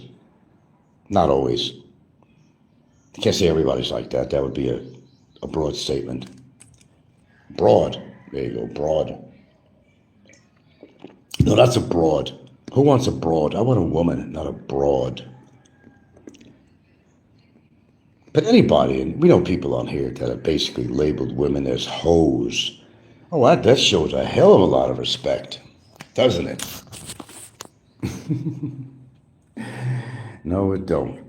And it tells you about that person right then and there, what they're all about. Because possibly they can't get a lot of women.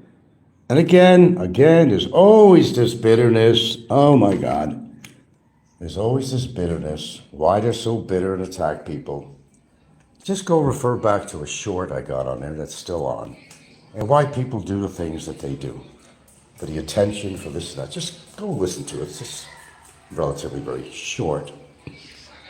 And what the guy had to say on there, who happened to be Brian Johnson, not a YouTuber that you know, but this is a guy who's a millionaire IT person who is studying longevity.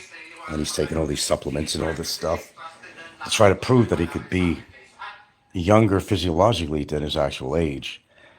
But every now and then he has something very interesting to say, and I kind of caught that short, in which I put on my show. But listen to what he has to say. It's short, to the point, and sweet. And it explains the behavior of a lot of people out here. You want to be part of something big. You want to be seen, be heard, be relevant. If it means doing dastardly things or saying dastardly things, then that's what they do. They want to be relevant, heard. They want to be sort of respected in that group. Okay, that's pretty much it. Hope you learned something from this. May help you to reevaluate some of the things that you do, or maybe don't realize you do. But yeah, let's bottom line it. Most guys that are serious about any woman is not going to want to be in a relationship with somebody who has a woman that makes a spectacle of herself. That's number 13. I've used that word. Somewhere around there. Of themselves on stage and getting drunk and making a fool. Nah. I'll stay as far back. I don't need a woman out of any desperation at all that could ever have in your life what I want to be, attached to a woman of that nature, because, quite simply, it goes against my nature. I'm that Scorpion. Do over in Bickerton. Any idea? Might make it harder for his girlfriend to come and see him, and I don't even know how. Well, I gotta sneeze.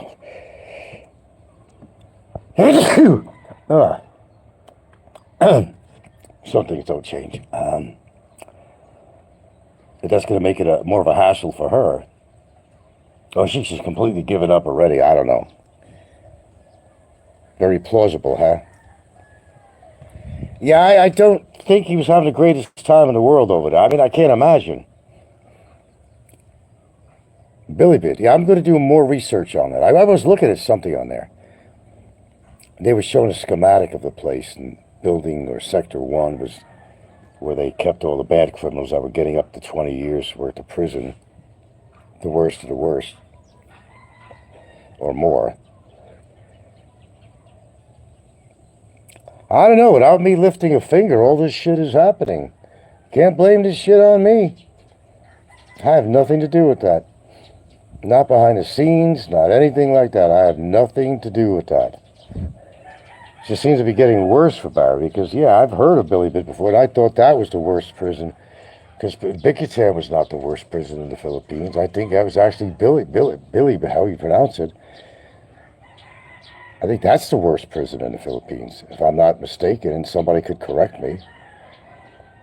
Is that supposed to be known as the worst in the Philippines? And he's winding up there? Something could have happened there. I mean, I don't know. He could have been getting in trouble or something. The only person who's going to know that is his girlfriend or somebody. She ain't going to do a tell-all story. She's still out there partying with her friends. You know how depressed she is. Everybody on here is fucking full of shit. Why don't we just lay it down and say what it is? Everybody's full of shit on here. There's that one person to tell them the truth about shit on here. And those are the very people that are getting shit tossed in their face eventually, and it always happens. Doesn't it? Probably by no accident. Okay, I don't know much about the place. I know of it, I certainly do, but I don't know the details of that particular place. I know it ain't good, that I can tell you. I have heard that's supposed to be worse than Bickerton, but I don't know that for sure, but I always thought that it was the worst place. But everybody put so much emphasis on Bickerton as being the worst place to go to. Now maybe we'll find out something different here. Oh, I love Ashley. Not even embarrassed about it. He informs people, I'm going to wind up over there now. Just to let you know, like anybody gives a fuck. It just creates conversation, that's all it does. Like we're doing right here. Okay, that's all I have to say. I was on here long enough. You people make your own evaluations on everything you've heard in the past how many years on YouTube. You evaluate it the way you want. You know the stories about me are all bullshit. They're not true. I think you guys pretty much figured out a long time ago and on your own. And now you understand what YouTube is all about. It's not the wonderful, pleasant place that you like to be. Regent says Bilibid is the prison that Filipinos would identify with. It is much more well known than Bigoton. Okay. Yeah, I mean, I have heard of it. Yes, of course. I just didn't know much about it. Everybody makes the assumption that Bigoton was the worst, but no, it's not. I know that much. I just couldn't think of which prison it was that was actually worse. I think this is the one that you don't want to be.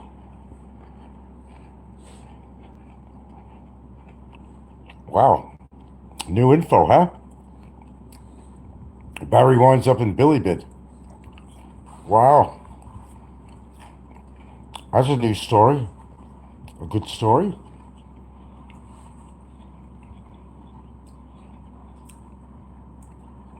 Yeah, sounds like he's having a pretty hard time. Now what? His girlfriend's gonna bounce back and forth now to Bilibid?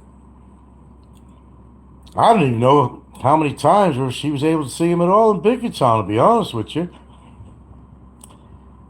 But Barry now has a lot of stories to tell because he spent 2 years in the Mandawi lockup, spent over a month in Bigoton, and now he's going to be spending some time, of all places, in Bilibid. Wow. That's news. Worthwhile to come on and do another show about it. Well, thank you very much for the information. I'll look up a couple of videos on that. Currently, what Bilibid is all about. I did see a little bit on it. I didn't see a lot. But I know, and I would think that it's a lot stricter in Bilibid than they are in Bigoton. I think it's a lot more structured. Regent says Barry now has officially been locked up in 3 different detention centers, 2 being the most well-known prisons in the Philippines. That would be a fact, Regent. That would be a fact. Payment was due to Barry, and he got his payment for his behavior. You want to support that creep? Go right ahead. I don't have a problem either way, because either way works for me. He pays his money to get out. There is no question about it. He has to pay damages to me, the court, and so forth and so on. And if he doesn't, he remains. Okay. Now, it could be a restriction. A couple of things could have happened. That they couldn't keep him more than a month, perhaps in Bigoton, and had to transfer him somebody else. That's one thing to think about. Secondly, he was causing problems there. They want to get rid of him. He was causing disturbances among the other inmates. They just didn't like him. But now he's going to see what it's all about. Coin Society says, well, he might get lost in the system, like the shell game. What shell is Barry under? I don't even think my lawyers even know about it. I'm going to, right after I get off this thing in a minute, I'm going to write one of them. I heard that Barry got transferred to Bilibid. And if they know anything about that, it's a weekend. I don't think they know anything. It's Sunday today, right? Yeah. Last I checked, I don't know. I don't even know what day of the week it is. You know, I don't work, so I guess it doesn't really matter. All right, all the news has fit the print, my friends. It is getting interesting now, isn't it? Jay, the dark secrets of Jay and Barry. Barry now being transferred to his 3rd detention center in the Philippines, something to boast about in the future. He would probably boast about it. I don't think he's happy. Perhaps, you know, he was just starting to settle in Bigoton. But now he has to be transferred after settling in. Maybe he made a few inmate friends in there he could talk to. But now he's being transferred to a whole nother facility. He has to start all over again. I don't think that sounds like I don't know, man. Don't sound like a comfortable situation to me. At all. All the news has fit the print, and I gotta get off here, guys. You know I love you all, you know that. Always a pleasure talking to you, gentlemen out there. I like people when they inform me, thank you very much. I did go check it out on Barry's community posting, and it is correct. From Barry himself, he is being transferred. I don't know about how, they work visitation. A lot of places they'll say they have to be just family or related to him, or married, which they're not. I think he's probably pretty frustrated right now. I sure as hell would be. Either get me out of this fucking place or just leave me alone, or just now they want to transfer me again and blah, blah, blah, blah, blah. Jeez Louise, what the hell is going on? Something went down in Funky Town, folks. Something went down in Funky Town. Funky Town, Funky Town. And that place I heard is funky as a monkey. You thought Bicky Town was bad. For my information, the little bit that I have, and it's not much, that is a well-known place. That's where a lot of people wind up. I did not know that they had a population of over 28,000. The grounds are that big? 28,000? Only meant for 6,000? That sounds a hell of a lot more crowded than Bicky Town would ever be. Holy shit on a shingle. Holy shit on a shingle, as he wiggles his dingle. Wow. Wow, wow, wow, wow, wow, wow, wow, wow, wow, wow, wow. I'm going to be a good boy. I am a good boy. I just got to take care of some current business, if you know what I'm saying. Okay? Yeah. I certainly do, and I certainly will. I certainly will. Thanks, you guys, for being my little voice on here. Thank you for your comments. Thank you for the dialogue. I've always appreciated that. You guys come through for me quite a bit. And if you're happy and you know it, clap your hands. And if you want to donate, 2 shows back, a couple of them I think I got in my description. My Gcash, my friends. I don't know if you still have it. I don't have my number in front of me. I always have to ask Gil, what's my fucking Gcash number? I don't know. But it's on the description box on one of my lives, a couple of lives back or so. Tell me that you care. Show me that you care. They claim it's impossible to escape from. Well, Barry's not that clever. No, sir. He's not that clever. He'll get shot in that facility, I think. He might have a little more leeway he had in Bicky Town, but for what little bit I know of Bilibad, yeah, that's not an easy place to, well, none of them are, but I heard that's not an easy place to be in. Wow. Okay, guys, thank you very much. And things are getting very, very interesting. I think Discord is going to be exploding. It's going to be exploding. You could be in there sometime yourself, Jay. Think about it. You already did a false presentation of a government document that was fraudulent. Keep up the good work, Jay. We're rooting for you. Keep up the good work, Jay. You'll get yours someday. I know you will. I know you will. You betcha. I'm shining them up, Jay. I'm shining them up. As I talk, Gilda's got the rag and she's shining them up. I'm not telling you what she's shining, but she's shining it up. Figuratively speaking, of course. Figuratively. Well, all the news has fit the print. Thank you. We had a long afternoon of talk and morning. I am in the worst prisons in the fucking Philippines, baby. There you go. Bilibid all the way. He's now under BJ, what is that, BJMP. That he is. Wow. News gets better and better all the time. Better and better. Holy cow, again. Holy cow.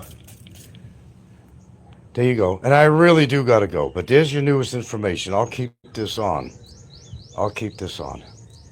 Bilibid, baby, Bilibid. Drug trade and other illicit operations within the prison, improving infrastructure and living conditions. Efforts are being made to upgrade sanitation, healthcare, and other essential services, although the scale of the overcrowding makes this a significant challenge. Strengthening security and management. This includes reviewing personnel, implementing better monitoring systems, and trying to break the influence of gangs. Legislative reforms. Laws are being reviewed to address issues like the high number of drug-related incarcerations, which contribute significantly to overcrowding. The situation in Bilibid is complex and deeply rooted. While there are ongoing efforts to improve conditions and reform the correctional system, the sheer scale of the problems, particularly the extreme overcrowding, presents a formidable challenge. The goal is to move towards a more humane and effective system that upholds the rights and dignity of persons deprived of liberty, while also ensuring public safety. Prison, as we've been discussing, officially known as New Bilibid Prison, NBP, has been referred to by other names throughout its history and in common parlance. Here are some of them. Bagong Bilangguang Bilibid. This is the Filipino name and literally translates to New Bilibid Prison. You'll often see this used in local news and official documents. Muntinlupa Prison. Since the facility is located in Muntinlupa City, Metro Manila, it's sometimes simply referred to by its location. NBP. This is the common abbreviation for New Bilibid Prison and is widely used. The National Penitentiary. As the main insular prison in the Philippines, housing inmates convicted of grave offenses from across the country. It's sometimes called the National Penitentiary. Bilibid Viejo, Old Bilibid, to distinguish it from the original Bilibid prison in Manila, now the Manila City Jail. The current facility is sometimes implicitly referred to as the New Bilibid. The old one carries the Viejo, Old designation. It's important to note that while the official name is New Bilibid Prison, these other terms are used and understood in the context of discussing the Philippines' primary correctional facility in Muntinlupa. Did you have a specific alternate name in mind, or were you just curious? Well, how touching.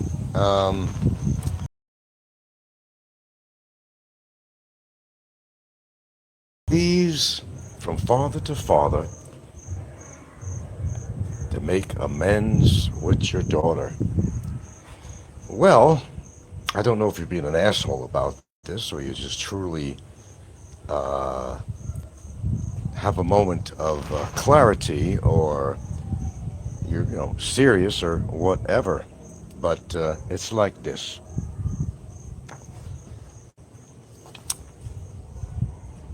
Efforts are always made.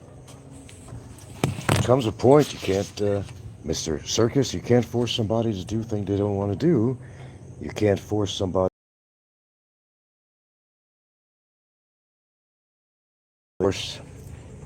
or make somebody do something that they don't want to stop doing. So it's, it's more of a one-way street, Mr. Flying Circus. Yeah, I gather that you're in your 80s or something. You're kind of up there in age, Mr. Flying Circus.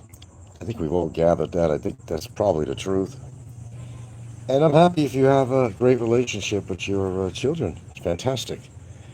But I'm afraid that this is one of those situations where I've done all I can do.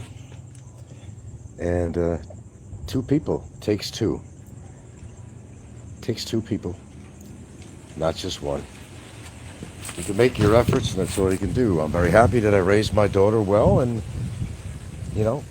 whatever happened from that point on, the trouble she got herself into with bad choices and things like that, I couldn't prevent that. Gotta understand, Mr. Flying Circus, that people tend to repeat history. And no matter what advice that you actually give anybody, if they don't take it, what are you going to do? Now, I don't know if you were being serious or not, it's just being a wisecracker, but I appreciate your sentiment, if that's what it was. But there's some things in life that you don't have control of. If you have fourth stage cancer, I doubt you're going to cure yourself, right? People grow up and they go their own ways. It doesn't always pertain to your child. It could be friends, other family members, peers, work. I think there's only so much you could actually do. And I also think when somebody's gone too far with you, outside of your own children, in life, then there is no amends.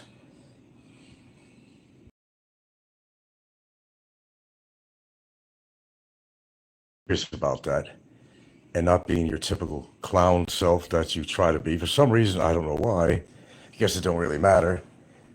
You're Mr. Entertainment. But if you were serious about that, thank you for your concern. I don't know why you'd be concerned, but I'm trying to answer this as best as I can. Yes, I have made efforts. You're dealing with two stubborn people, me and her, and she's a lot more stubborn than I am. That's saying a lot. So for anyone concerned about my relationship with anybody in my family, or particularly in my one, number two, when people ask you for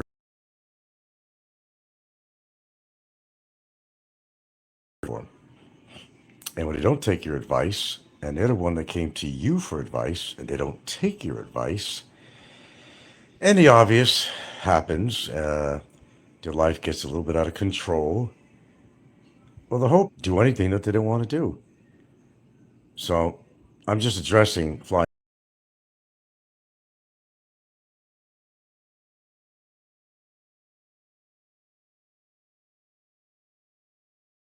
from father to father, make amends with your daughter.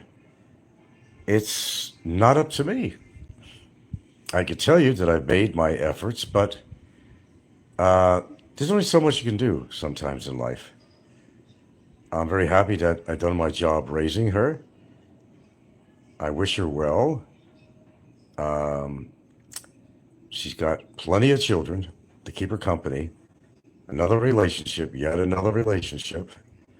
I don't tell her what to do or how many guys to have babies with, and how to control her life. I could only advise her. And anybody understands that. As a parent, they know what I'm talking about. There's a lot of people that are at odds with different members of their families. Don't matter who they are, brothers, sisters, children, parents. I think in every family, there's probably somebody that's not your favorite, or maybe you're not the favorite person in a particular family. But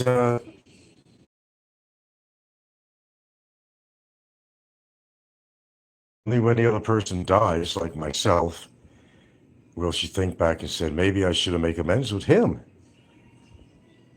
Okay, I'm the father. I gave life to her, okay? I gave life to her. And she wouldn't have these children, if she didn't have life given to her. It started with me and her mom. She was given life. She's grown up and has to live her life the way she wants to. And one can only do the best they can and wish somebody the best. When you make a lot of concerted efforts, hello. What can you do, Mr. Flying Circus? What can you really do? You can't do anything. You can't force somebody to do something they don't want to do. Like forcing somebody who puts a deportation report on you to tell them that they did wrong and that they should make it right because what they did was terribly wrong. What are you going to do? Put a gun to their head and say, go to the immigration, and tell them the truth, that you lied? They're not going to do that. It's, kind of the same in a way. Forcing somebody to do something is not going to get you the results you want. People can hold a grudge, and yes, family members do hold, do hold grudges. Can't remove a grudge sometimes. There are YouTubers that hold grudges, and they do stupid things, or say stupid things. Some people you just can't really change, Mr. Flying Circus. You have to understand that. So don't make me the culprit in this thing, because I'm actually not. I was always there for my daughter. She hasn't always been there for me. And in fact, when I was going through times of turmoil in my life, and I decided to open up with her, Mr. Flying Circus, this was addressed to you, of course. She didn't want to listen to what I had to say. She'd interrupt me and tell me about her problems. But you know what? I still listened. There were some times I was going through some emotional distress for whatever reason at the time. Maybe I needed to talk to her a little bit. But she'd act like she's listening, then, like with ADDH or something, she would go back to herself and be very selfish because, what was going on with her was apparently more important than what was going on with me. So I'm trying to paint the picture here, so Mr. Flying Circus, so that you understand it. And I hope you do. And there's nothing I could do. I have a family out here now.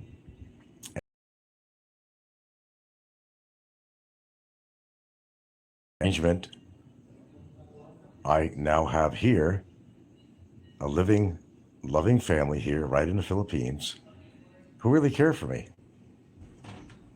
Sometimes you can't change history, Mr. Flying Circus. Sometimes you can't.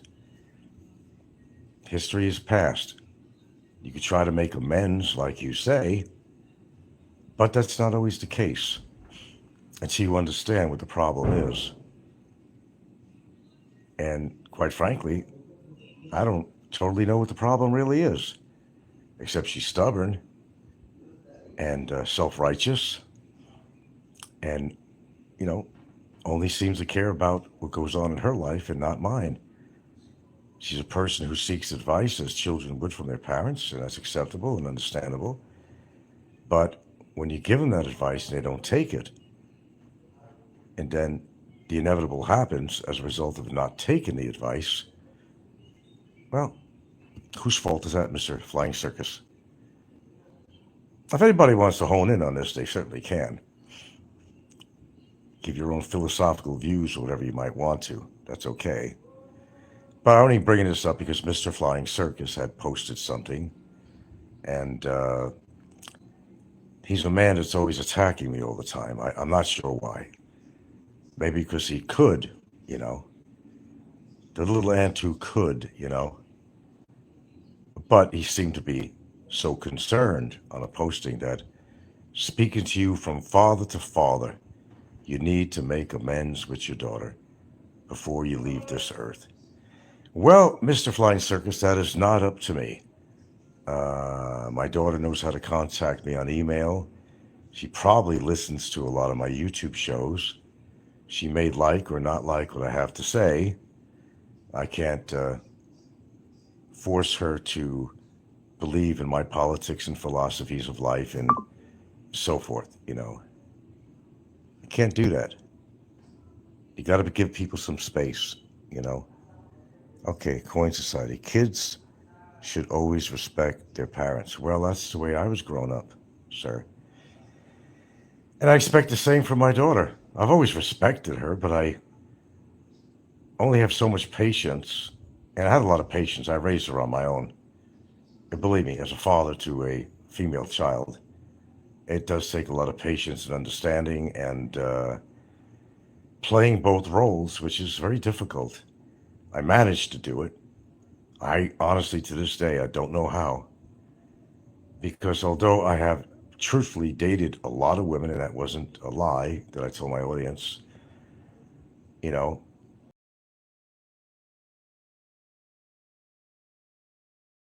could bond to, and a couple of them she started to bond to. I thought that was great, but then when something didn't work out right, she wanted a family. She'd watch all these TV shows, family-oriented shows, and, no matter what problems they had after that 30 minutes, the family was happy and everything, and any problem was solved. But that's, that's TV.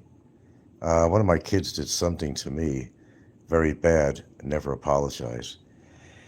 Well, she knows I'm starting to get really old here now. I started my 70s, man. I may live a pretty long time, or, I don't have any major health issues, so I might live a long time. I might. I'll probably outdo some of these YouTubers on here who are younger than me. I wouldn't be surprised about that. But no one lives forever. And sure, while I'm still alive, I'd love to be in contact with her and talk about what her problems are, exactly what it is with me. What's getting her goat, that she's that upset with me. Jesus Christ, I brought her into this world. And I raised her on my own when, apparently her mom wasn't totally willing to. What more can I do except be there for her as much as I could? Even if I lived far away, always in contact by phone. And if she asked me advice as a father, I'd give her advice. I always have. Always have. But when you got to understand, whether it's your daughter or it's a friend or I don't really care who it is. If somebody asks you advice and you give them advice and they don't take your advice, then they ask you for advice more and more and more, and they still don't take your advice, what are you going to do? You're going to give them the same information you gave them before, and they're not going to listen to you again. So it kind of gets tiring. Mr.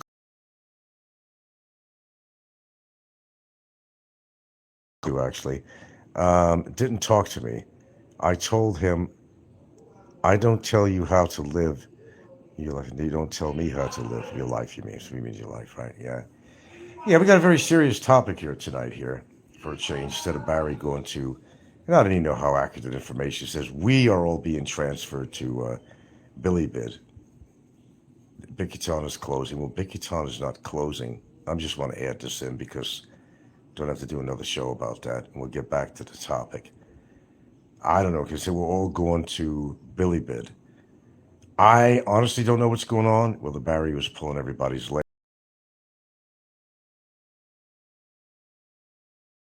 At Bikitan, that would force them to transfer him, except other than it would be just him. But how about the other people? The fact that he's now a convicted felon, they have to put him in a penitentiary setting, okay, rather than a regular detention. So that's the only thing that came to my mind on that. But he said we, plural, are being transferred over to Bilibid. And I have no reason, other than what my attorney seemed to think.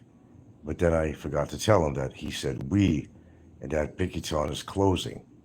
Bikitan is not closing. Nobody's ever heard of anything like that. So anyway, I thought I'd bring that in before I actually forgot, and we'll just get back to the...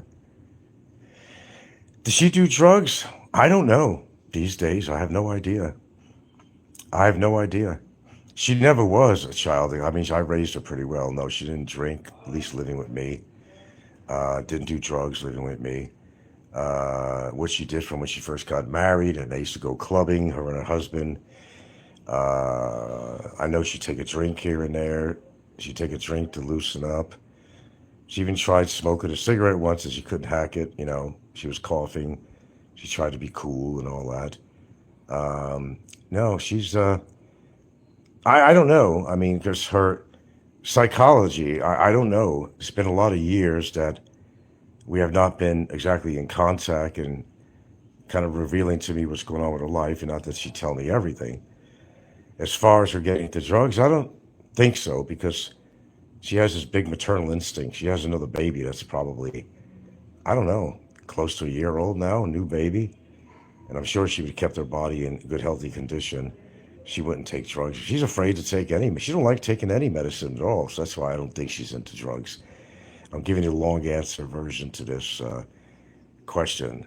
I don't think so, because she's got a baby to take care of, yet another one, And I know that she's not going to take medicine unless she really has to. So I kind of doubt it that she's taking any street drugs, unless she's hope. I don't know that either. I mean, if I'm not fed any information, long answer to that question. If you're not in touch with somebody, you don't really know what's going on in their life. You don't know how many pressures and concerns they have, whether they're healthy. I don't even know if my ex-wife is alive. I mean, I don't have any of that information at all. I doubt she'd probably even tell me that. Go, guess what? Well, mom passed away or something. Or I probably wouldn't know it. I probably wouldn't know if my sister passed away, to be honest with you. She lives in Pennsylvania. I probably wouldn't know, because her husband would never tell me. Just like I never knew that my brother passed away until it was 2 weeks later. And you think I was kidding about that? I'm always in touch with my brother at the time. Every couple of days, I'd call him up and see how he's doing. Of course, again, advice, but of course he never took it, nor did my daughter. Just the way it is. And that's the truth. I never avoided my brother.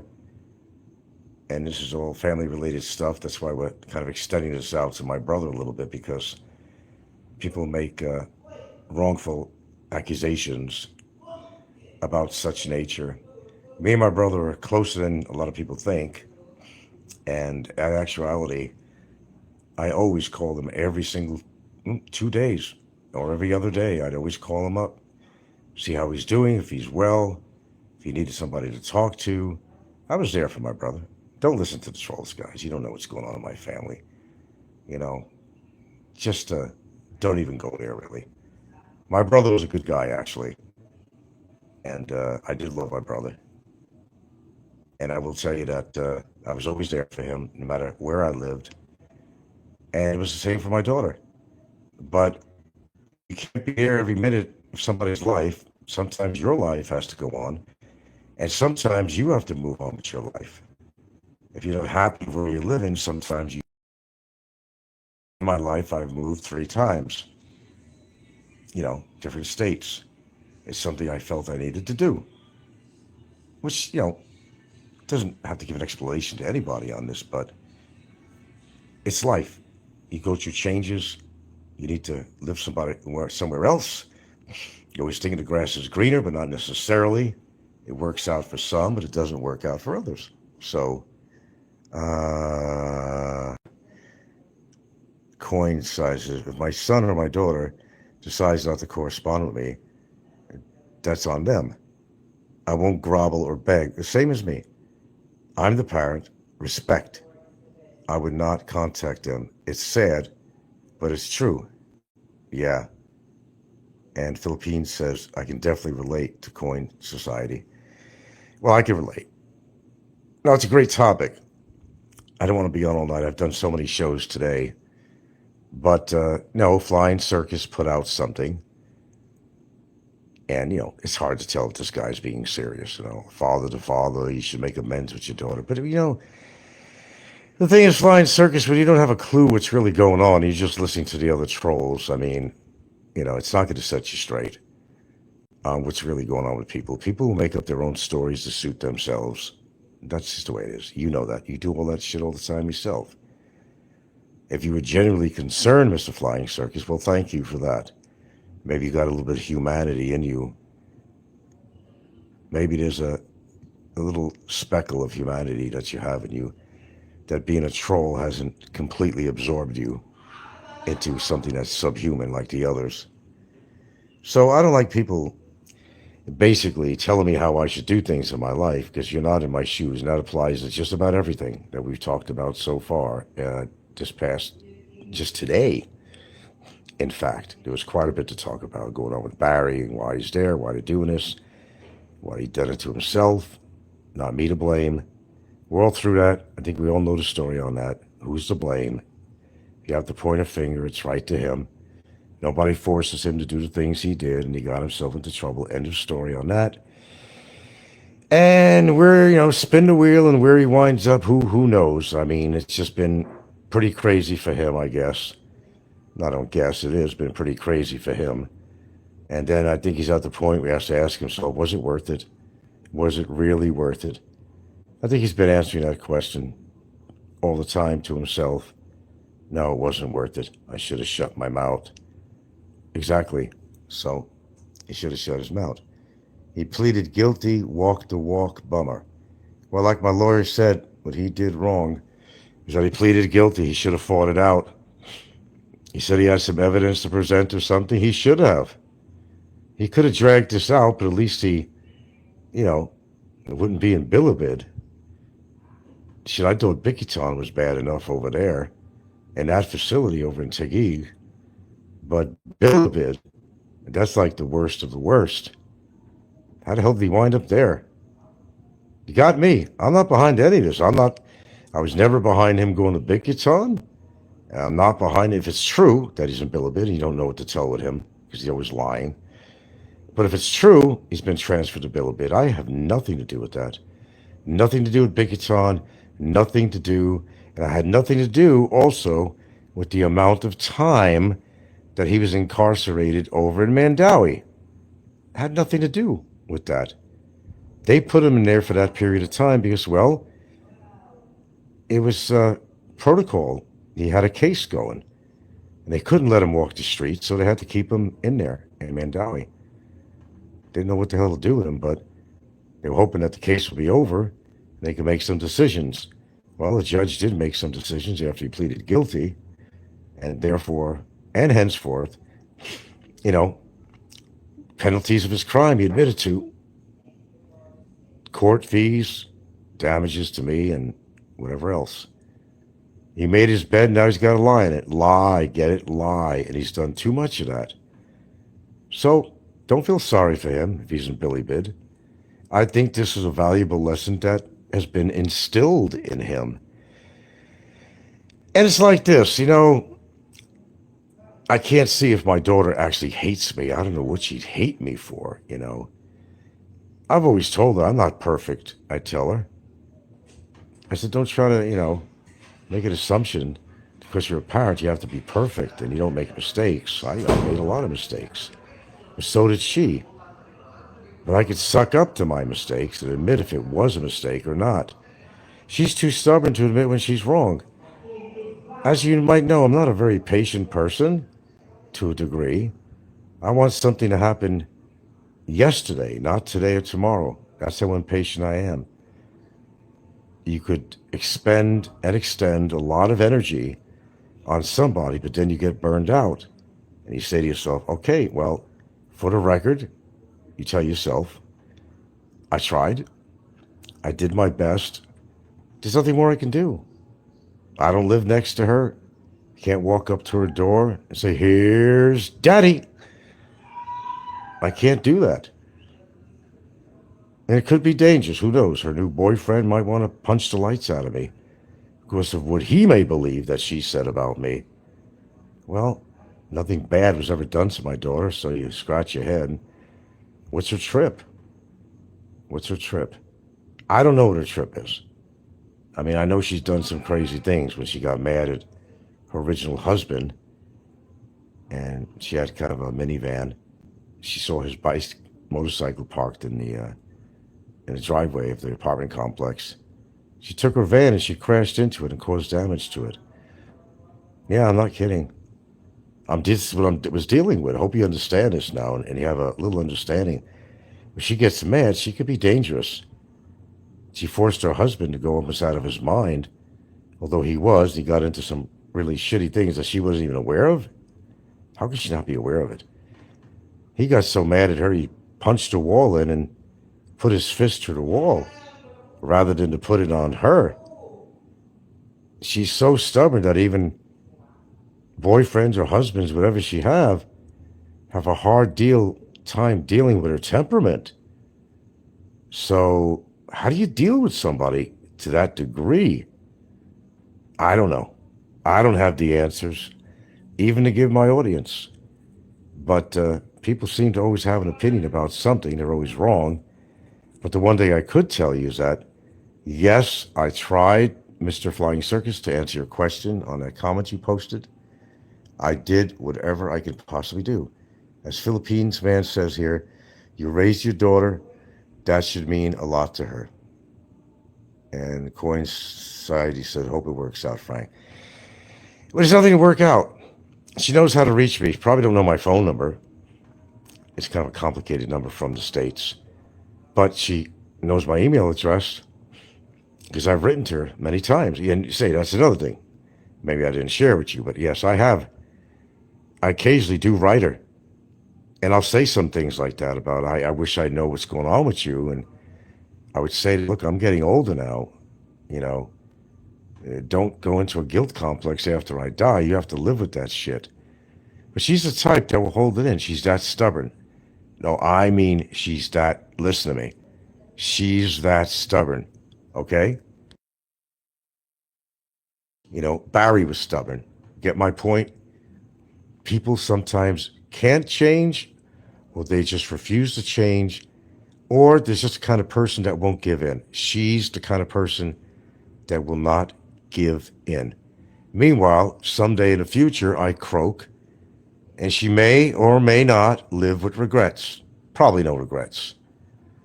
But who knows? That's, her thing. If I'm dead, I'm dead. She's alive. She has to live with herself. And said that I should have really made amends with my dad. So, no finger pointing here, folks, because there's no fingers to point at me. Loving father, always been a loving father to her. I'd always try to help her out. I always try to answer her questions and, but, if they don't want to take your advice, what are you going to do, man? You can't force people to to listen to your advice. Just like I come on here, a lot of times, I talk about health subjects and supplements and all that shit. Some people have, taken my advice and what I've learned and probably have really applied it to, I'm sure they have. I know of a few that definitely did.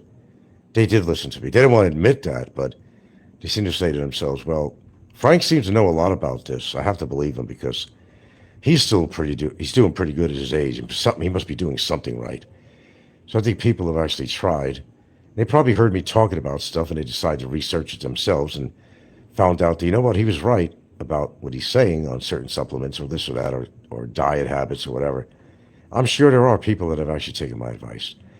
But the thing is, I can't force. I could talk about things on my show. I could give advice to my viewers, but it doesn't mean they're going to take it. It's one thing to give it, but not everybody will take your advice. That's just the way it is. It's no different than you have a son, if you have a daughter. It's really no different, man, Well, she's born August 15th, so forgot what she is. I'm a Gemini. Her husband went down for her crimes. Her crimes? Her crimes? She didn't do no crimes. No, she had a husband when she married. The guy was into some kiddie porn shit. And, come on. How could she not know it? I mean, I don't know. I don't think she had anything to do with anything like that. No, she's not that type of person. I think she was actually pretty shocked, actually, when these charges came up and he got arrested. He's probably well out of there a long time ago now, but, yeah, she had no idea he was doing shit like that. And don't even relate me to this guy because of what he did. I barely ever talked to her husband because he wasn't that social. And the only time he's talked, if we were out at a dinner or something, say something, he'll say something back. But he was not the kind of person who was very expressive. In fact, he kind of somewhat stuttered a bit when he talked. He was kind of like, when you're talking ahead of yourself, I don't know how to explain that. It's like a rushed type of talk. I can't explain it. A very unusual guy, emotionally void. I always knew something was wrong with this guy. So when I heard what he did, I was actually pretty shocked, actually. When I heard it myself, I said, you got to be fucking kidding me. I said, you're not lying to me. They got him for what? Really? Oh, well, you just don't know people. Sometimes you just don't know people, and you think you do. Like everybody seems they think they know me, and they know everything about me. No, they just know what other people have said about me on, of all places, social media. They don't know me. If they did, there wouldn't be a harsh word out there at all about me or mine. Who is this fucking Wilson you're always talking about? Sounds like partner's influence. Partner's influence? What do you mean by that? At Philippines, that's true. Sometimes partners control. Well, I just started the show tonight because I happened to read a post of Flying Circus, and, he's the clown, the circus clown. And he said something like, well, from father to father, you should make amends with your daughter, and mentions her by name. I don't know what kind of ploy that was, but maybe he really meant well. Maybe there's a human side to flying circus after all, which I doubt, but you never know. That some people have some good in them to be concerned about something. And I guess flying circus, being a father and probably a grandfather, understand. But that's the other thing too. If you got a gripe with me, don't get your kids involved. They're my grandchildren. Never really got to know them really well. They're in their mid-teens or so now. Some maybe 120 years old now. I mean, you never use your children as a tool against somebody. That's what pissed me off. They're carrying my blood. I would love to get to know my grandchildren. But then she'd probably say something, well, why did you move out of Seattle? Why did you move to Hawaii? Well, I have to have a life too. Seattle wasn't working for me anymore. It really wasn't. And that's just me. I had to live my life too. You gotta understand that. I think everybody can relate with that. I don't know who this Wilson is. I've seen you on the other show, Professor, by the way. Who is Wilson? Wilson Phillips, the singer? Who is Wilson? The recreational ball on the Stranded movie? You're always talking about Wilson, but I don't see anybody on here with that name of Wilson. Wilson is shadow banned. We can see him, but you can't. Okay, because I must have blocked him under a different name. Probably. I couldn't answer that for you. I don't know who it is, and I don't necessarily give a shit who it is. Yeah, we did plenty of shows today, but I guess there was plenty to talk about today when you think about it. Maybe I'll just get talked out and shut up for a long fucking time, and that would be novel. Well, whether or not Barry got transferred or not, I really don't know. I know he posted something, somebody told me, I went to see it, I seen what he wrote, but I understand that we all got transferred to Bilibid, which goes under the other name. We, meaning more than one, and he mentioned that Bikiton closed. Bikiton's not going to close. You know how many people with houses? And then he got all those people going to be transferred to Bilibid. That's just not possible. So you make out of that what you want. I have no idea. Coin Society says, bingo, Frank. Usually it's us having a life for some reason that our kids get mad. The Philippine says the Rickster was off the charts tonight. Was he on tonight? I wasn't aware of it. I'm not on here all the time. I watch movies and whatnot. Who will all these YouTubers attack after you decide to leave? Well, that's whatever they want to do. I don't give a shit. Let them kill each other. I always said that. Go meet in a parking lot. Anybody has a gripe with each other, carry your weapon of choice and beat the shit out of each other. I really don't give a shit. And I meant it. I think if people have a gripe, they should all approach each other. Okay, you said this about me. I'm going to get you for that. You said this about me. Okay, here's your punishment for that. We're all together now. We're face to face. See how much of a coward you are. Face me now. That's all. He's mongering and yeah, I know. He ain't back with this Apple chick. Maybe got together with her once, bought her something, whatever. Nah, man. I don't buy into that. Ricky's not going to hold a relationship with anybody because it's impossible. But the show ain't really about Ricky. But we're just saying. Again, don't believe everything you hear because it's usually not right. So, I see Jay was running his mouth again on Kevin's show, I guess. I mean, when does he not? Well, again, eat shit. 100,000 flies can't be wrong. If 100,000 flies are saying that shit tastes good, it must taste good. Ask the flies. But if a lot of people have this opinion about Jay, and some people actually have some evidence, or heard it from the horse's mouth, there might be some validity to some of that story.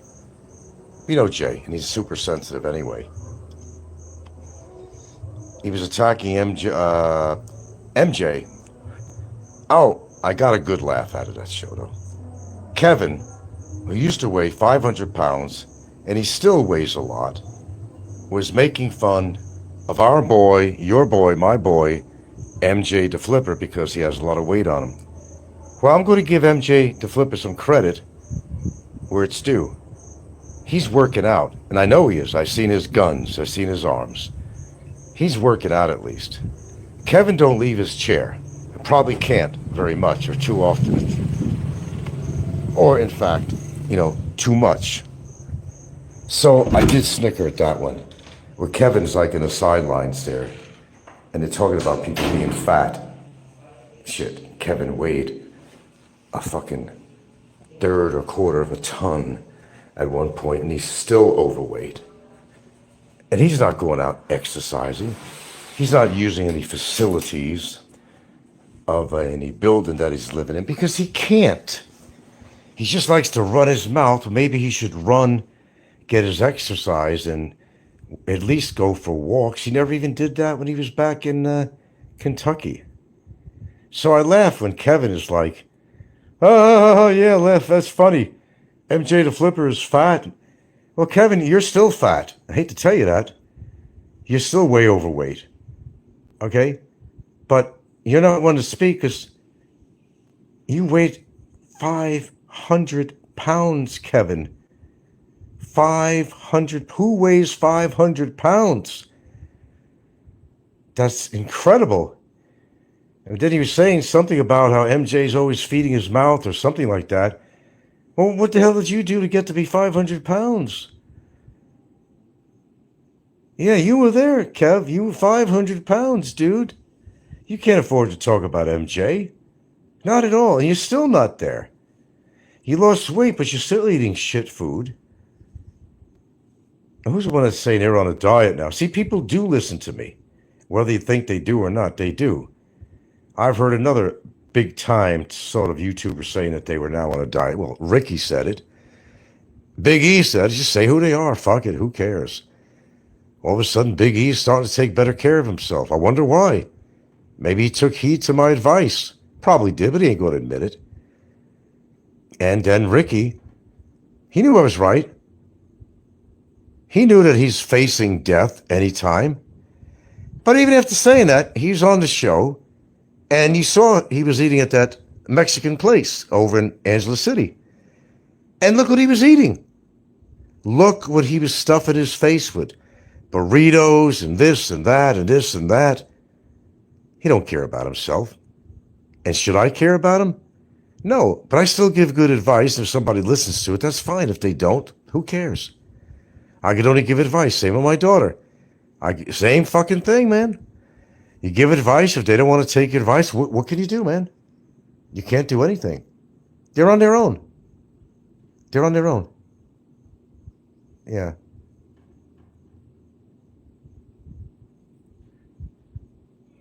Kev doesn't leave his room. I don't think he does, to be honest with you, Hugo. Coin Society says they're all really sad people, low self-esteem. Coin Society says Ricky, not on a diet. 4 beers and chicken fingers tonight. Was he on again? I guess I didn't catch him. I saw what he was eating at the burrito place. Jesus Christ, the calories and fat in that. No, they're not going to change because they can't. Yeah. If he's really that stupid and serious about giving Apple a boob job or something, give me a fucking break.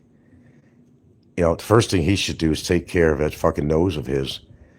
Second thing he should do is take care of his teeth with a huge space in between it. He's supposed to make all this money every month. Why don't you take care of yourself first, dude? Take care of your own body so you could buy these dates that you buy all the time. So you can continue living that lifestyle. If you're dead, you can't do it, dude. Shit, you can stick a cigarette in that fucking space between his two. There's a cigarette holder, built-in cigarette holder if he still smoked. Automatic. And that fucking pig nose of his. If I had his pig nose and I was really making the money that he claims he's making, man, that's the first thing I'd fucking have done. I don't care how uncomfortable it is. Shit. I'd have it done. You see when he talks, he tilts his head back. He's got the biggest fucking nostrils you ever seen. Pig nostril.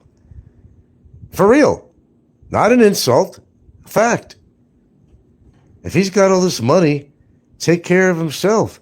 But don't let me stop you, Ricky, from eating all those burritos and high cholesterol fatty foods. It's your body. Remember, I met you, Ricky. And you're huge. You're huge. You're bigger than huge. And we're not just talking your height. We're talking your girth. The size of your legs, the size of your stomach was about 48 inches. And the first time I ran into him in SNR, he said he was wearing shorts, but he said he can't find any place that has shorts that'll fit him because his belly's too big. Well, hint, hint, hint, Ricky. Hint, hint. Lose weight. Save your life. This way you continue on your debaucherous trail of unsuccess and having to pay for your dates. Imagine if you lost a lot of weight, you got a nose job, fixed your teeth, and stopped dyeing your hair, and stopped combing it to look like you have a toupee on, you might have a fighting chance. Well, let's add something to that formula too, sir. Change your fuck from the basement says, I remember Frank promoting the benefits of olive oil. I promoted a lot of things on here. And I know for a fact some of the biggest trolls and figures on here have listened to me very carefully. And they examined themselves and they said, you know what? I'm certainly not going to admit it to Frank. Maybe they'll say it to their wife or girlfriend, or if they don't have one, they'll say it to themselves and say, you know what? Frank is right. I got to start doing something about myself, or I'm heading down, let's call it Tobacco Road. And speaking of tobacco, yeah, that's another thing with me. The funny thing is, though, I'm probably healthier than most of these people on here that don't smoke. Imagine that. I don't know, the irony of that or whatever.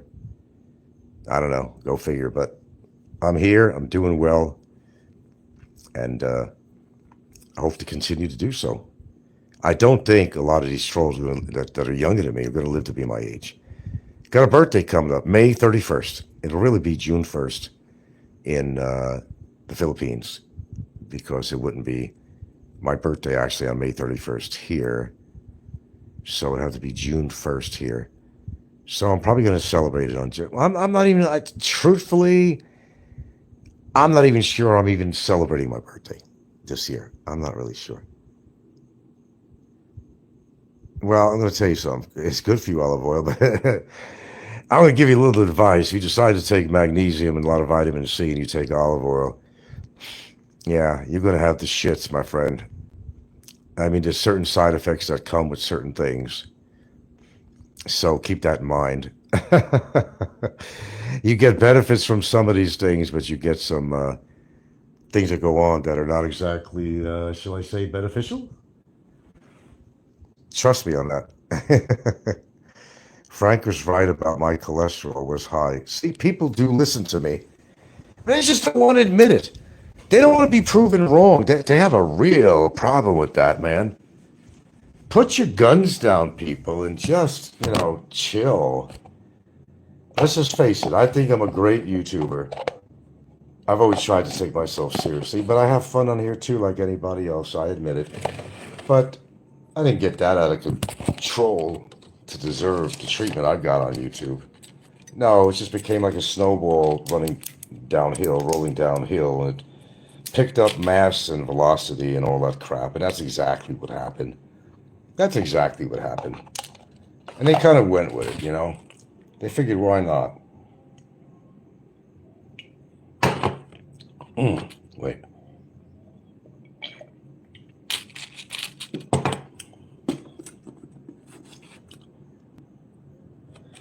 Here's a picture of my bro. Rest in peace, Al. There's a picture of my bro at the house. Rest in peace, Al. Hope you finally found peace in your life. If it had to do with dying, I guess that was it. But he wasn't at peace with himself and his body and whatnot. That's my brother, and I do love my brother. Always have, always did. We were different in a lot of ways, that's for damn sure. But love was still there. Say what you want, but you can't tell me what my relationship is with my family. That's impossible to do. But you're going to do it anyway, because you know everything, right? Of course you do. There you go. And is that gypsy in the language there? Who's that? It's because a bunch of bored and lonely men babies, needed somebody to gossip about. Yeah, it was like a sewing circle. It still is. It's a sewing circle, I call it. An ongoing sewing circle. And you think Filipina's chismis out here? Oh, God. I think it's more so the foreigners that do more chismosa, than the actual Filipinos do. I mean, what else are they going to do with their time? Remember, they're living this exciting life. Well, at least they try to portray to you that they're living this exciting life. But is that the truth? I think you guys are educated enough to know better than that. You've been listening for a while, and you can separate truth from fiction. I'm sure you have the ability to do that. And it's pretty obvious with some people on here that they're actually not living the life that they claim. They can't even be faithful in their relationship. They have to be with other women and have babies with other women. I mean, it's sick. No matter how you look at it and spell it, and it's just sick. And they can't afford to talk about anybody on here. I think we've established that. But you're right, whoever you are, in Chinese or Korean, whatever the hell it is because a bunch of bored and lonely men babies, needed someone to gossip about. There you go. Could have said it better. Glad you did. But it's information that we're already aware of. Don't even bother to try to change somebody that is not willing to change. Just give up on that idea and go on with your own life, because social media, and I don't care if it's YouTube or Twitter or whatever platforms, Discord, this, that, Facebook, people lie. People want attention. And, as I always say, even negative attention is still attention. They're going to get it every way they can, and they'll do their best to get it, even if they have to destroy somebody's reputation or make an implication toward, or go even further than that and hurt people, like when they did the rice thing. That didn't hurt me. They were hoping it would. It didn't hurt me at all. It hurt these poor Filipinos that came out of their way, thinking they were going to get free rice and money. That was cold. So it didn't hurt me. It didn't hurt Gilda at all. They understood. It was made public, and people understood that it was a prank. But who would be that low to do something like that? Well, I can name a number of people that would do something that low. I absolutely could. There's no, no thinking about it. Starvos from the basement says, not cheap to live in Asia anymore. It probably was 15 years ago. Yeah. No, it's not. I see it every day. There's always something that's coming up here we have to spend money on. There's always something. You can only hold on to money so much. I'm not wealthy. I never said I was. We're not broke. Obviously not. But, what you might define as wealthy and what I define as wealthy might be two different things altogether. We're getting by. We're doing what we need to do and get the job done, as they say. And we're just moving on in life. Which, by the way, I will continue to do so, whether people like it or not. I think before the year's over, my little part of the prophecy mechanism of my brain is telling me that before the year is over, we're going to hear something about somebody on here. That something as drastic has happened to them. Call me the prophet. Call me the space cowboy. Call me whatever you want, and you certainly have. But I'm predicting that before the end of this year, before this year is over, there's going to be something very drastic happening to somebody. And it has to be with their health. Nothing physical is going to happen to somebody. It's going to be somebody's health that's going to totally give out. Completely. And they're going to die. Or they're going to be very incapacitated for the rest of their life. That's what I think. That's my prophecy. Hello, dear. Hi. You're looking quite lovely as usual. You're always looking lovely. Yeah. Very tender. Love me, tender, love me. I'll be there for you. Yeah. She's singing in the background. We sound like we're an unhappy couple. Do we really? Huh? No, I'm talking to my audience. I said, do we sound like an unhappy couple? Oh my No, God. we're happy as can be. Happy as can be. Oh my. Under certain circumstances, we shouldn't be, but, you know, we deal with anything that comes our way. She could be as headstrong as I could, and believe me, only I will know that. She could be a viper if she wants to be, no question about it. Only I know that to be true, and why. And why. Okay, what else we got here? Coin Society is talking to Staros. Yeah, slightly cheaper. I've been here 7 years. Might move out in 4 years.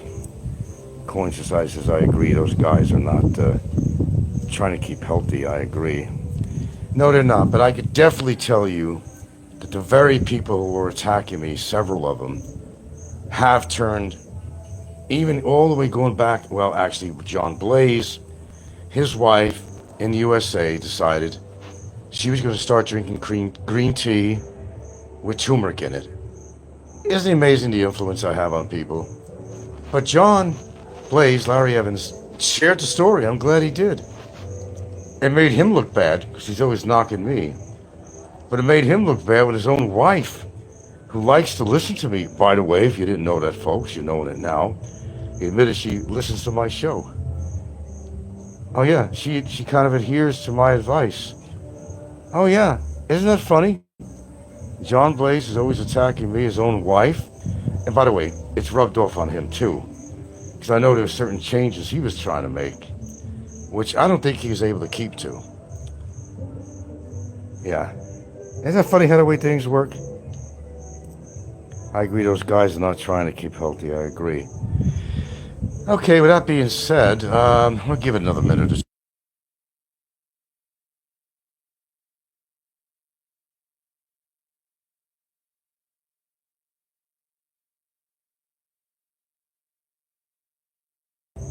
So I do not know, and we'll get back to Flying Circus in a minute. I do not know what's really going on with this Bikiton transfer. I really, honestly don't know.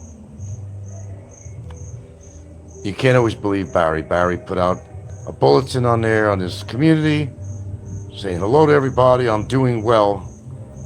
Well, I don't know. What kind of a statement is that? How could you do well in Bikiton? But hey, it's Barry. He's cocky. He doesn't want to know he's suffering. And I'm sure he is. And, you know, I don't care either way. As far as him being transferred over to, for whatever reason, I wouldn't know what the reason was. And the only reason that me and my attorney could come up with is that he kind of falls under a different category now. And paperwork takes a while to get through. He's now a convicted felon. So his status has changed with BOI. Now he's in the penal system, you know, the penitentiary system of the Philippines. That's for sure. As far as him saying in plural that we are being transferred, that Bikiton is closing, well, that's nonsense. Bikiton is not closing. I don't know what he meant by that. I have no clue. But that's Barry, okay? Yeah, I have no clue. Maybe I'll eventually find out, but I've seen no bulletins, anything on immigration or anything on there that says anything about closing up a detention for foreigners in Bikiton and Taguig. I've seen nothing of that sort anywhere on Facebook or anywhere. So I have no clue. But yeah, I could believe what the lawyer said, that that's a possibility. If he didn't use the word we are being transferred. Well, I don't know, maybe people who had convictions are being transferred over there. Because I think that's how it works. You just fall under a whole different category, shall I say, without better words. You're in a different position because you're now convicted felon. Yeah, he's actually a convicted felon. He never saw that happening. That hit him pretty hard. Like my lawyer said, he should have never pleaded guilty, but a little late for that. I knew that was a mistake for him. And I knew he was going to do that, and I didn't stop him from doing that because, see, I have to be honest with you guys. I knew how this was going to work. Because my lawyers told me. They said, let him plead guilty. I said, no, but then, what, the trial will be over and we can accomplish what we want? I said, what do you mean by that? Well, if he pleaded guilty, and even if the judge didn't sentence him to actual prison, okay, as a result of actually pleading guilty, okay, girls, come on. Even if, okay, pleading guilty, it makes you go on record and you still get what you call as a conviction, okay? Try to make this as clear as I can. And he's considered a felon. So his status could have changed, is what I'm trying to say, desperately here. I'm not coming out with the right words. I think that could have been what transpired. That makes any sense at all, because he's now in a different category, outside of the jurisdiction, I guess, in part, of the Bureau of Immigration itself. So, I don't know, his plans kind of backfired on him, apparently. And he didn't get his way like he was hoping. Well, he didn't get sentenced by the judge, and he's very happy about that, but in a sense he did. Because pleading guilty means, yes, he's a convicted felon, and as such, that's a definite blacklist in the Philippines of him ever coming back, and there goes his relationship permanently now. I mean, there's no question about it now. I don't know what plans he thinks he has of ever meeting up with her again and developing, keeping a relationship going. I just don't see how that's humanly possible. And I don't think under the circumstances that could ever happen, because I can't really see her being able to go, leave the Philippines to be with him no matter where he moves. That's something I just can't really see happening. Not that I don't want to see it happen. I just can't see it happening under the circumstances. Okay? So, how many years was he sentenced to? No, he wasn't. He wasn't sentenced by the judge. He pleaded guilty so the court sessions were over. Case was over. But what the judge did was, and agreed for by my attorneys, because, we knew what was going on and how this was going to work out. They said, let him plead guilty. And he did, formally this time, formally. As such, he's convicted.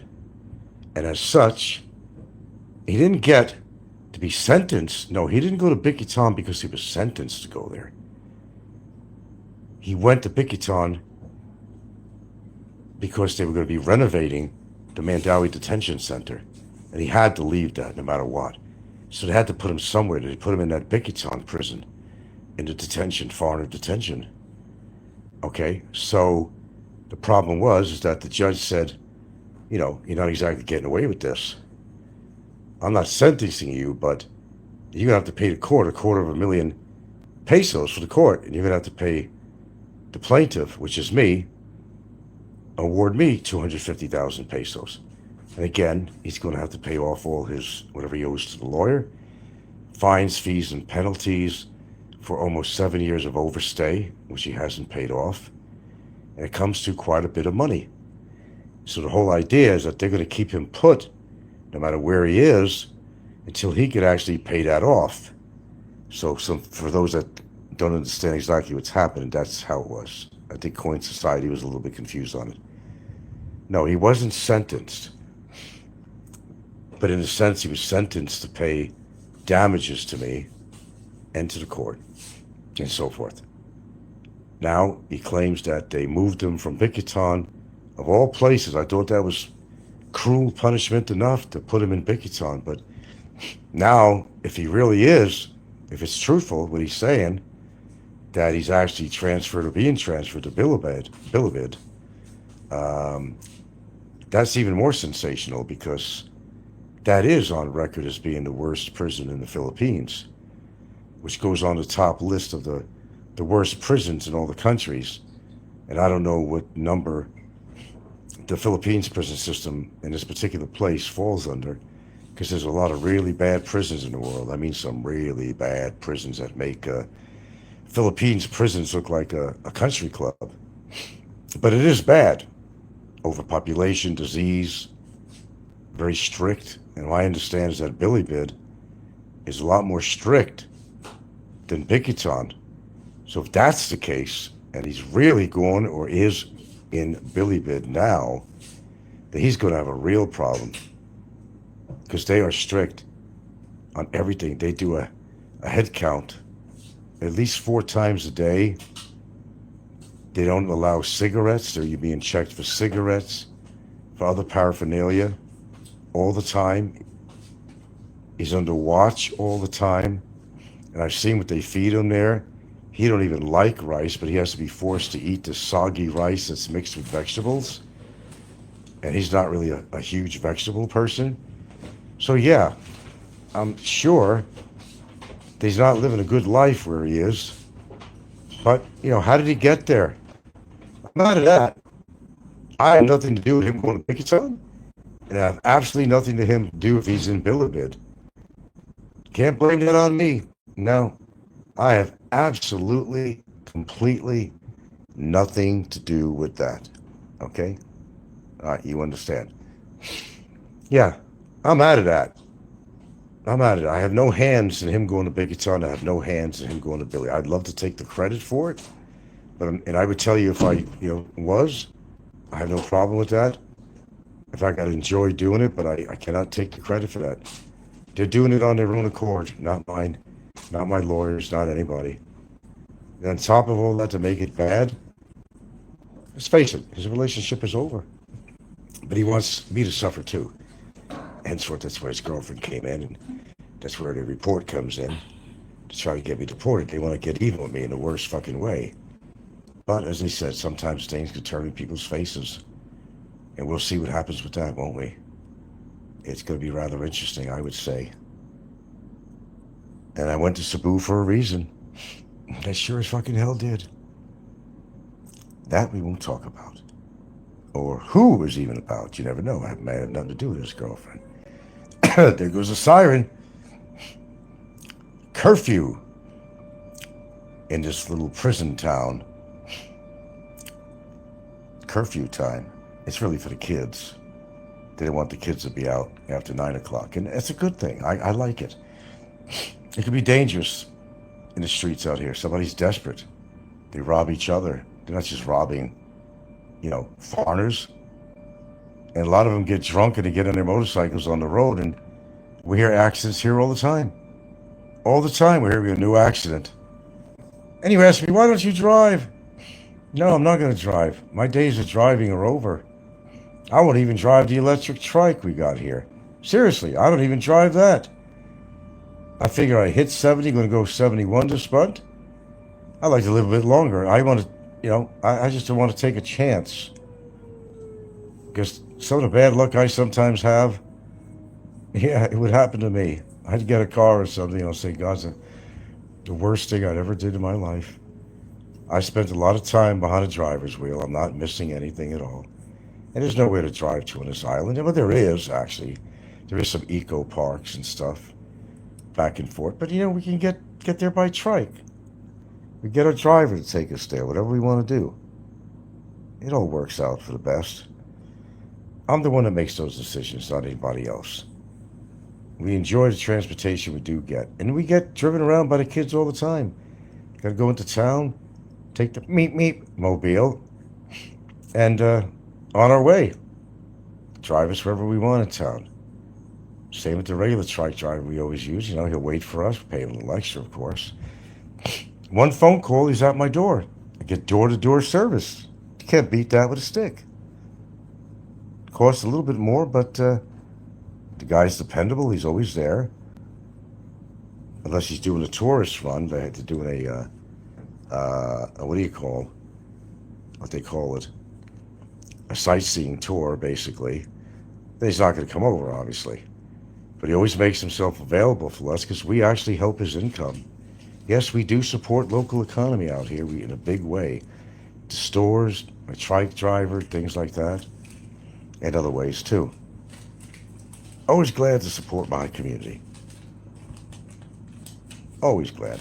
Okay, I got to go, but that's kind of what's going on. So to answer, again, Mr. Flying Circus, which I doubt the man could be serious at all, but let's just throw him a bone or whatever. So if you're serious and you're not concerned about me and making amends with my daughter, well, sir, I think I've answered that quite well on this broadcast. A man can only do what a man can do, and you can't force somebody to do something they don't want to do. That's all there is to say about it. Okay, guys, thanks for listening, and thanks for the dialogue. I do appreciate it.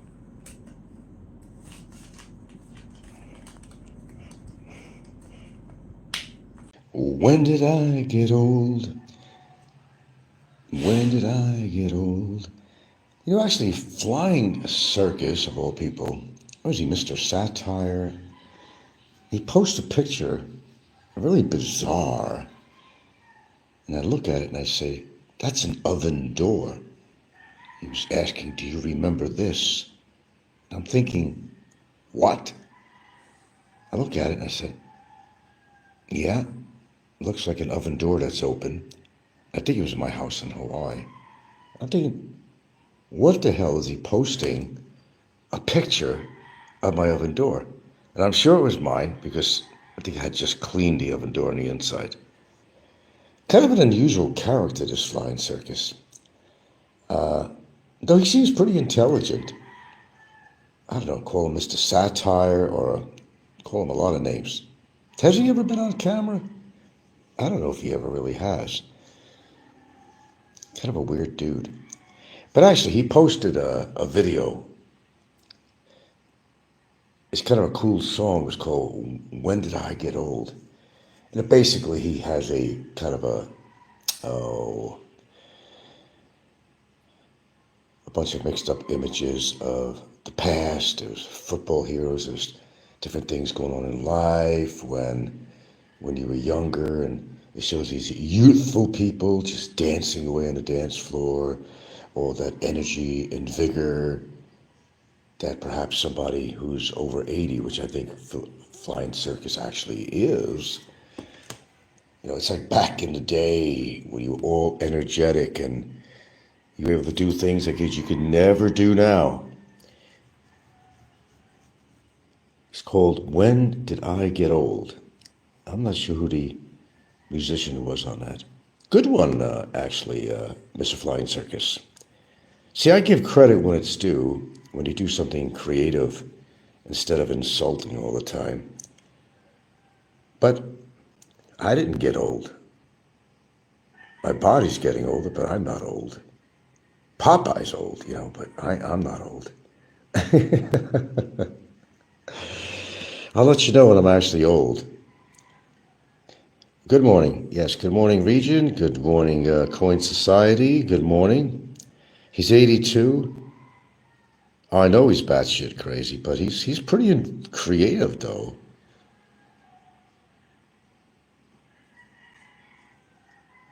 Well, you got to embrace your age. What else can you do? Like, do you have a really big choice about it? You don't. So you make the best of it. It's not like you were never young before. You know, people look at you and say, oh, you're getting old, man. Well, yeah, so are you. But, you know, you embrace your youth. I mean, you had your chance of being very young. And you did all the things that everybody else did. I don't know, maybe different than other people. I don't know what you did with your youth. But, you know, everybody's had their chance to be a teenager. Everybody's had a chance to, you know, find their first love or their puppy love and, you know, have the vigor of dancing wildly on a dance floor or whatever was depicted actually in Flying Circus's video that I was watching, actually. I don't normally go to Flying Circus. The only reason I could find his channel is if he makes a comment or something to me, and it shows out on, that there was like a mention or something like that. If you punch in Flying Circus, you're not going to find his channel. I tried that in the past. The only how I know he exists is, I don't know, if he makes some kind of a mention of me or something. I don't know. He's a very unusual guy. Very creative, though. He's really creative. If you could only put that into some positive energy, On one hand, he's making a plea for me to make amends with my daughter and blah, blah, blah. And I don't know. He has a sentimental side, but he has a fucking batshit crazy side, which you just said. You're right about that. Batshit crazy. Oh, I know. He does everything about Fazio on there. It explains a lot. Yeah. Yeah, a lot of weird, lonely oddballs in this community. Well, we've pretty much figured that out, haven't we? Yeah. We certainly did. We certainly do. Yeah. No cup of tea this morning. I haven't even tried to make it yet. I'm kind of lazied out this morning. When did I get old? It's a good tune. I'm not sure who wrote that song or sung it, actually. Then Flying Circus made kind of a montage of like little video clips and people doing things or looking back. Maybe they had a property that was for sale. It's all older. Now I'm old. He ends it up with a gunshot, He's explained that, he's not the same person he used to be. And, well, as the song, goes. But now it's all over. He lost his youth. He lost this, lost that. The memories are just that. And then you hear a gunshot. Yeah, that's pretty creative. I like that kind of shit. Even if he's insulting me, if he does it creatively, don't have to give him credit for that. But I don't think Flying Circus knows how to feel, and his show's not really about the Flying Circus, but I don't think he understands what the hell to feel about me, Very unusual. On one hand, he's reaching out, father to father, you should be making amends with your daughter and all this stuff. And then he'll do something that's totally, like you said, batshit crazy. Well, welcome to YouTube. Oh, big Fazio fan. Oh, geez. Yeah. There's no doubt about that. Fazio. Yeah, I was even looking at some of the old Fazio things he had on there.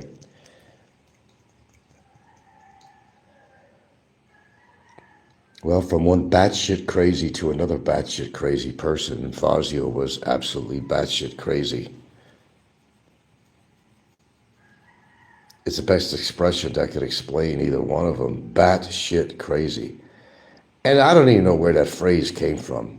Batshit crazy. Anybody know the history of that expression? Batshit. Think about it. Batshit crazy. What about batshit? That's crazy about batshit. So you're going to say batshit crazy. I know where some expressions come in. When somebody says, bless you when you sneeze, most people don't understand the history of that. And the history of that, and you look these kind of things up, common words or phrases that people say that, has carried on into this century, go back a long time. And the reason people say, God bless you a lot when you sneeze, is because that expression came when there was a bubonic plague back in the good old days, right? And they figured if you were sick, you were going to die. If you sneezed, they said, God bless you, because they figured you were going to die. And you know how many, the bubonic plague killed, millions or something. That's why these people say, God bless you. And then there's all these songs, ring around the posy, da, da, da, and all that stuff. Or ashes, ashes, we all fall down. Well, that also had to do back in the plague days. All these really dark type of songs came out of the plague. And we're not talking about the COVID either. Although there should be some songs written about that. And nobody realizes how a big thing this COVID thing was. A lot of people did die.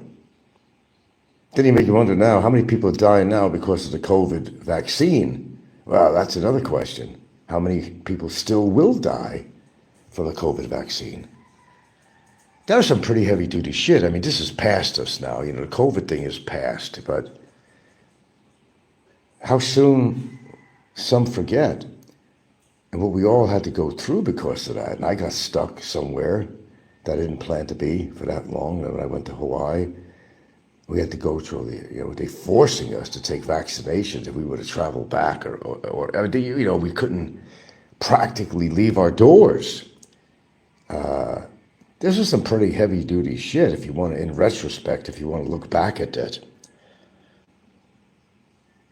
Oh yeah, ape shit, that's another one. Ape shit. I don't know, maybe because apes are wild. And by the way, a little hint. If you go to a zoo or something, I don't know, try pounding on your chest in front of an ape, a big-ass gorilla. Chances are he's going to respond to that. Seriously speaking, I'm not shitting you. Yeah, you're challenging that gorilla if you pound your chest like that. I wonder if Barry's pounding his chest in jail. Oh, I had to come up. All right, I had to find one with that one. Yeah. I wonder if he's pounding his chest and what kind of reaction he's getting. Sorry, had to throw that one in there. I had to. Couldn't help myself on that. All right. Let's get this. 1, 2, 1, 2, 3. When did I get old? Good song, Flying Circus. Good song. God, my other phone. Well, if I could play that. Good song. That's right. When did I get old? It really is a good song when you think about it. Because time passes so fast. Shit, guys, I got a birthday coming up the end of the month, It just seems it wasn't that long ago I had a birthday. Shit. I think I have a daughter that's like freaking 44 years old. Going to be going on 45. I'm like, what the fuck? So that's my point. Life goes by real fast. Make the best of it that you can. Flying fish. I think he is. Well, actually, let's see. I would say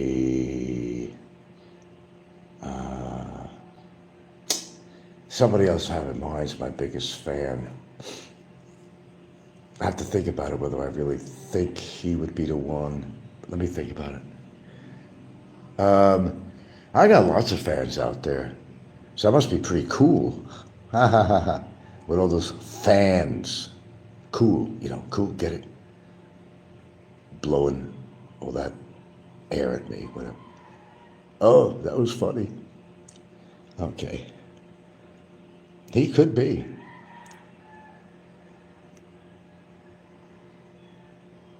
I was listening to a recording of Fazio actually with Aloe. They were on a conference call or something, Anyway, he was batshit crazy. And boy, did he have a lot against me.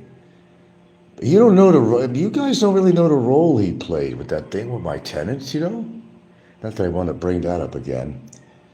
You have no idea how caustic he was in that situation. Talk about time on your hands and being bitter and wow. But it gave him, it gave him something to do and something to look forward to. As as I give people something to do and something to look forward to also. So I guess I serve a purpose on here. I must.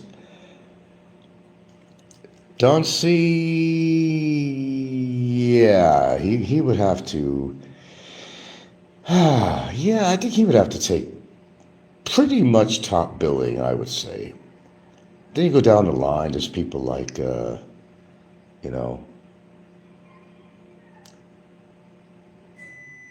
Peckerwood, although they seem to be in the background, but they're there. Peckerwood really has a bone to pick with me for, whatever. Peckerwood, for sure. Who goes under a lot of troll names, by the way, I don't know, they all love me. Hold on, let me attend to this for a second.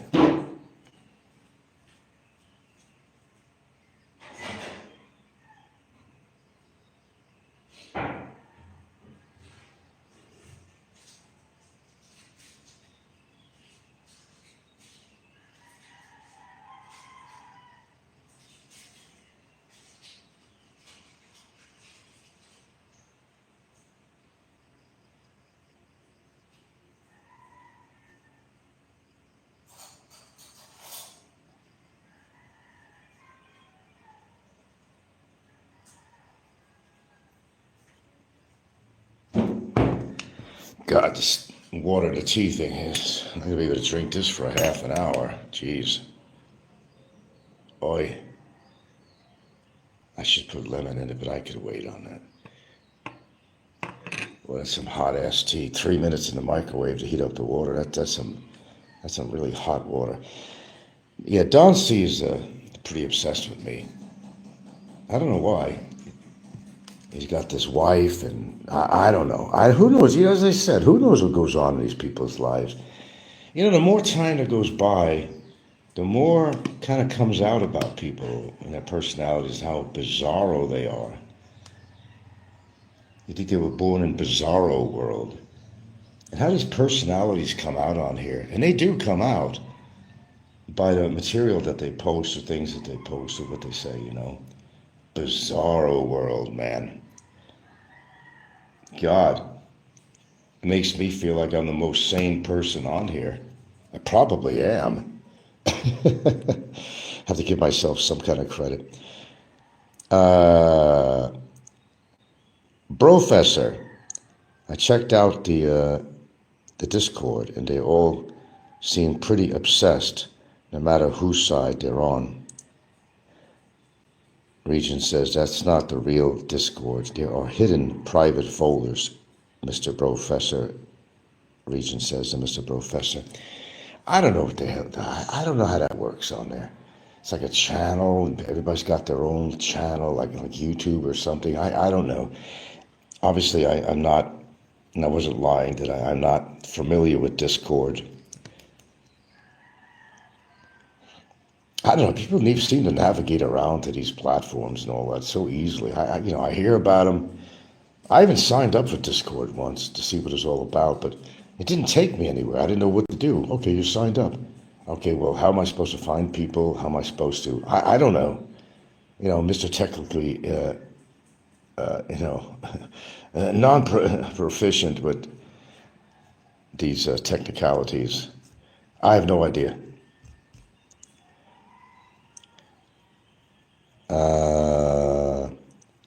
Mike Ross has made that abundantly clear over his last years at Regent. Made what? Well, I don't know. Regent said something. Now he retracted his message, and then Mike Ross has made that abundantly clear over the last year, Regent. Made what clear? Made what clear?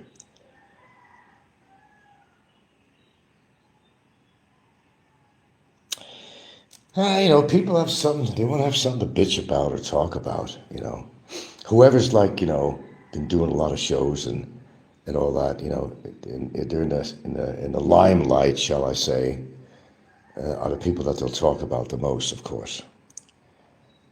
Clearly, you are not the professor from Kevin's live stream.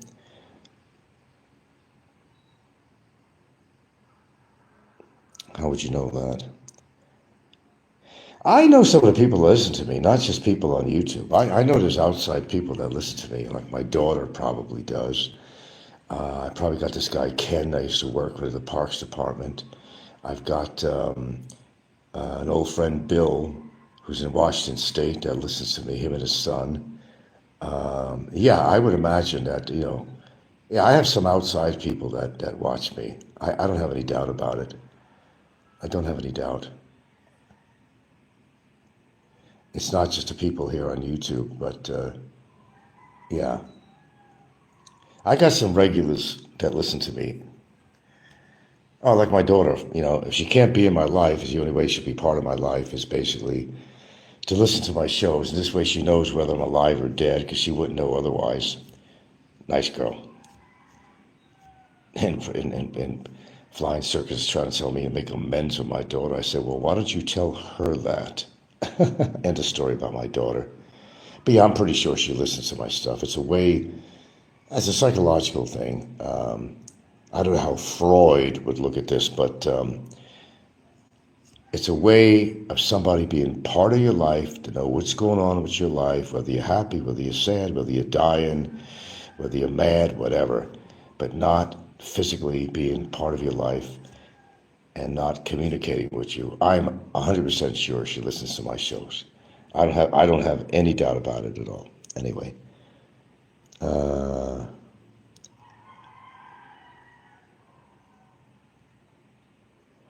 Regent mentioned Discord hidden folders before. He erased it for someone, whatever. How insignificant this shit is. You worried about Discord folders and shit.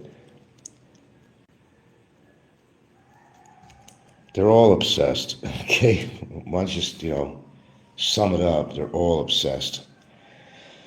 It's just a wee bit too much. That really makes me feel so better about myself. If I have a bad day and I'm thinking, Frank, you did something wrong, or whatever, or maybe on that day I'm not thinking highly of myself or something, or for whatever reason or whatever. Then I think back to this kind of shit on YouTube and how fucked up these people are on here. Then I feel better about myself. You don't need a pill for that. Just listen to these goobers on here, man, and the things they talk about and how much time they spend talking about it. And then you feel better about yourself. I feel much better now. And that was part of a joke, really. I feel much better now. I think it was one of these psychiatric jokes or something, where somebody was taking meds. They took their meds. Like they did something wrong prior to that, but they took their meds. And they were like snarkily kind of saying, but I feel much better now. Okay. I think there's some people on here that should take meds, actually. Truthfully. I say the real obsessed one can be found in replay. Oh, the real obsessed ones can be found on the replay channel comments. And Professor says Heminger has the real information. The secret is, who really is Mrs. Heminger? Something we may never know. I see I've been getting some support from MJ Flipper. Yeah, he was talking about Jay again. That Jay knew exactly what was going on with Barry and dragging women by their hair and all that stuff. Jay's been bold enough to make comments are going on StreamYards these days, even though he knows nobody likes him, and the embarrassment he's been since he's ever been on YouTube, embarrassment to himself actually. Yeah, he realizes that, but he has to try to be macho man. Well, I'm not macho man. I'm macho man. Okay, different. I don't claim to be macho man, but I'm more macho than most of these pussies on here. Manginas, a lot of them are manginas. Don't get me going. Please, too early for that. I was contemplating whether I was going to do a show this morning at all. I saw that MJ was working out the early morning. I said, wait a minute, I can't do a show. I need to go work out first. Am I working out? No. Yeah, but now that I have a birthday approaching, yeah, it sure makes you think about it a lot. And yeah, like, a little satire, whatever you want to call it, that Flying Circus had on there on one of his videos, and there are guys that only got 12 subscribers. I mean, what the fuck, Maybe he needs to be helped out a little bit. I don't know. But yeah, looking back at your youth, like euthanasia. Should we be allowed to euthanize ourselves as we get older if you feel not useful anymore? Everybody should have the right to euthanize themselves. How do they stand on that? And what are you going to do to you if you off yourself? What are you going to do? Arrest you? Some places it's these people's lives are so bad that they off themselves, and I never come to that. But what if you wanted to do that? I mean, there's laws against that. What are they going to do? They're going to put handcuffs on your dead cold body? It's against the law to do that. That was brilliant, actually. That was actually brilliant. What's the law going to do if you decide to off yourself because your life is so effing miserable? They're going to arrest you? I don't think so. Everybody has the right to do with their body. Smoke, drink. They want to take illicit drugs. If they want to beat themselves up, they're into sadomasochism or something or that too. Whatever you want to do, self-destruction, body mutilation. You should be able to do with your body what the hell you want. If you want to have tattoos on every possible piece of skin in your body that some people have, I don't understand that at all. I must say that. That's freakish, I'm sorry, but they're just crying for attention or something. I mean, for crying out loud. And where'd that expression come from? For crying out loud. Well, for crying out loud, that somebody would cover their body with all these tattoos. I don't get it. I still don't get it. And I'll never get it. I'll never get a tattoo. I don't have it. I have enough scars and shit on my body, or freckles or scars or old injury or whatever. I shouldn't be hard to identify when I'm dead and cold. Certainly by my loved one, but yeah, we've all had our youth. Sorry, pal, and even if you're younger, you're still older than last year. You're still older than last month. We're all going in one direction. All going in one direction. Cells are not reproducing like they should. Yeah, bodily functions start to break down. Some men shit on themselves. They have to wear diapers. That's when it's all over. Ed Lippert had to wear diapers. He did. Admitted it. Shit, I wouldn't say nothing about that. I was Ed Lippert. Why, my gosh. Just like, Philly in the Philippines told everybody a long time ago that to get an erection, he has to use one of these pumps, penis pumps. Why, one thing of getting personal, but that's another thing. Why would he, Brian, tell people that he had to use a penis pump? That's just a bit too personal. You got to do what you got to do, but something like that to tell the public? Nah, man. Imagine if I did something like that. If I had to be in Brian's position and need a fucking penis pump, boy, would I be a target of laughter on here, especially me. Sorry, I don't use one of those things, but maybe one day if I need to do that, I'll tell you all about it. And maybe demonstrate it. How's that? No, one thing I don't need is a penis pump, thank you very much. But Brian, come on, to tell the public that? Nah, man, that's something you don't do. But go figure, the things that people will talk about on here.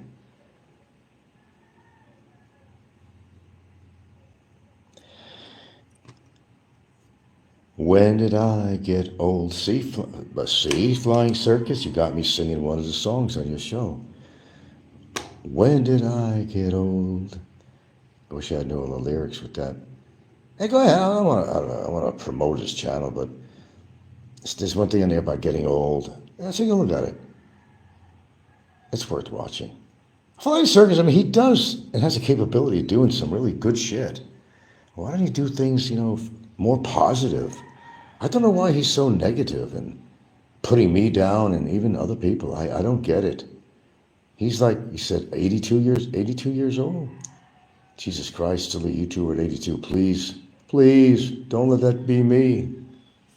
I don't know if I'll live to be 82. I don't know. I certainly hope I'm not on YouTube at 82 years old. Hope I'm not on YouTube at 72 years old. Nevertheless, 82. You think Heminger is Rike? And Ned? No.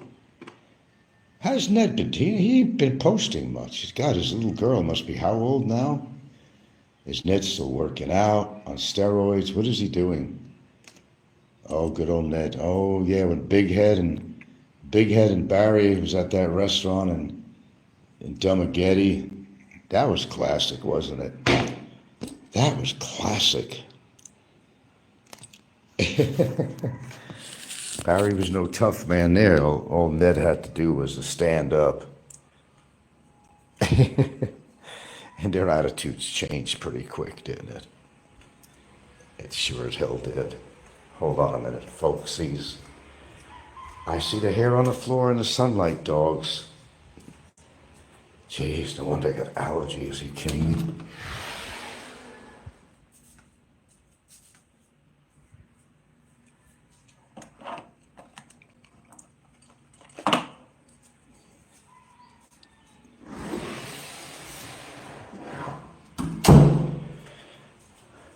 Letting the lady sleep instead of being distracted because I get up early.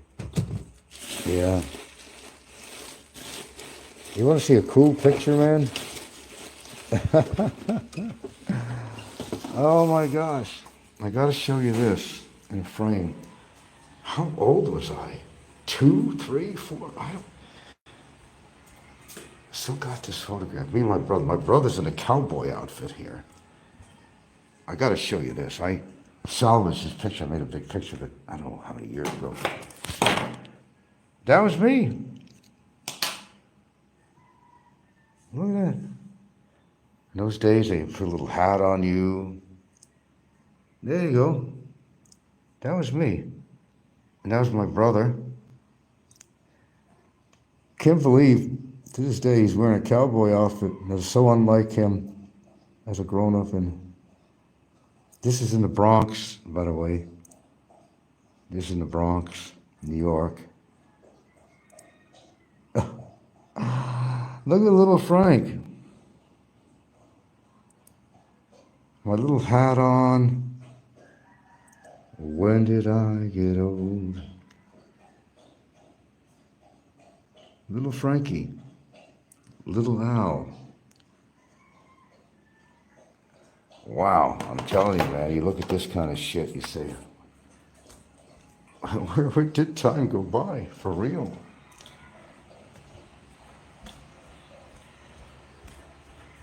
Now, you were talking about who's more obsessed with me. Actually, in time, it used to be, Dave Phelps. You're forgetting about Dave Phelps. He was totally obsessed with me. I have to beg to differ. Well, he'd be on the list anyway. You want more water, dear? You want some more water? Fill this up, boy.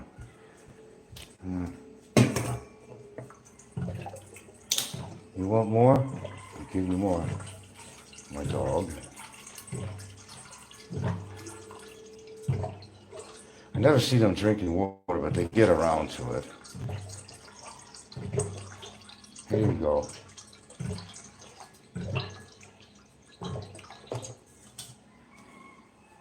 There you go.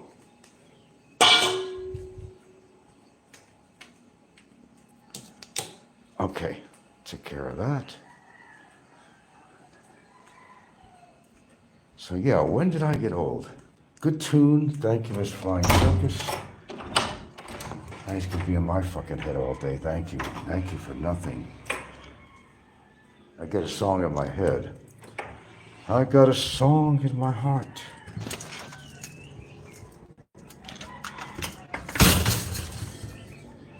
Okay. Where were we? Heminger. Heminger, I don't think so. Heminger Enrique behind that? No. I don't think so. I really don't. Okay, news of today. Any news of today? I haven't heard any news. I don't even know how true that is about the transfer to Bilibid. Probably is true, but I haven't questioned that. And, you know, what is the reason? You know, especially since he said the words, we are being thrown over to Bilibid. Well, if you have to be thrown anywhere, what are you eating? Hey. Then, you know, what a hell of a place to have to be transferred to. Of all places. Seriously? God damn it, I can't even put my bare feet on the ground out here. Because it's fucking ants. I'm at war with ants. Never mind YouTubers, I'm at war with the ants.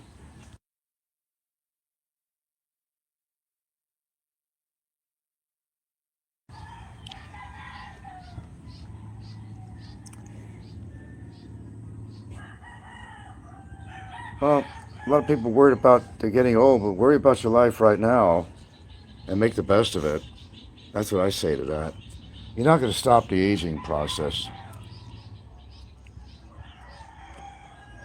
Yeah, I mean, it is true, you know. You can create a satire about this, like Flying Circus did, whatever, but it's true.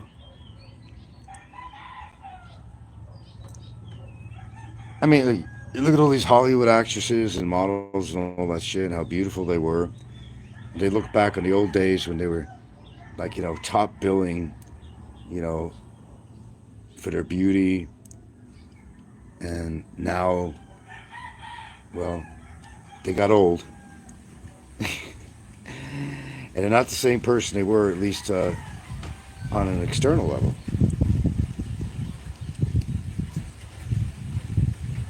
No, they're not. Welcome to the real world. We do age. I mean, I never do, but, you know, most of you all do.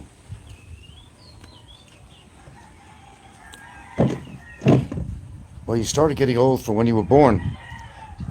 It's kind of amazing. You're given life just to have it taken away from you. I don't know. I guess it's kind of like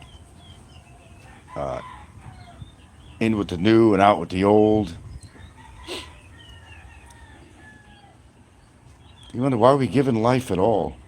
Well, it's not that we had a choice. Mom and Dad decided to get friendly with each other, you know? And there you were, in all your glory, naked as a blue jay. You were already crying when you came out, saying, oh, fuck, I gotta face this fucking world. Yeah. You had no choice. That's why a famous statement, you hear a lot of kids, I've even used it myself, that expression. Your parents get upset with you or something about something. I didn't ask to be born. That's a good one. Parents don't know how to answer that one. They don't know how to answer that one. I never asked to be born, so if you're having a problem with me, moms or dads, whatever, you're having a problem with me, you shouldn't exchange bodily fluids. But here I am, roaching like a hurricane. Here I am. Sorry if I brought you pain. I got a million of them. Got a million of them. Okay, well, I'm getting an exhausted audience here, judging by the numbers here. I don't know. I guess I'm just not as popular as I used to be. I still am behind the scenes, but I just don't have the numbers. I just don't have the numbers. Is that concerning to me? No, I'm not monetized. I don't give it. If I was monetized, I'd worry about the numbers.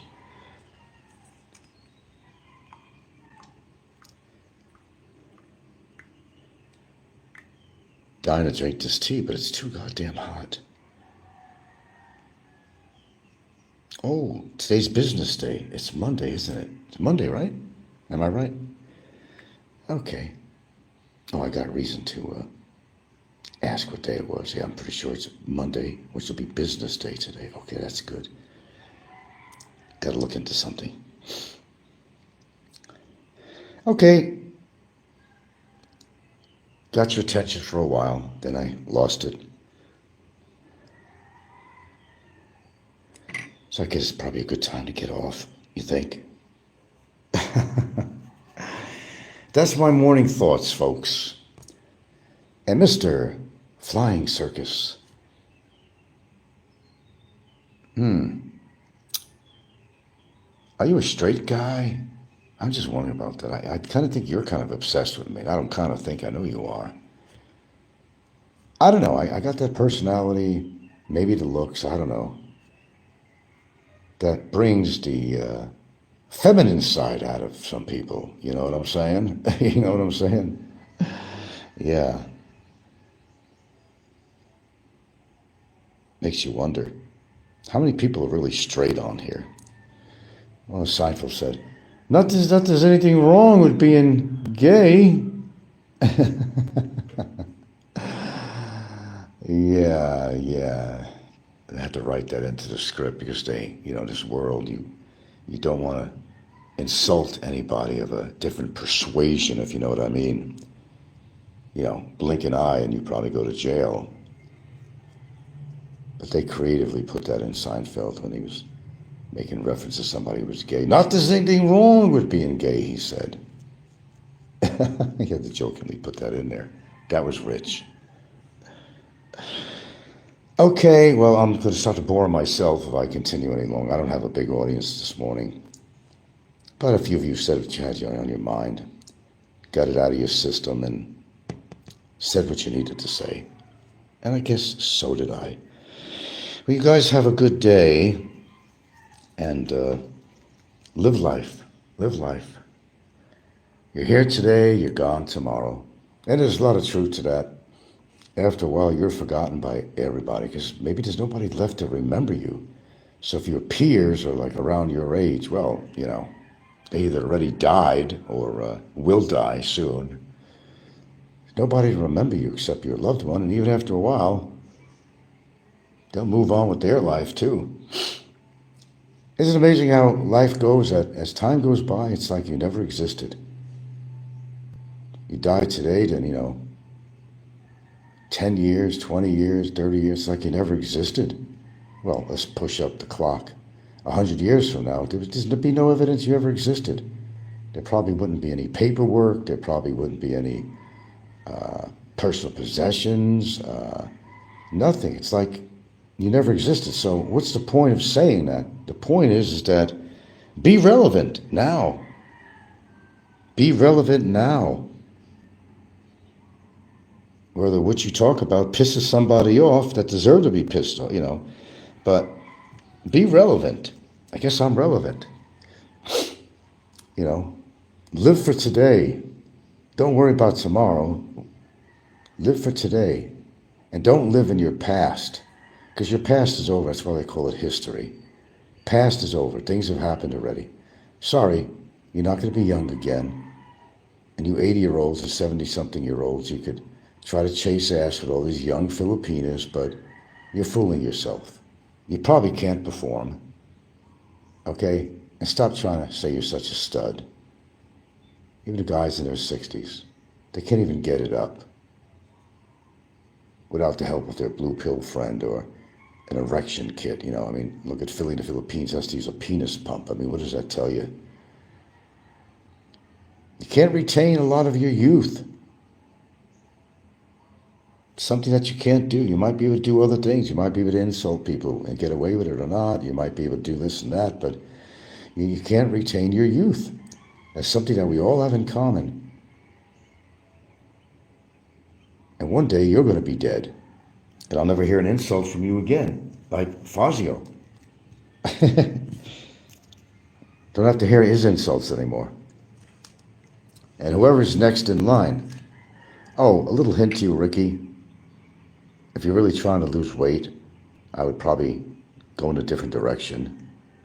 Instead of these fatty burritos and all this crap you're eating and Coca-Cola and all this crap. And I think you're on a wrong direction if you really give a shit about how long you live. But Ricky's not going to be here someday either. Probably ain't that far in the future. All the big mouths, gone, like Fazio and others. Is anybody going to think about them 10 years from now on YouTube? Probably not. Because probably these people will probably be dead too. See how that works? Well, that's enough of my philosophy on that. Remember, the beginning to something is an end to something. And if you're really religious, there's always something called Judgment Day. And I don't mean in the court of law. Well, I mean that too, but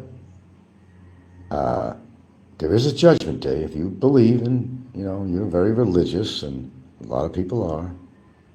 There's always Judgment Day. What you do in your living life is going to reflect your afterlife. Just keep that in mind.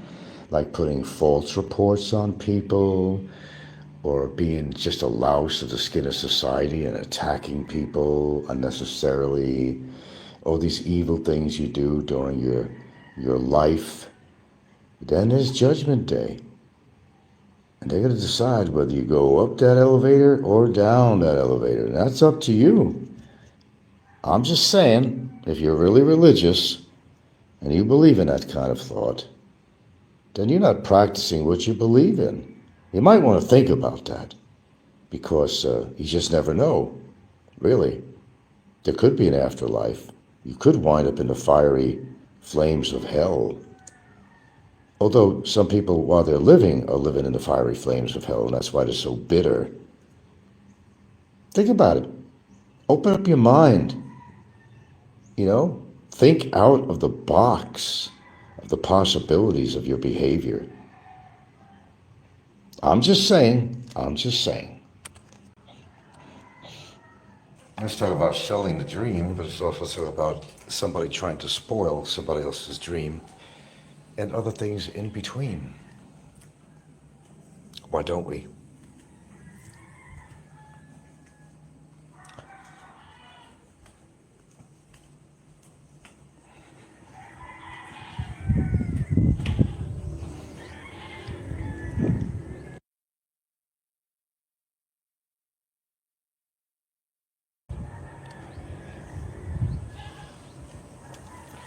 A lot of YouTubers, they promote the Philippines, where these goats and birds across the field are really active today. Wow. I guess it's really part of the scene when you're living out here. And even if you live in a big city, you can't seem to get away from that.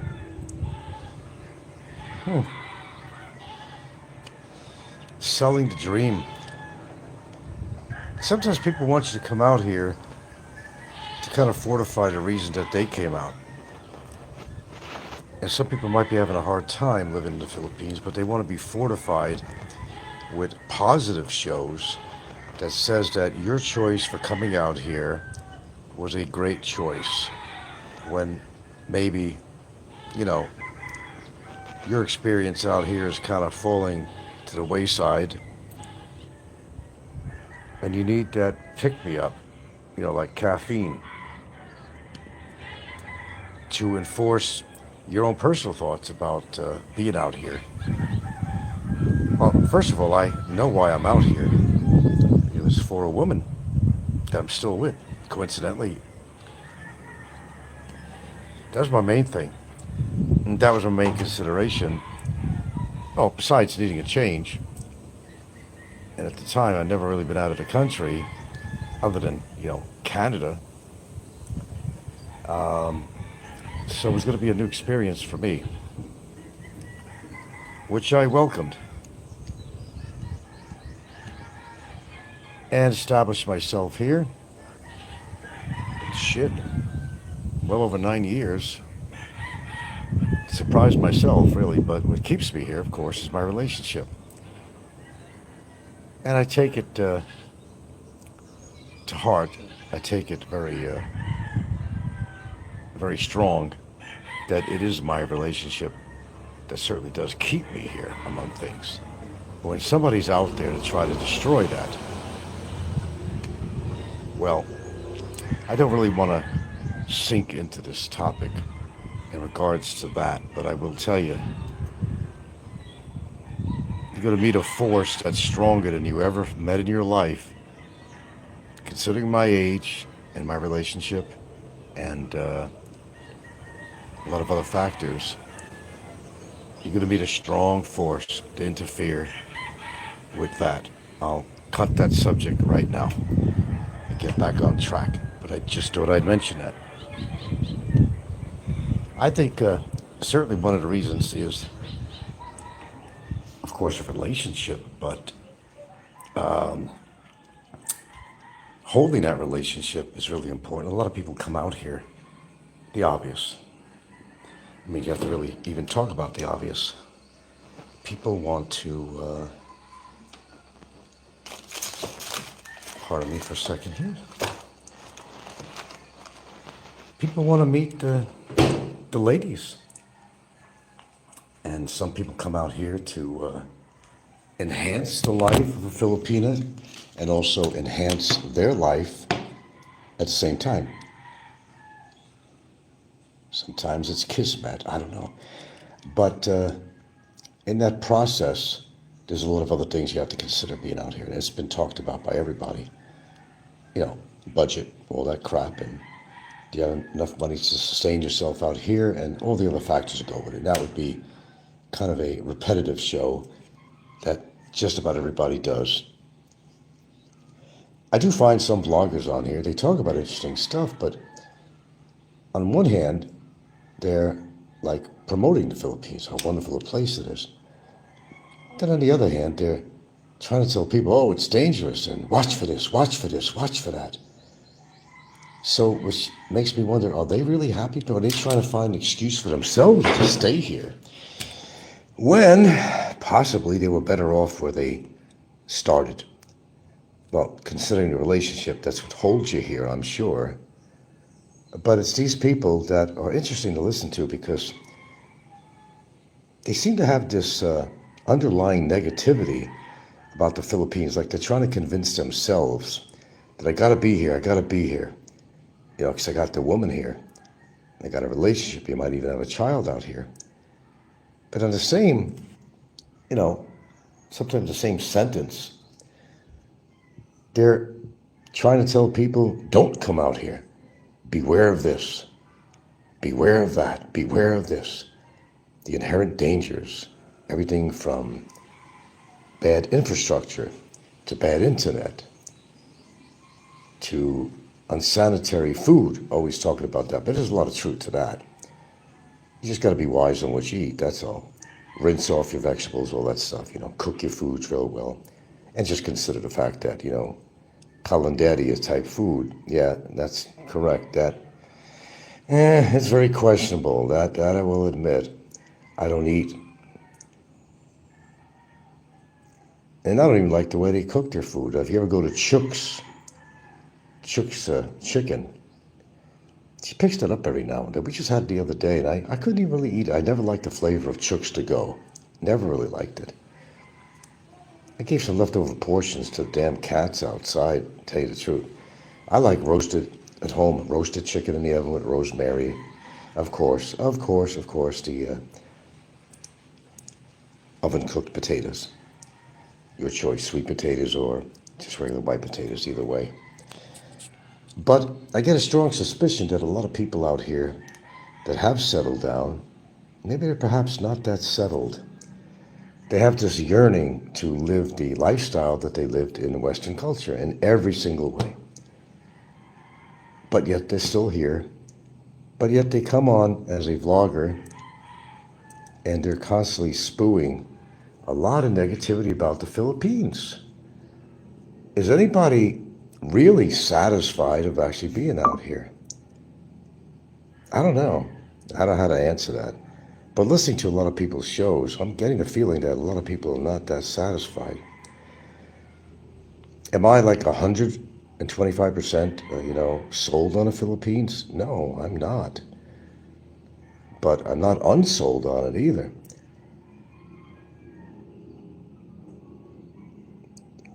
Because everybody has a certain comfort level of what they want to tolerate, or, there are very strong cultural differences out here. Doesn't mean I don't like the Philippines. I do like the people, but they're like anybody else, really. Except you might find per capita, whatever, more poverty out here than maybe perhaps where you came from.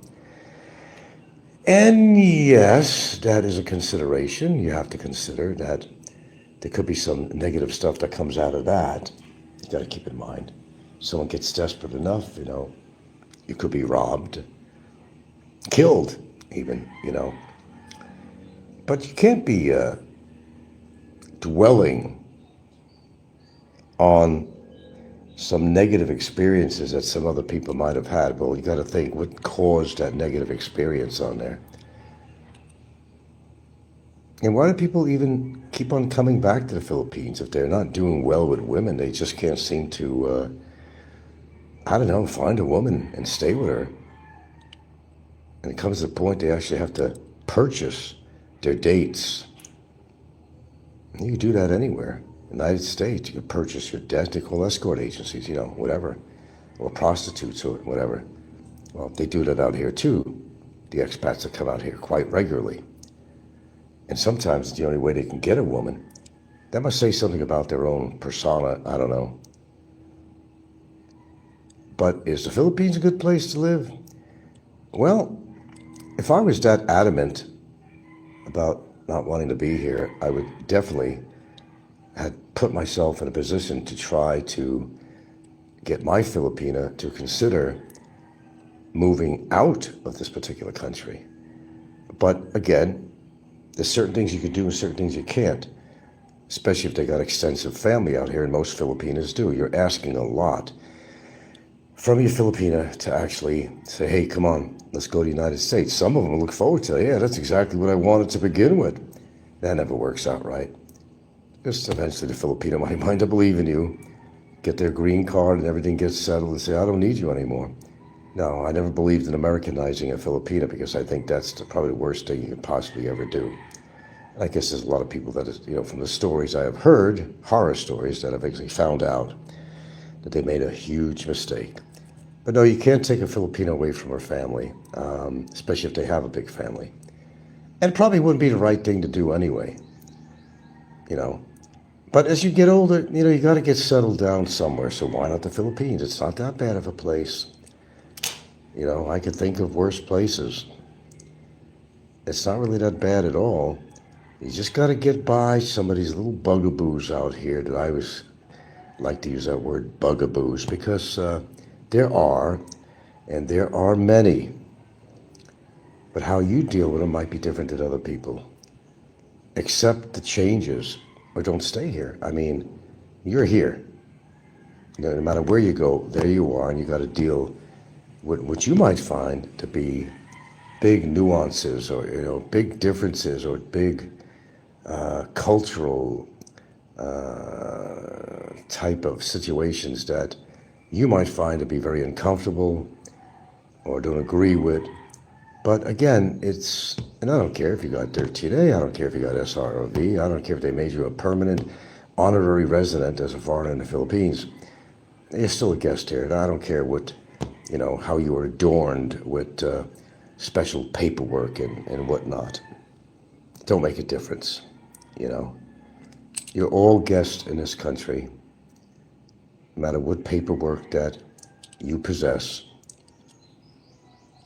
And why stay here if that's kind of a thing that's not, kind of budging at you, kind of that you're uncomfortable with something here. Well, decide what it is that you're uncomfortable with here and learn how to work around it. Some people don't like the sound of roosters, Oh, that bothers me all the time, doesn't it, right? Roosters, roosters, roosters. Consider the positive. You're alive to hear these roosters.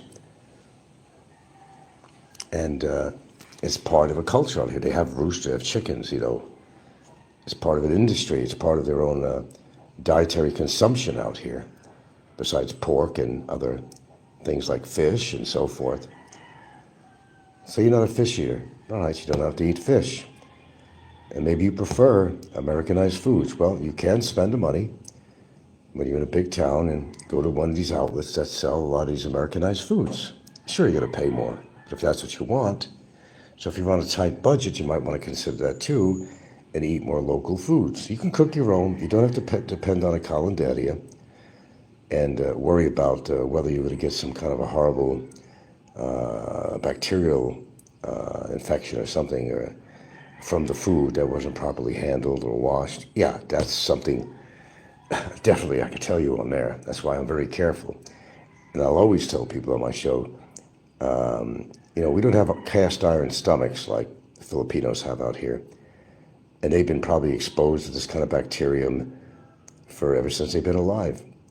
So their immune system can react to this better than a foreigner's can. I know of a case where this foreigner came with his friends over to the Philippines, I think to Manila, and they wanted to enjoy themselves and do all this kind of crap. So one of them decided to eat some food from one of these calendarias, shall I call it. And man, he got really sick. He was nauseated, and he had the shits and everything else, and it ruined his whole vacation. I even had an instance. I was in a condo, and they had a filter system in there, and it was late at night. And I figured, charcoal filter. Okay, that's cool. Yeah. There could have been ambient water in the faucet when I poured it out, because I was thirsty, and I figured, man, I don't want to have to get dressed and go find a local store like a 7-Eleven or whatever's around and buy some bottled water, because I ran out of bottled water, and that's why I decided to take some of the tap water. And I did get sick from that. I certainly did. Even on my way home, I was wondering whether I was going to make it without, let's just say, an accident on a bus. So these are considerations you have to make out here. And whether this is the right place for you. Yeah, I know, it's always, there's a woman involved, usually. That's probably why you came out here. But you had all these expectations. But the big failure is that you didn't really spend time in the Philippines to understand the nature of the culture and every little bugaboo and that people talk about with the Philippines, infrastructure and all that, the best internet in the world. You got to come with a mindset that you are going to a third world country, or want to call it a developing country, and that's got to be the mindset that you come with. I remember distinctly when I first came out at a first trip, and I actually was invited to a Filipino's home, which basically was a squatter's compound, and I was like in total awe. And that was the first time I was ever humbled that much in my life. And I seen how these people were living. They'd all take outdoor showers, they had this little kind of indentation in the ground that where the sewer water, shower water, whatever, would drain out somewhere. There were, green or blue PVC pipes everywhere, which was, they were getting water delivered to where they lived. It was a compound in Tiza, actually. And it was a horror story, and I couldn't believe it. I was seeing how people live out here. However, no matter how they were living, the one thing I got to say about the Filipino people, they're strong. They persevere their environment. They know, a lot of them that are living in poverty. Poverty generally pertains more like if they're not eating enough. It's not a generalized word that describes their cash situation, but, for lack of a better word, just say poverty. And I've seen the poverty firsthand by, immersing myself in one of these communities. Because, if you're going to live out here, immerse yourself and go into the inner city and don't, sugarcoat anything. See what people are really living like. And I gotta admit, it made me feel better about myself saying that, man, I've been spoiled as an American. I'm seeing the way these people are living, but they're happy. That's the amazing thing about it. They're actually happy. I mean, not all, but mostly, yes, they're happy. They deal with their so-called poverty, and they deal with it as best as they can. They accept their situation. Now, nobody wants to be on that poverty level, but I think a lot of people come out here with that limited income and stuff, and then they find out the hard way. I can no longer afford all my Western creature comforts, and I'm going to have to find myself living like one of these impoverished Filipinas. And they can't hack it. Then they go back, but then some of them have nothing to go back to either. You got to investigate the Philippines before you come here. I know, it's usually for a woman, or to investigate some woman that you're interested on an LDR. I get it. But you have to spend the time to be out here. Go into the inner city, see what it's really like. Immerse yourself in the culture. And I did. Everything from the start off of going to Cologne area and just seeing what it was all about, the crowdedness, pollution, the noise level, stores blaring out music to attract customers, maybe being mistreated unfairly because you're a white person, you might be overcharged by something. I was overwhelmed with the traffic, the taxi cabs, the buses, everything. You remember I used to talk about that, and I used to have to retreat back to my hotel room, turn the AC on, and just kind of regroup. So I have talked about that on my show. And sometimes that's the reaction that people get when they come out here. And that's the way it actually was for me. But then, the one thing is, once you come to the Philippines and experience the culture, you're drawn back. There's something about the Philippines and there's something about the women out here. You get drawn back. Even though you might have had some doubt, it's kind of a heavy-duty experience when you spend like a month out here, nevertheless 1 week or 2 on a vacation. Spend at least a month. Look at everything that's good about the Philippines, look at everything that's bad about the Philippines, and make your own conclusion. But I think you have to spend at least a month out here. Figure out cost of things, and could you survive out here on your budget? Are you willing to eat some of the local food? Are you willing to try a local food, But unless you really explore the Philippines, and you may have a limited amount of time to be out here when you come out here, but try to make the best of it.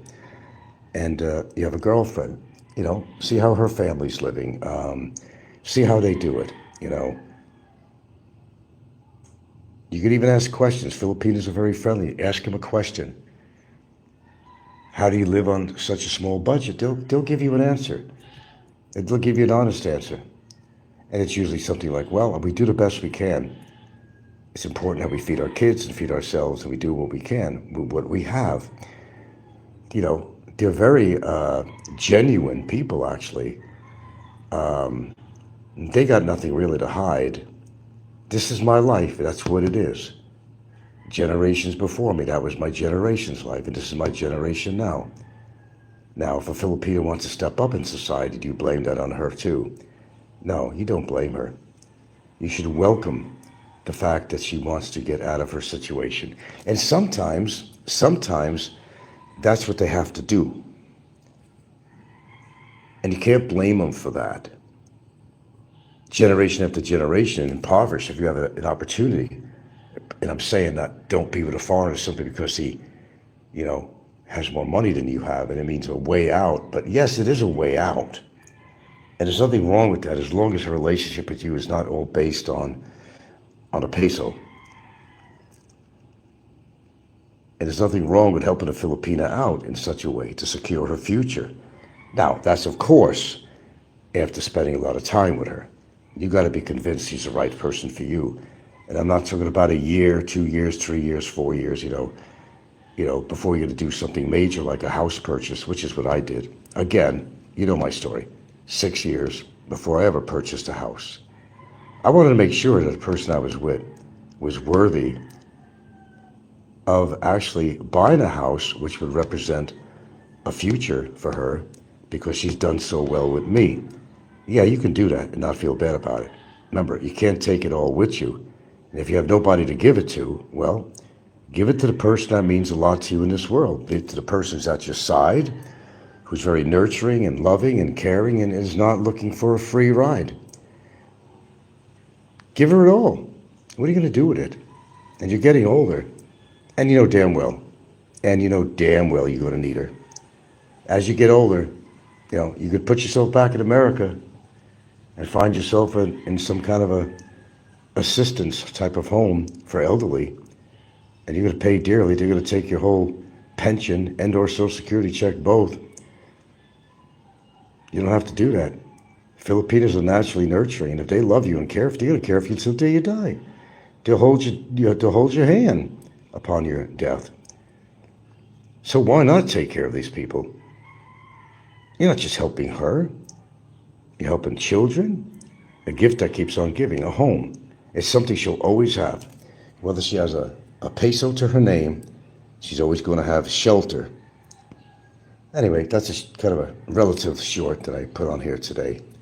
Think about why you're out here and, be honest with yourself. If you can't be honest to anybody else, I think you should be really honest with yourself. And like I said, I'll be damned. I'll be goddamned if somebody is going to take that away from me or make an effort to do so, because they will have a fight on their hands, because this is my life out here. It absolutely is. She is my life. Her family's my life. And if somebody wants a challenge, I'll certainly give them it. That's not what the show is about. Just a little anecdote here.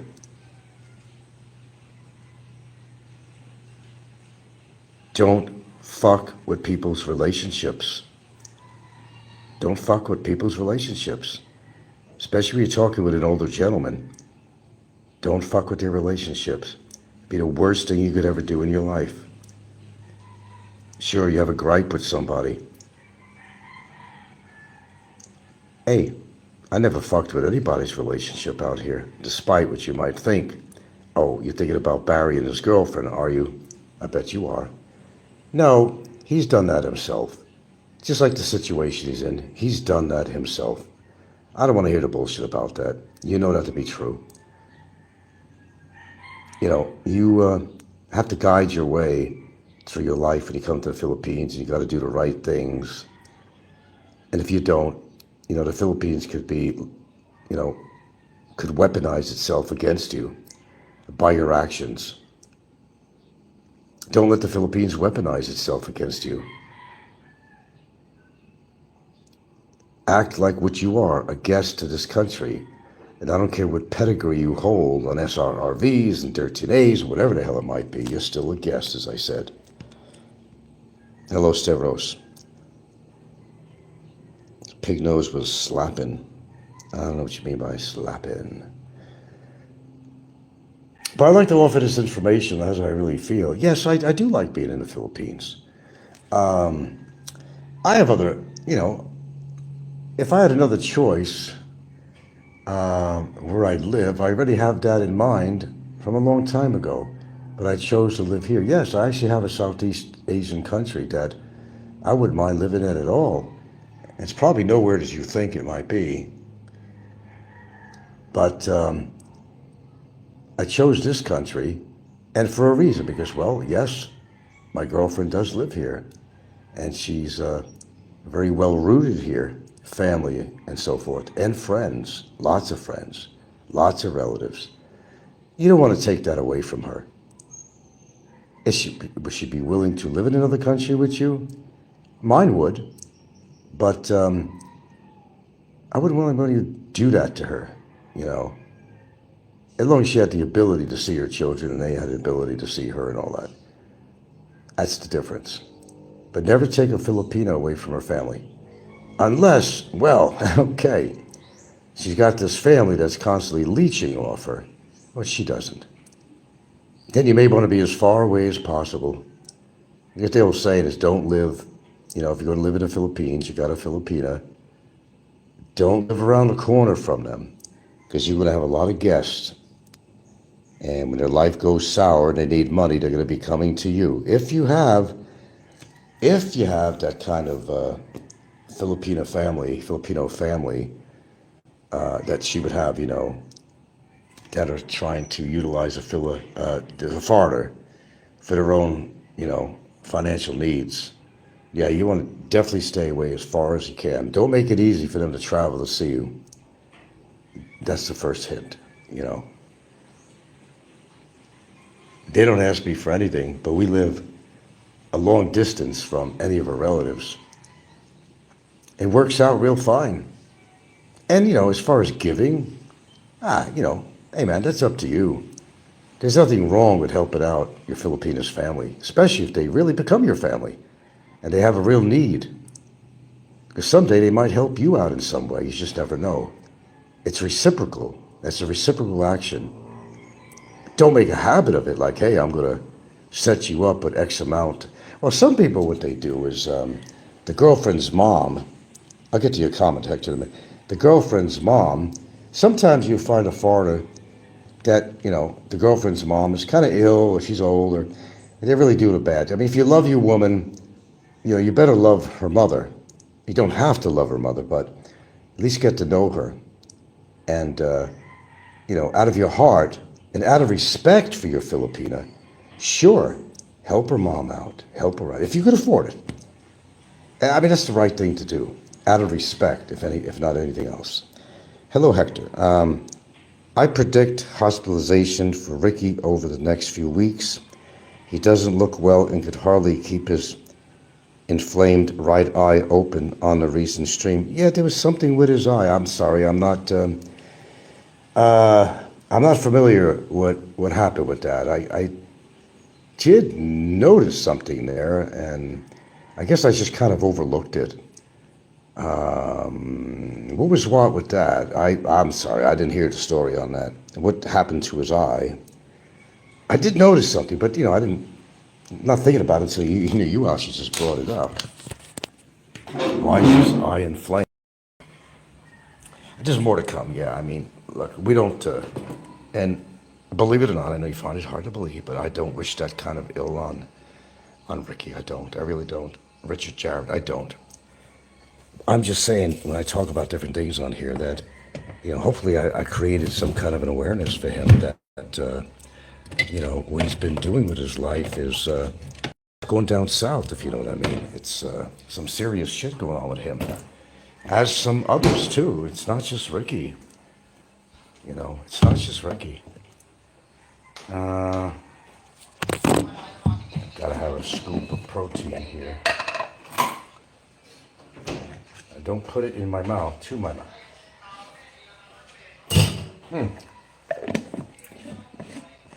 That was good.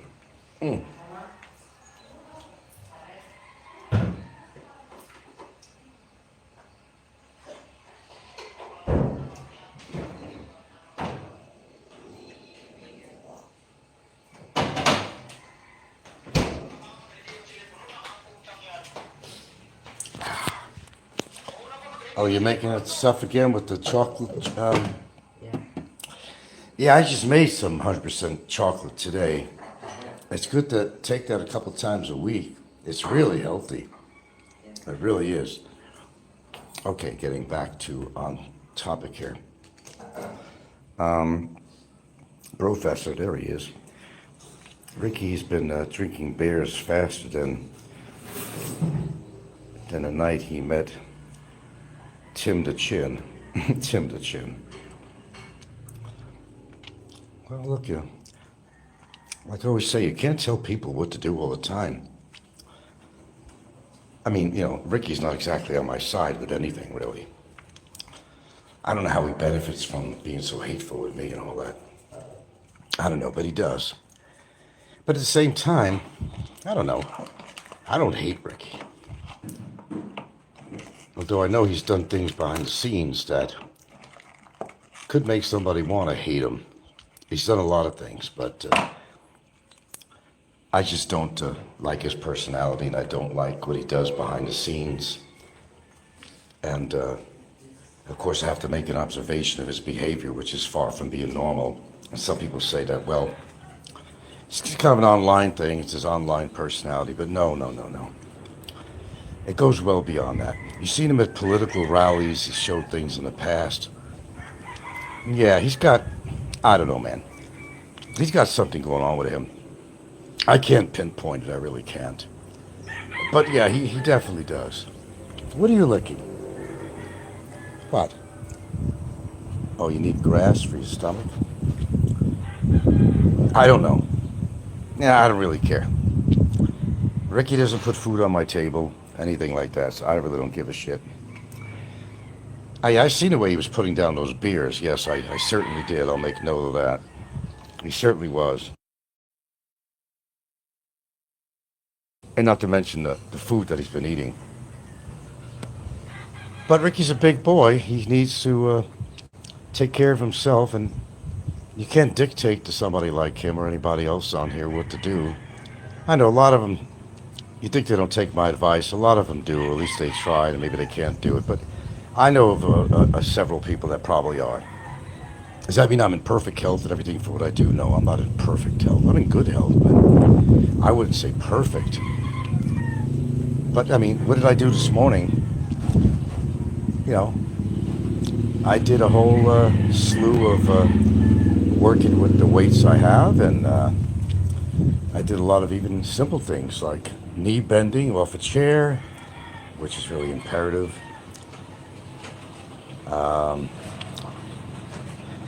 Other 45-degree push-ups, about 60 or 70 of them, which I'll probably repeat later. I did a number of exercises. I didn't do the treadmill, but I did a lot of other stuff. And it's even little things like that can make a big difference. And a lot of these people are not doing that. But then the funny thing is I did a short video on it, on something where I said, yeah, these people are walking their 20,000 steps. But yeah, they pass a restaurant. Well, there goes your 20,000 steps. I don't know, a lot of contradiction. But he does drink quite a bit. He puts those beers down like there was no tomorrow. And maybe there isn't any tomorrow. Maybe he knows that. Knows a lot more than you and I know. Maybe Ricky feels he's got nothing to lose. That's why he acts like such an asshole. He has nothing to lose. Freedom is another word for nothing else to lose. Janis Joplin. Maybe he's just throwing caution to the wind. I've used that phrase before in regards to him. That's what I think. In actually regards to Barry, actually. Yeah, Barry's not in a good situation, man. He really isn't. Like I said, self-inflicted. People like to point the finger, but it's self-inflicted. You might as well put a gun to his head, really, at this stage. His relationship breaks up, it's not because of me. And that was actually never my intent. I'm going to tell you that straight up, too. If anything, me and other people were trying to save this woman who hates me so much that she wants to get me thrown out of the country. A nice woman, she is. And she has no reason to. Because the fact was, I was trying to help her, and I think other people were too. Because we know Barry's track record, what he's done with women. And we was just simply trying to help. And I do say we, because it wasn't just me. There's a lot of people trying to warn her. And, you know, she stayed in there, and we don't know why. You know, everybody has their reason. What's that, Hector? Ricky's already made calculations on his life expectancy. He wants to make his funds last, so he's working on a shorter life expectancy. Well, whatever works for him. In other words, he wants to get in on the action while he can, while he's still alive. Well, you know, perhaps he could do better things for himself, lose weight, change his attitude and everything else. He'll live a lot longer. And, you know, he knows he's got kind of a, I don't know, a blood pressure situation going on, hypertension. That's probably pretty bad. Well, it is pretty bad. I know it's a fact. And other issues, because he does have a lot of medicine.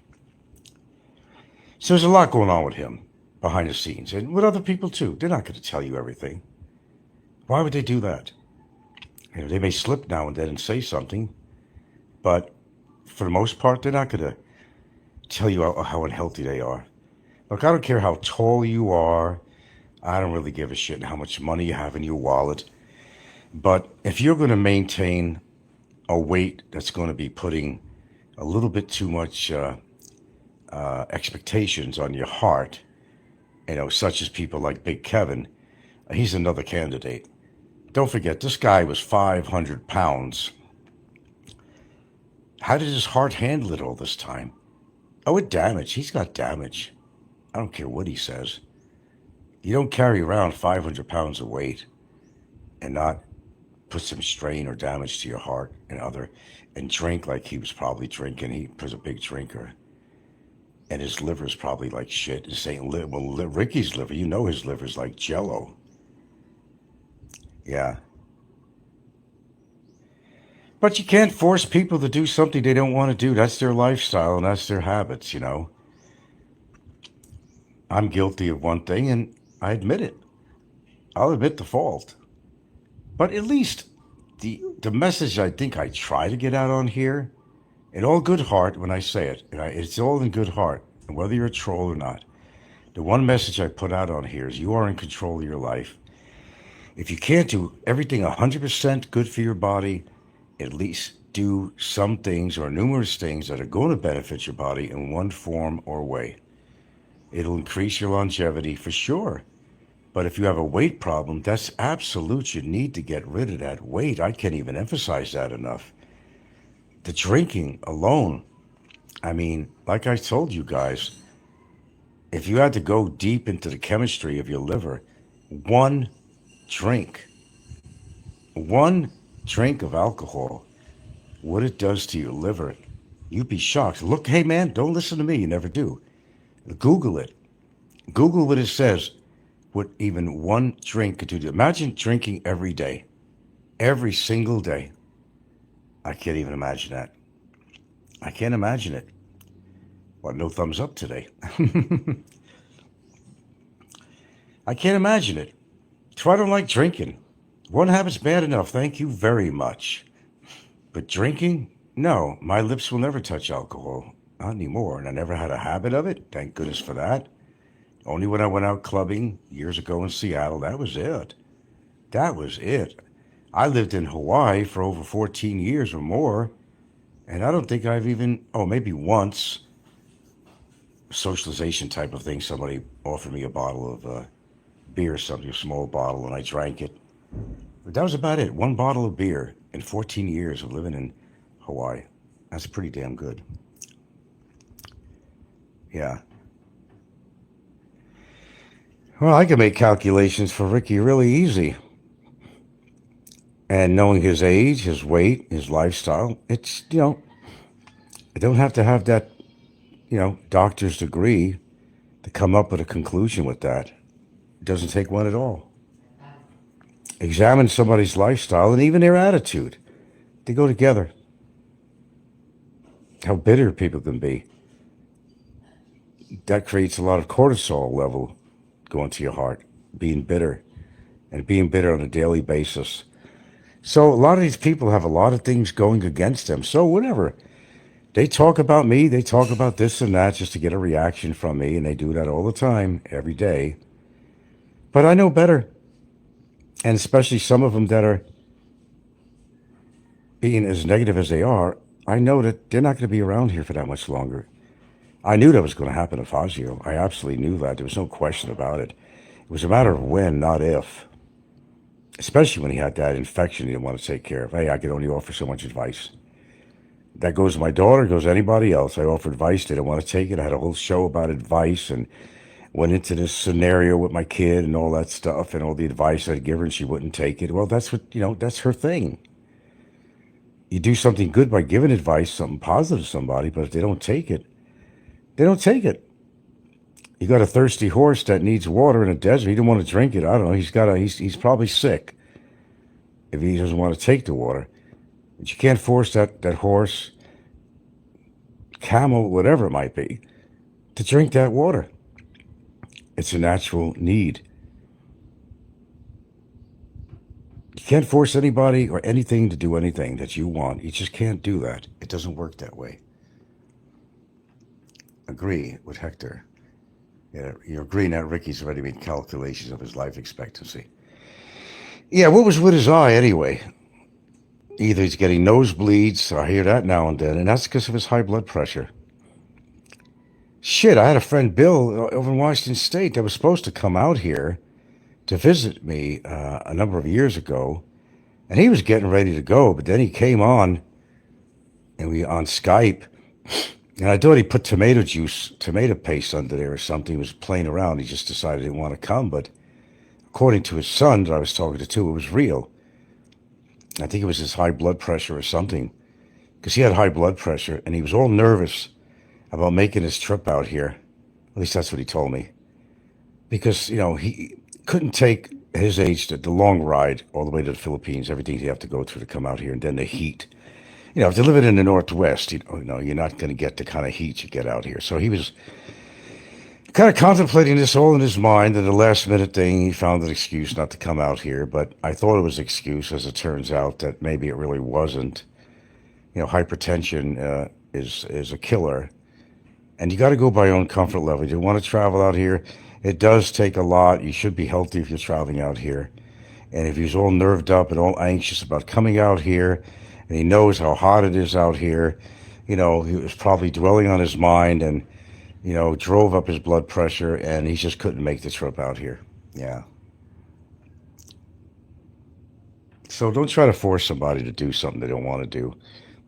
Maybe they mean well too, but, but don't try to force something on somebody.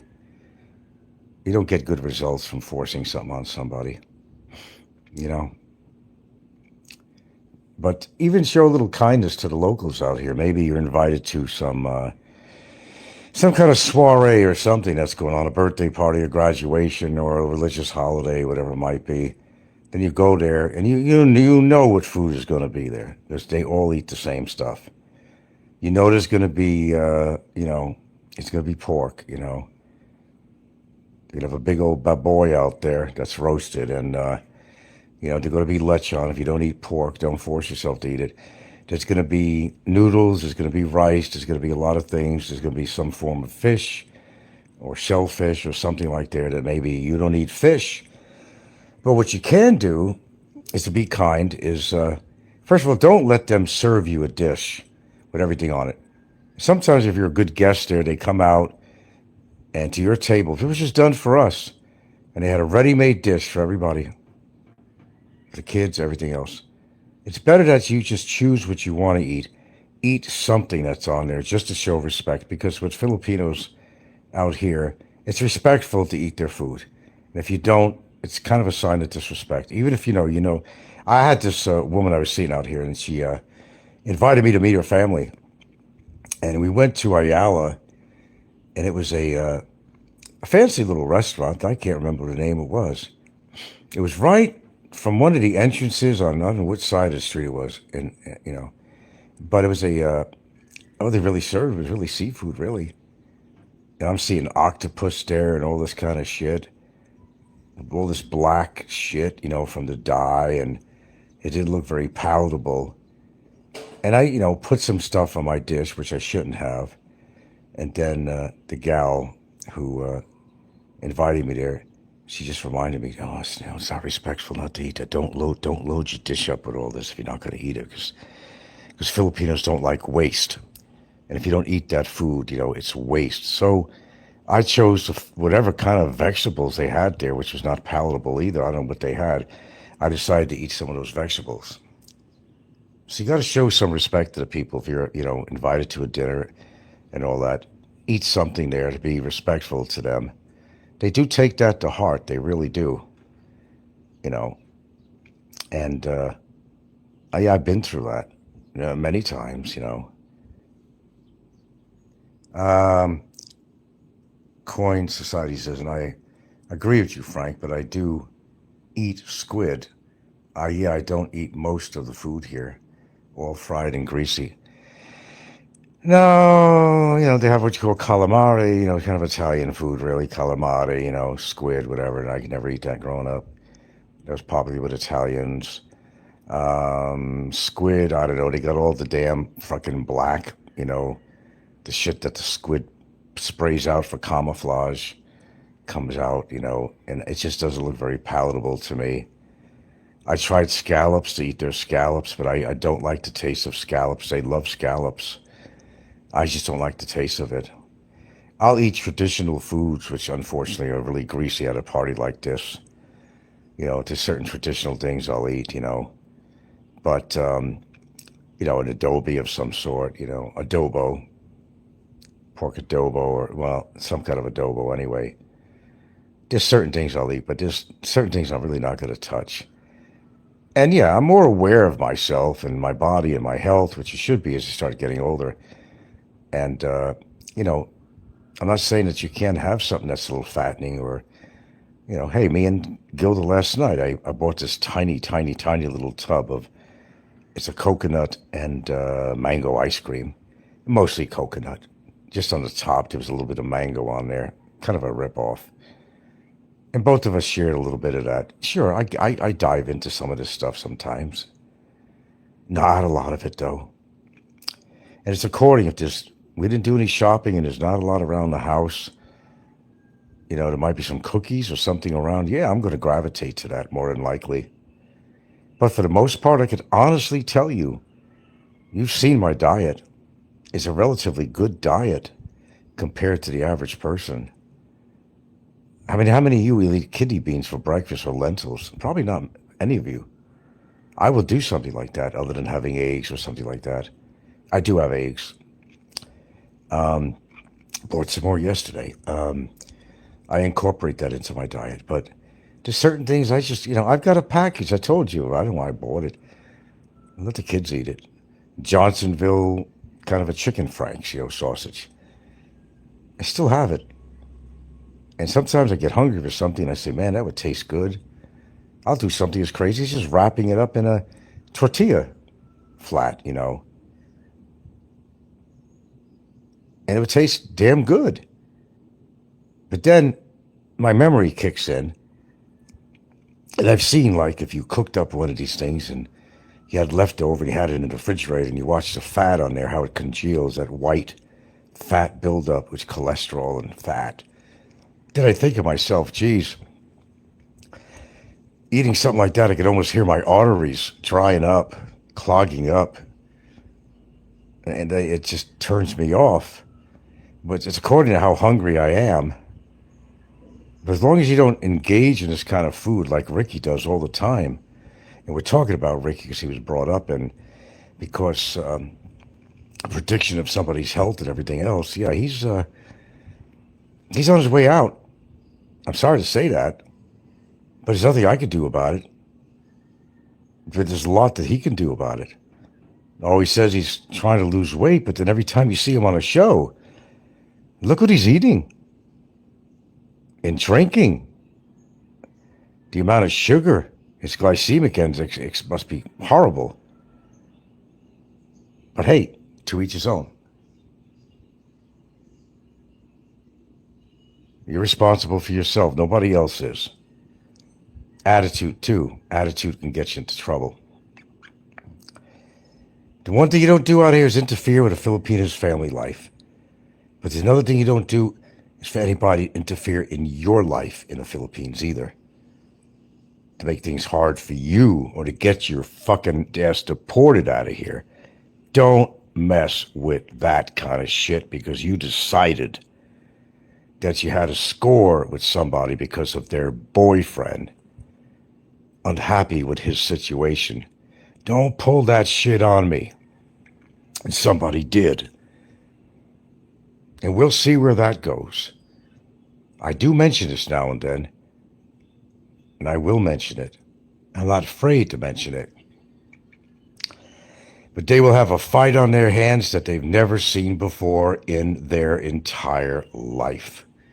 And that's a guarantee. All right, off with that subject. It's not my favorite subject. Interfering with my life and my relationship. Oh, but you did that with Barry, some people say. No, I didn't. I want to emphasize that again. No, I did not. He did it by being who he is. He did it with all women by using them as ATM machines. Barry does that shit to himself. And like I said earlier, not just me, but I think a lot of others were always trying to warn her and say, do you know or have a reasonable idea of what you're getting into? And it's like people were trying to say, you know, that we don't understand what your attraction is to him, physically, mentally, morally, or anything. And people were just trying to help her out as well as I was. And who knew it was going to come to this? Really? Well, she was enticed to do what she did, obviously. Doesn't make it right. But I think, if anything, people were trying to help her. I can honestly tell you, I was truly trying to help her. Not knowing her personally, but knowing that she was in a relationship with Barry, I knew 100% that was going to be a disaster along the way at some point. I knew. See what happens when you try to help people, then they attack you later on for trying to help them. That's why sometimes it's better just leave it alone. Don't try to help anybody, just help yourself. Because sometimes people are just not appreciative of what you do for them. Boy, that happens a lot here in the Philippines. Amongst Filipinos, too. A relationship you have with Filipinos. Possibly their family. Or neighbors, friends, whatever. You do them one up good. But then they expect you to do them good all the time. You can't have that. You got to put a stop to it. Look, I was generous with you once, helped you out. Sorry, pal, that's all I can do for you, you know? Otherwise, yeah, it becomes a habit.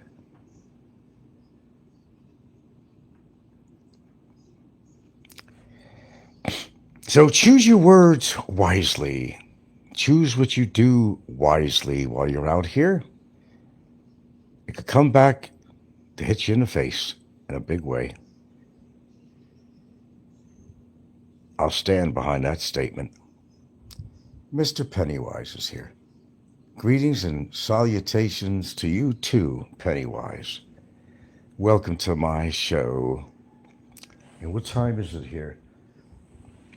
I'm not even sure what the hell I'm having for lunch. I don't have to have a lunch. The fact is, you should only really eat when you're hungry, but we are all such traditionalists that you have to have a breakfast, a lunch, and a dinner. And what you choose for such is so traditional. Your breakfast has to be eggs and toast and bacon and all this crap. What's wrong with having some vegetables and beans for breakfast? There's no rule that says that this is what comprises a breakfast or a traditional lunch, like soup and sandwich in America, perhaps, and a huge dinner. No, you could skip one meal a day. Your body's going to be perfectly happy with that. You've been streaming for almost an hour. I missed a lot. Yeah, it's been almost an hour. Time goes fast when you're having fun here. Yeah, I've been streaming quite a lot lately. I certainly have. I have no excuse for that. If I have something to say, I usually come on and say it. And I'm not going to make an excuse for that, but that I'm doing something bad. It's a motherfucking hot day out there today. And I wasn't planning on going anywhere today. Well, I might have to, but it wasn't my plan. You know, I listen to what my body says to me. My body lies over the ocean. My body lies over the sea. It's actually my Bonnie, but whatever. Bring back my body to me. How do I stay so jovial? All I do. Why not? Don't let other factors going on in life get you down. Because that means you're being defeated. That's what it means. Pennywise says, seems MJ has been the topic of a few Philippines genre vloggers. Well, say what you want about MJ, and he's done some shitty things, said a few shitty things about me in the past, but he hasn't. So I give him the opportunity to be different and vice versa. Well, he's been under attack because he's been talking to me, and that's what happens. You get friendly with me, you get under attack by other people. They don't want to see that happen. MJ had a few things to say about Jay that he knows very well about Jay and Barry, and he has some good information. He's right. He does, because I know what he's talking about. Jay's afraid that his information gets put out. He's afraid of it, man. You know, remember, Bo? You know, I played that part when it was an Aloe interview or something. I think it was Aloe's show. And Go Bobo was on there, remember, a long time ago? And he actually spoke in his real voice. And he was saying some things about Jay and Barry. Some really things that were not kosher. Not kosher at all. And I know what they are. I know exactly what they are. But I'm not doing a show about that today. But they weren't very kosher, what they did together. At all. I'm surprised Jay even comes on anybody's StreamYards and even tries to pretend that everything is wonderful with him and everything he did is so wonderful. He's trying to get acceptance from the trolls because it's the only people that are going to accept him. I know exactly what he's doing.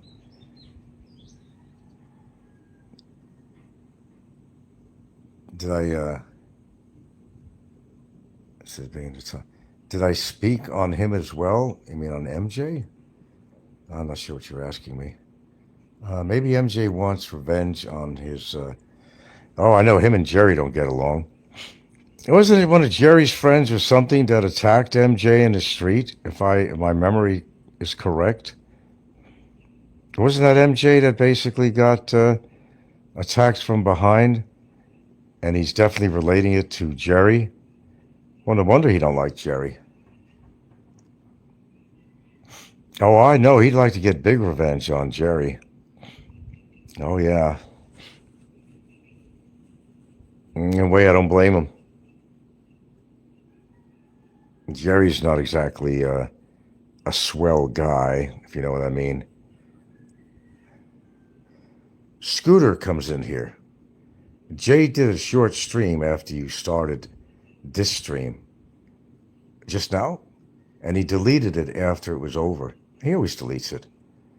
I delete it for different purposes, but he deletes it because he does what you call a hit and run thing. Hoping that I hear it, and I didn't hear it, so I didn't hear it, Jay. I didn't listen to it, so I don't know what he said. Yeah, that's hit and run Jay, the Aborigine. He's the hit and run Aborigine. He'll come on and put something. Roberto used to do that. But Jay does it all the time. He's thinking that I don't have him on my subscriber list, so I don't know when he comes on. He's thinking that if he puts something on bad about me or something, that I'm going to know that he did a show. I don't know a show until I voluntarily find his channel and go to it and see if he has anything on there, which is not very often I do that.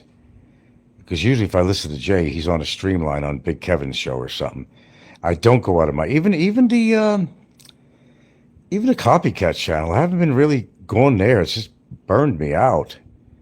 I think a lot of people are burned out on it too. Because it's the same shit all the time, and it does get old. Sure got old for me. People listen to me on my show. You don't have to copy it. They're hearing me now. And even if I get rid of the show, you already heard me. You don't have to watch it again on somebody else's show. Scooter says, Jay did a short stream. Okay, read that. I don't know. I'm sure he was talking about me or something. Well, I'll tell you what, Jay's been really pushing his luck, and I'm not going to tell you why, but he's really been pushing his luck. He really has. He doesn't know it. He don't know the extent of it, how much he's been pushing his luck. He still won't say whether or not he'll meet me over here in Bantayan. He has so much disgust against me and all that, which is strange because it was MJ, excuse me, not MJ, but it was Jay that used to message me, always asking me questions. He was asking questions about Big E, what's his full name, all this other shit, what's the company he works for. He was trying to get information off of me, being very friendly. Oh, yeah, now he's like totally against me. But he has a lot to hide, that's why. He doesn't want it to come out. He's got a real checkered past. A lot of people are familiar with some obvious stuff. He has a record. He's been accosted by police in this country. He has a record. But it goes a lot deeper than that. And it has to do with his time, and that's all I'm going to say is his time being in the Philippines, besides the obvious thing that he had a woman out here and children, 1, 2, whatever. He totally avoided his responsibility. Totally avoided it. What kind of a person it is to dictate his hate and bullshit to anybody else? He's not even taking care of his children. Yeah, he wanted to have a good time and plant this seed in some woman, right? It doesn't want to take responsibility for it. That's what a heel he is. That's what kind of a lowlife he is. Is Jay your newest nemesis? I don't know what you want to call him, nemesis. I don't like him, I could tell you that. I don't like anything about him. And he's kind of sick in the head too, and he does some things that are really not right. Really not right. I think you know what I'm talking about, and don't say anything. But to show his mentality, his psychology, to be having a dildo in his shower and punching a dildo in his shower, I think that speaks enough for itself. And the thing I don't like about him, truly don't like about him, I've seen numerous shows of his in the past where he's just degraded Filipino women and women in general so fucking bad, especially Filipinos. Boy, he did. That they're useless, they're only good for a fuck and everything else, and wash your dishes, clean your clothes, and then get rid of them. Fuck him and go on to the next one. He has a horrible attitude, and so does Nico. Nico has a horrible attitude toward women. You know, as I said, he calls them hoes. Why are they hoes? All women are hoes. And why would you say that, Nico? Is it because you can't get any fucking women? See, everybody has an excuse for something. They get bitter about certain things because they don't have what somebody else has. Oh, I'm not jealous of you, Frank. I wouldn't want to have what you have. Damn bullshit. They don't have what I have. They never probably will. They only wish.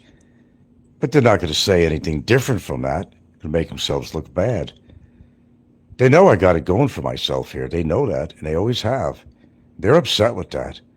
They don't want that to happen. They want to see me miserable. They want to see me deported. They want to see me killed. They want to see me die or get sick. Real swell people, you know. Yeah. Pennywise, Frank is jail. Oh, deadbeat dad. Yeah, I'd say so. I know you're listening, Jay. Especially if you just did a show or something, I heard. You're a deadbeat dad. Besides being an ugly fucking aborigine. You're a loser in everything in your life from what I've been able to see in the past 10 years. I don't see anything where you're winning on anything in your life. You drink like a fucking fish. You smoke like it's your last cigarette. You chain smoke. Your attitude against women is disgusting. Your attitude and your whole bitter attitude is no excuse for that. You still live with your mother. I can't say, I'm trying to think of something good about you, Jay, but I just can't seem to think of one damn thing good. Look at that. I can say good things about Flying Circus. He attacks me all the time.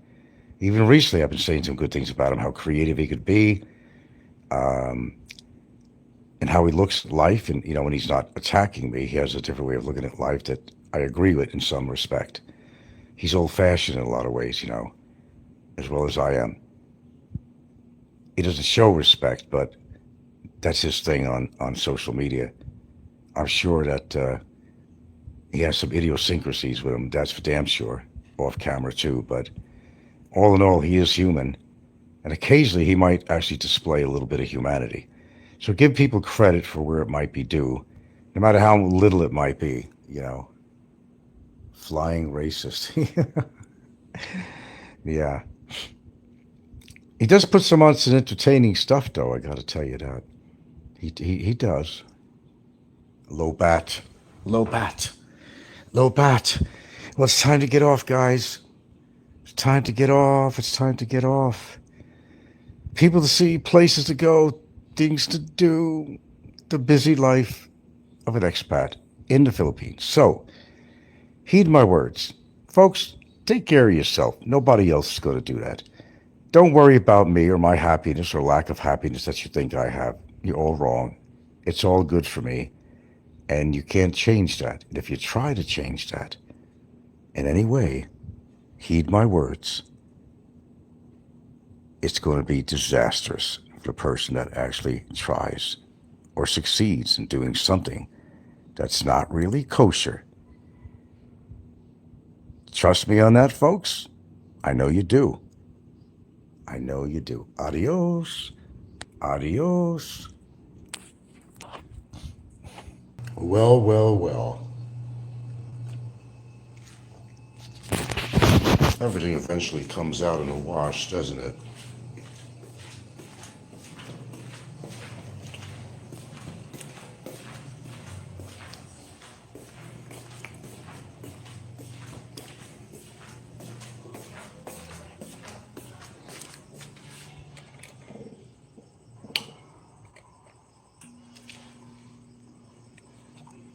Yeah, take a look at that.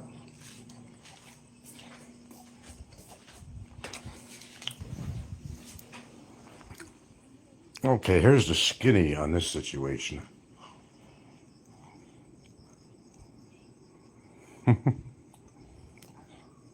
Ricky used to work as a nurse's aide. One of his biggest complaints was that he had to work with patients who had catheters in them, put them in and remove it with his patients, male and female. And he talks about my job where I used to work at the Parks Department.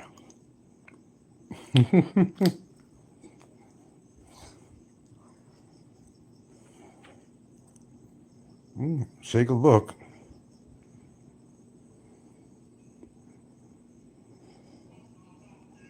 Yep.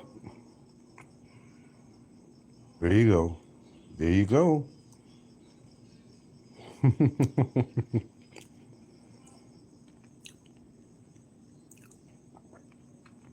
And by the way, folks, thank you for the emails. Keep them coming. Keep them coming. And thank you for the support on that matter. Don't hesitate to leave comments on my last show. Pardon me, I just had some peanut butter. Got the hiccups. Let's see here. Nurse's aide.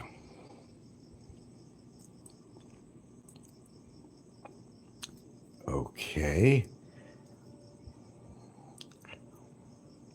Yeah, he didn't like working with those catheters. It's all over. Actually, what do you call site?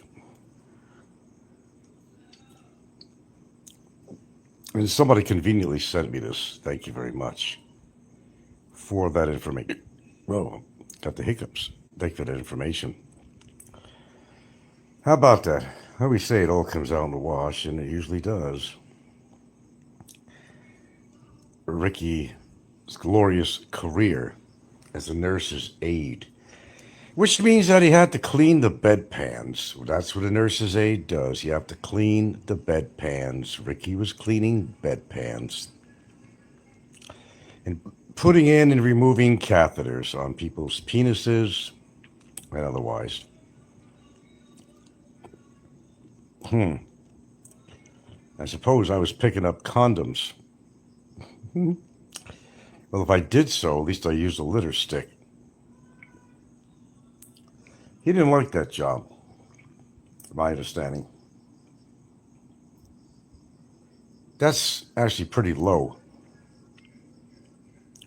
Nurses' aides, they have all the, well, literally shitty jobs.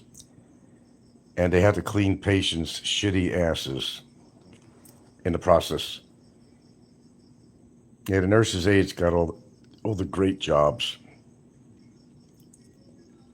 Poor Ricky. Richard Charles Jarrett.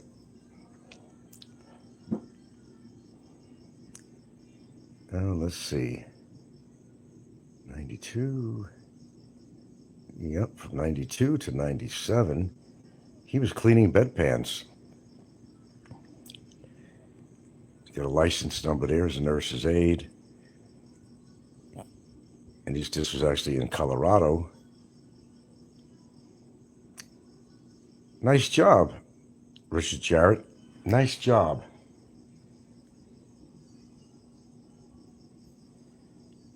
Real nice job. A job I wouldn't take unless it was my loved one and I had to do that. I'd never take that job. Must have been pretty desperate for money to take that job, I would say so. Yeah, look at your screen. Yeah, Richard Jarrett was a nurse's aide, putting catheters in guys' penises, dealing with urine and shit, issuing and disposing of bedpans. Glorious job. And he downed me for working at a pretty good job at the Parks Department. I wasn't cleaning nobody's bedpans. But you were. Or you certainly were. There you go, folks. As I said, give it time. Everything comes out in the wash. Keep the emails coming, by the way. And you can still post comments on my last show in regards to the complaint and the bullshit report by Charisma Saram. I've had some good responses so far. Keep them going. Keep the information flowing. And there's people that have actually come out of the woodwork I never heard of before that's writing me too. So thank you very much. I'm glad to see a lot of people feel the same way I do. There you go. Copy this. Yeah, Discord is going wild, I heard. In fact, they're the ones that were pushing the information around, actually. And they found out that Richard Jarrett, your hero, Ricky Licky, had a job changing and issuing bedpans and placing catheters in guys' dicks. Hey, it's an honest job. We're not downing him for that. But I think, it's kind of a touche situation here. 5-star lifestyle. That was not his job. That was no 5-star, I'll tell you that.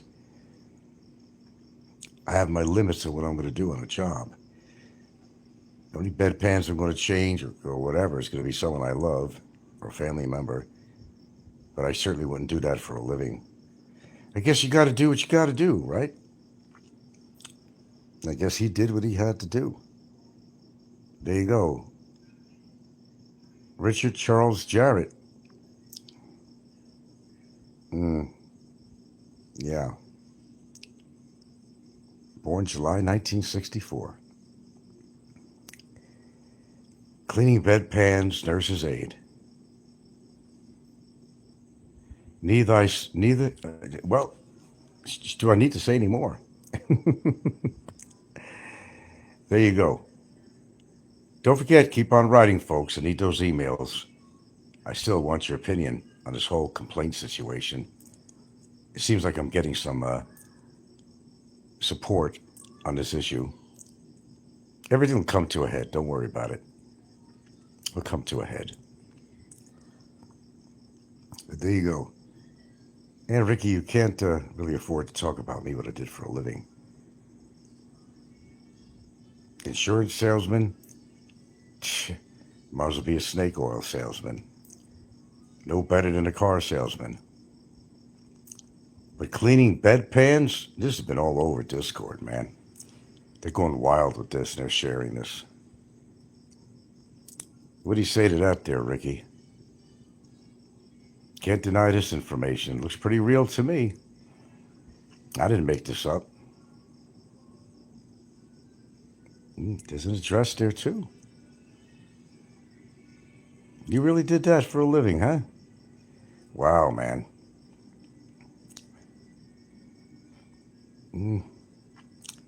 Something I couldn't do. You must have been pretty desperate for money. Now, Ricky, I should have a new entitlement here. Ricky the Bedpan Man. There you go. Ricky the Bedpan Man. Oh, I'm sorry you don't like that? You said a lot of horrible things about me, sir. You like trying to expose people? Well, how about exposing you a little bit more? Here's just one of them. Enjoy. Licky the Bedpan Man. New name, Licky the Bedpan Man. Thanks for watching.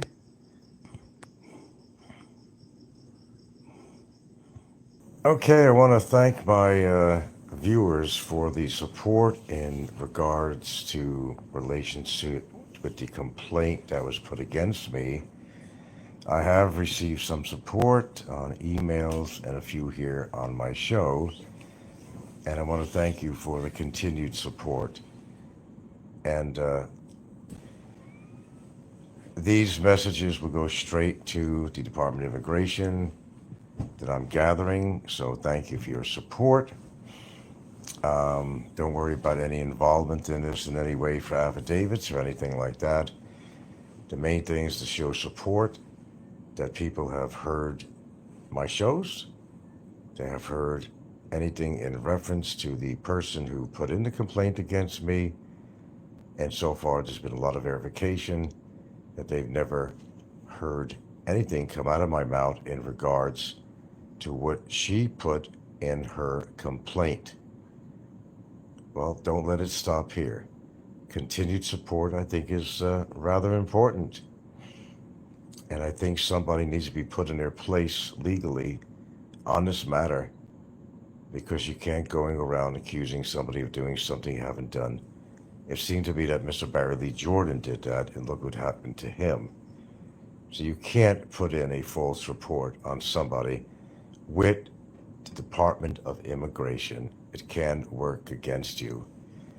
Now, I'm actually happy to see some support coming in, and I don't mean money. I've had some emails, and I've had a few comments on a couple of my shows here. Better late than never. And I would like this continued support. Sometimes you have to right a wrong. I think there's a lot of stuff people can get away with here on YouTube. And a lot of people have gotten away with a lot of stuff on here. And a lot of people are going pretty far just to kind of tell us how you really feel. Well, you could feel all you want, but truth is truth and guilty is guilty. You can't do things like Barry did and get away with it, and he didn't get away with it. Let that be a lesson learned. And making and filing false reports against somebody with determination for revenge and to see that you leave the country, leave your life that you built up for 9.5 years. I think it's as low as you could possibly get. There's absolutely no excuse for that. I don't care what support you have for your boyfriend. Keep it in mind, again, that Barry Lee Jordan put himself in that position pretty much on his own. Understandably, a woman wants to support her man, but to go as low as to lie and produce a report that's so invalid and so untrue just to enact revenge, to give satisfaction and allegiance to her boyfriend, is far, far wrong. That is what I'm asking from my viewers, as I did a show on this earlier, as you remember. Keep the comments coming in. I will gather these comments. There is no legal liability with your comments. You're not going to have to do affidavits. You're not going to have to come to my lawyer's office. But it does help gather these statements. And besides, a lot of you are not going under your real name, but just to have an acknowledgement that you are well aware that this never happened. Yeah. So I just wanted to put that out before I head under the sheets tonight. For those of you who have cooperated, I really, really appreciate it. There's some people that kind of came out of the woodwork on this, and I appreciate that too, because we have a lot of people that don't normally contribute to the show as far as comments, but they do listen. And we got to set a precedent here is what we need to set, that you can't. And if you haven't learned by Barry Lee Jordan's situation, then you'll never learn. When you do wrong, you're doing wrong. And sometimes you can't right a wrong. And you have to face certain consequences. People could think what they want of me, but I think there's a limit in drawing a line as what anybody should do. If you don't like somebody, say, hey, I don't like you. You could even give a reason why, or you don't have to give a reason why. But you don't stand behind someone who's producing a totally bogus, fraudulent report that was probably backed by somebody inciting the person who put this report in to get it done. There might have been some pressure from the boyfriend, obviously, and other parties that are involved with this, paying for her lawyer and anything that might be considered icing on the cake. This is not the topic matter here. I'd appreciate it if you just, I'm not going to get rid of you, but I'm just going to get rid of your comments. Okay? Thank you. Hope you appreciate, understand.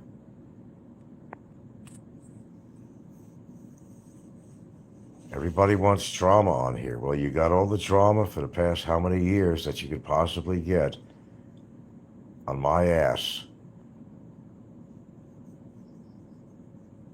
I think it's time for people to come forward and tell the truth. That you know that this report was so absolutely bogus. And how could you respect somebody at all that would go that low to try to prove a point or to satisfy their significant other? We all protect our significant others, we all do, but there's a limit of how far you're willing to go to put somebody in a state of distress regarding deportation, which is a heavy-duty thing. I feel I'm going to have the situation under control, so I'm not really stressing out on this. However, people, being honest, that like to listen to my show, need to come forward. Need to come forward and say what they heard, which was what? Nothing. Again, there's been no threats to this woman or to her family. Never met her. There has been no insults such as someone being a whore or a prostitute. I heard that the word concubine was brought up. I think people need to look up the definition of a concubine, if that was ever said, and I don't recall, but someone said they might have said that. A concubine is simply somebody who is in a relationship, who has sexual relations to somebody that's not married. It's generally an Asian terminology derived from possibly China. And the word concubine. A concubine is not a whore. A concubine is not a prostitute. A lot of words were shared. What I want to hear from my viewers is the truth. If you want to follow my channel and you support me, I think this has to be brought to the surface. I cannot emphasize this anymore. Right is right and wrong is wrong. Don't matter what your underlying feelings are for myself or anybody else. You got to watch what you say on here. You could be in Barry Jordan's position. So, Frank in Hawaii 54 at yahoo.com is my email. I've had a few of them sent to me. I've had some comments here on a couple of shows saying that I've never heard you say anything like that to the woman who put that complaint in. That's what I need to hear. We're going to get to the bottom of this, and we're going to get this thing quashed And whatever happens from there will happen. Whether there's going to be charges hasn't been decided yet against the individual who put this bogus complaint in.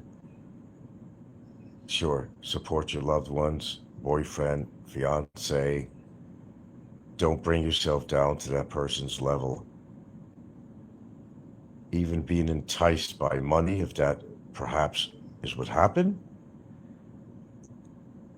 or being pressured. And the word we love to use is coerced. When somebody falls for that, they're not thinking for themselves. They're creating an action to get a legal reaction caused by pressure of the boyfriend and others that have enticed this person who put this complaint in with the Department of Immigration. Okay, we've been talking about this lately, and we will continue to do so. You cannot respect somebody that goes that low. You can't. That low. I have a girlfriend here that will stick up for me. I don't think she'd ever would put a report on anybody and tell such lies simply to enact revenge and destroy somebody's life. She's not like that. A good Filipina is not going to do that. She knows what's right and she knows what's wrong. And she will never get down to that level when she's ever going to go to an immigration department and try to get somebody deported based on her anger on how people say would treat me, as a good example. Anyway, that's my point. I'm going to bed. I'll keep this show on, like my other one. I need a little more support on this. I think I've got things under control pretty well. But I want to push this as far as I could push this and make this individual understand completely that what she did is just not righteous, no matter what angle that you look at it at and for what reason. Trying to destroy somebody's life could also result in self-destruction at the same time. All right, going to bed. Continue the letters, continue the support. I appreciate it. We're going to get this over with. And we're going to right a wrong. That's exactly what we're going to do. We're going to right a wrong. Steve, you don't have to remove your messages. Stavros, whatever your name is.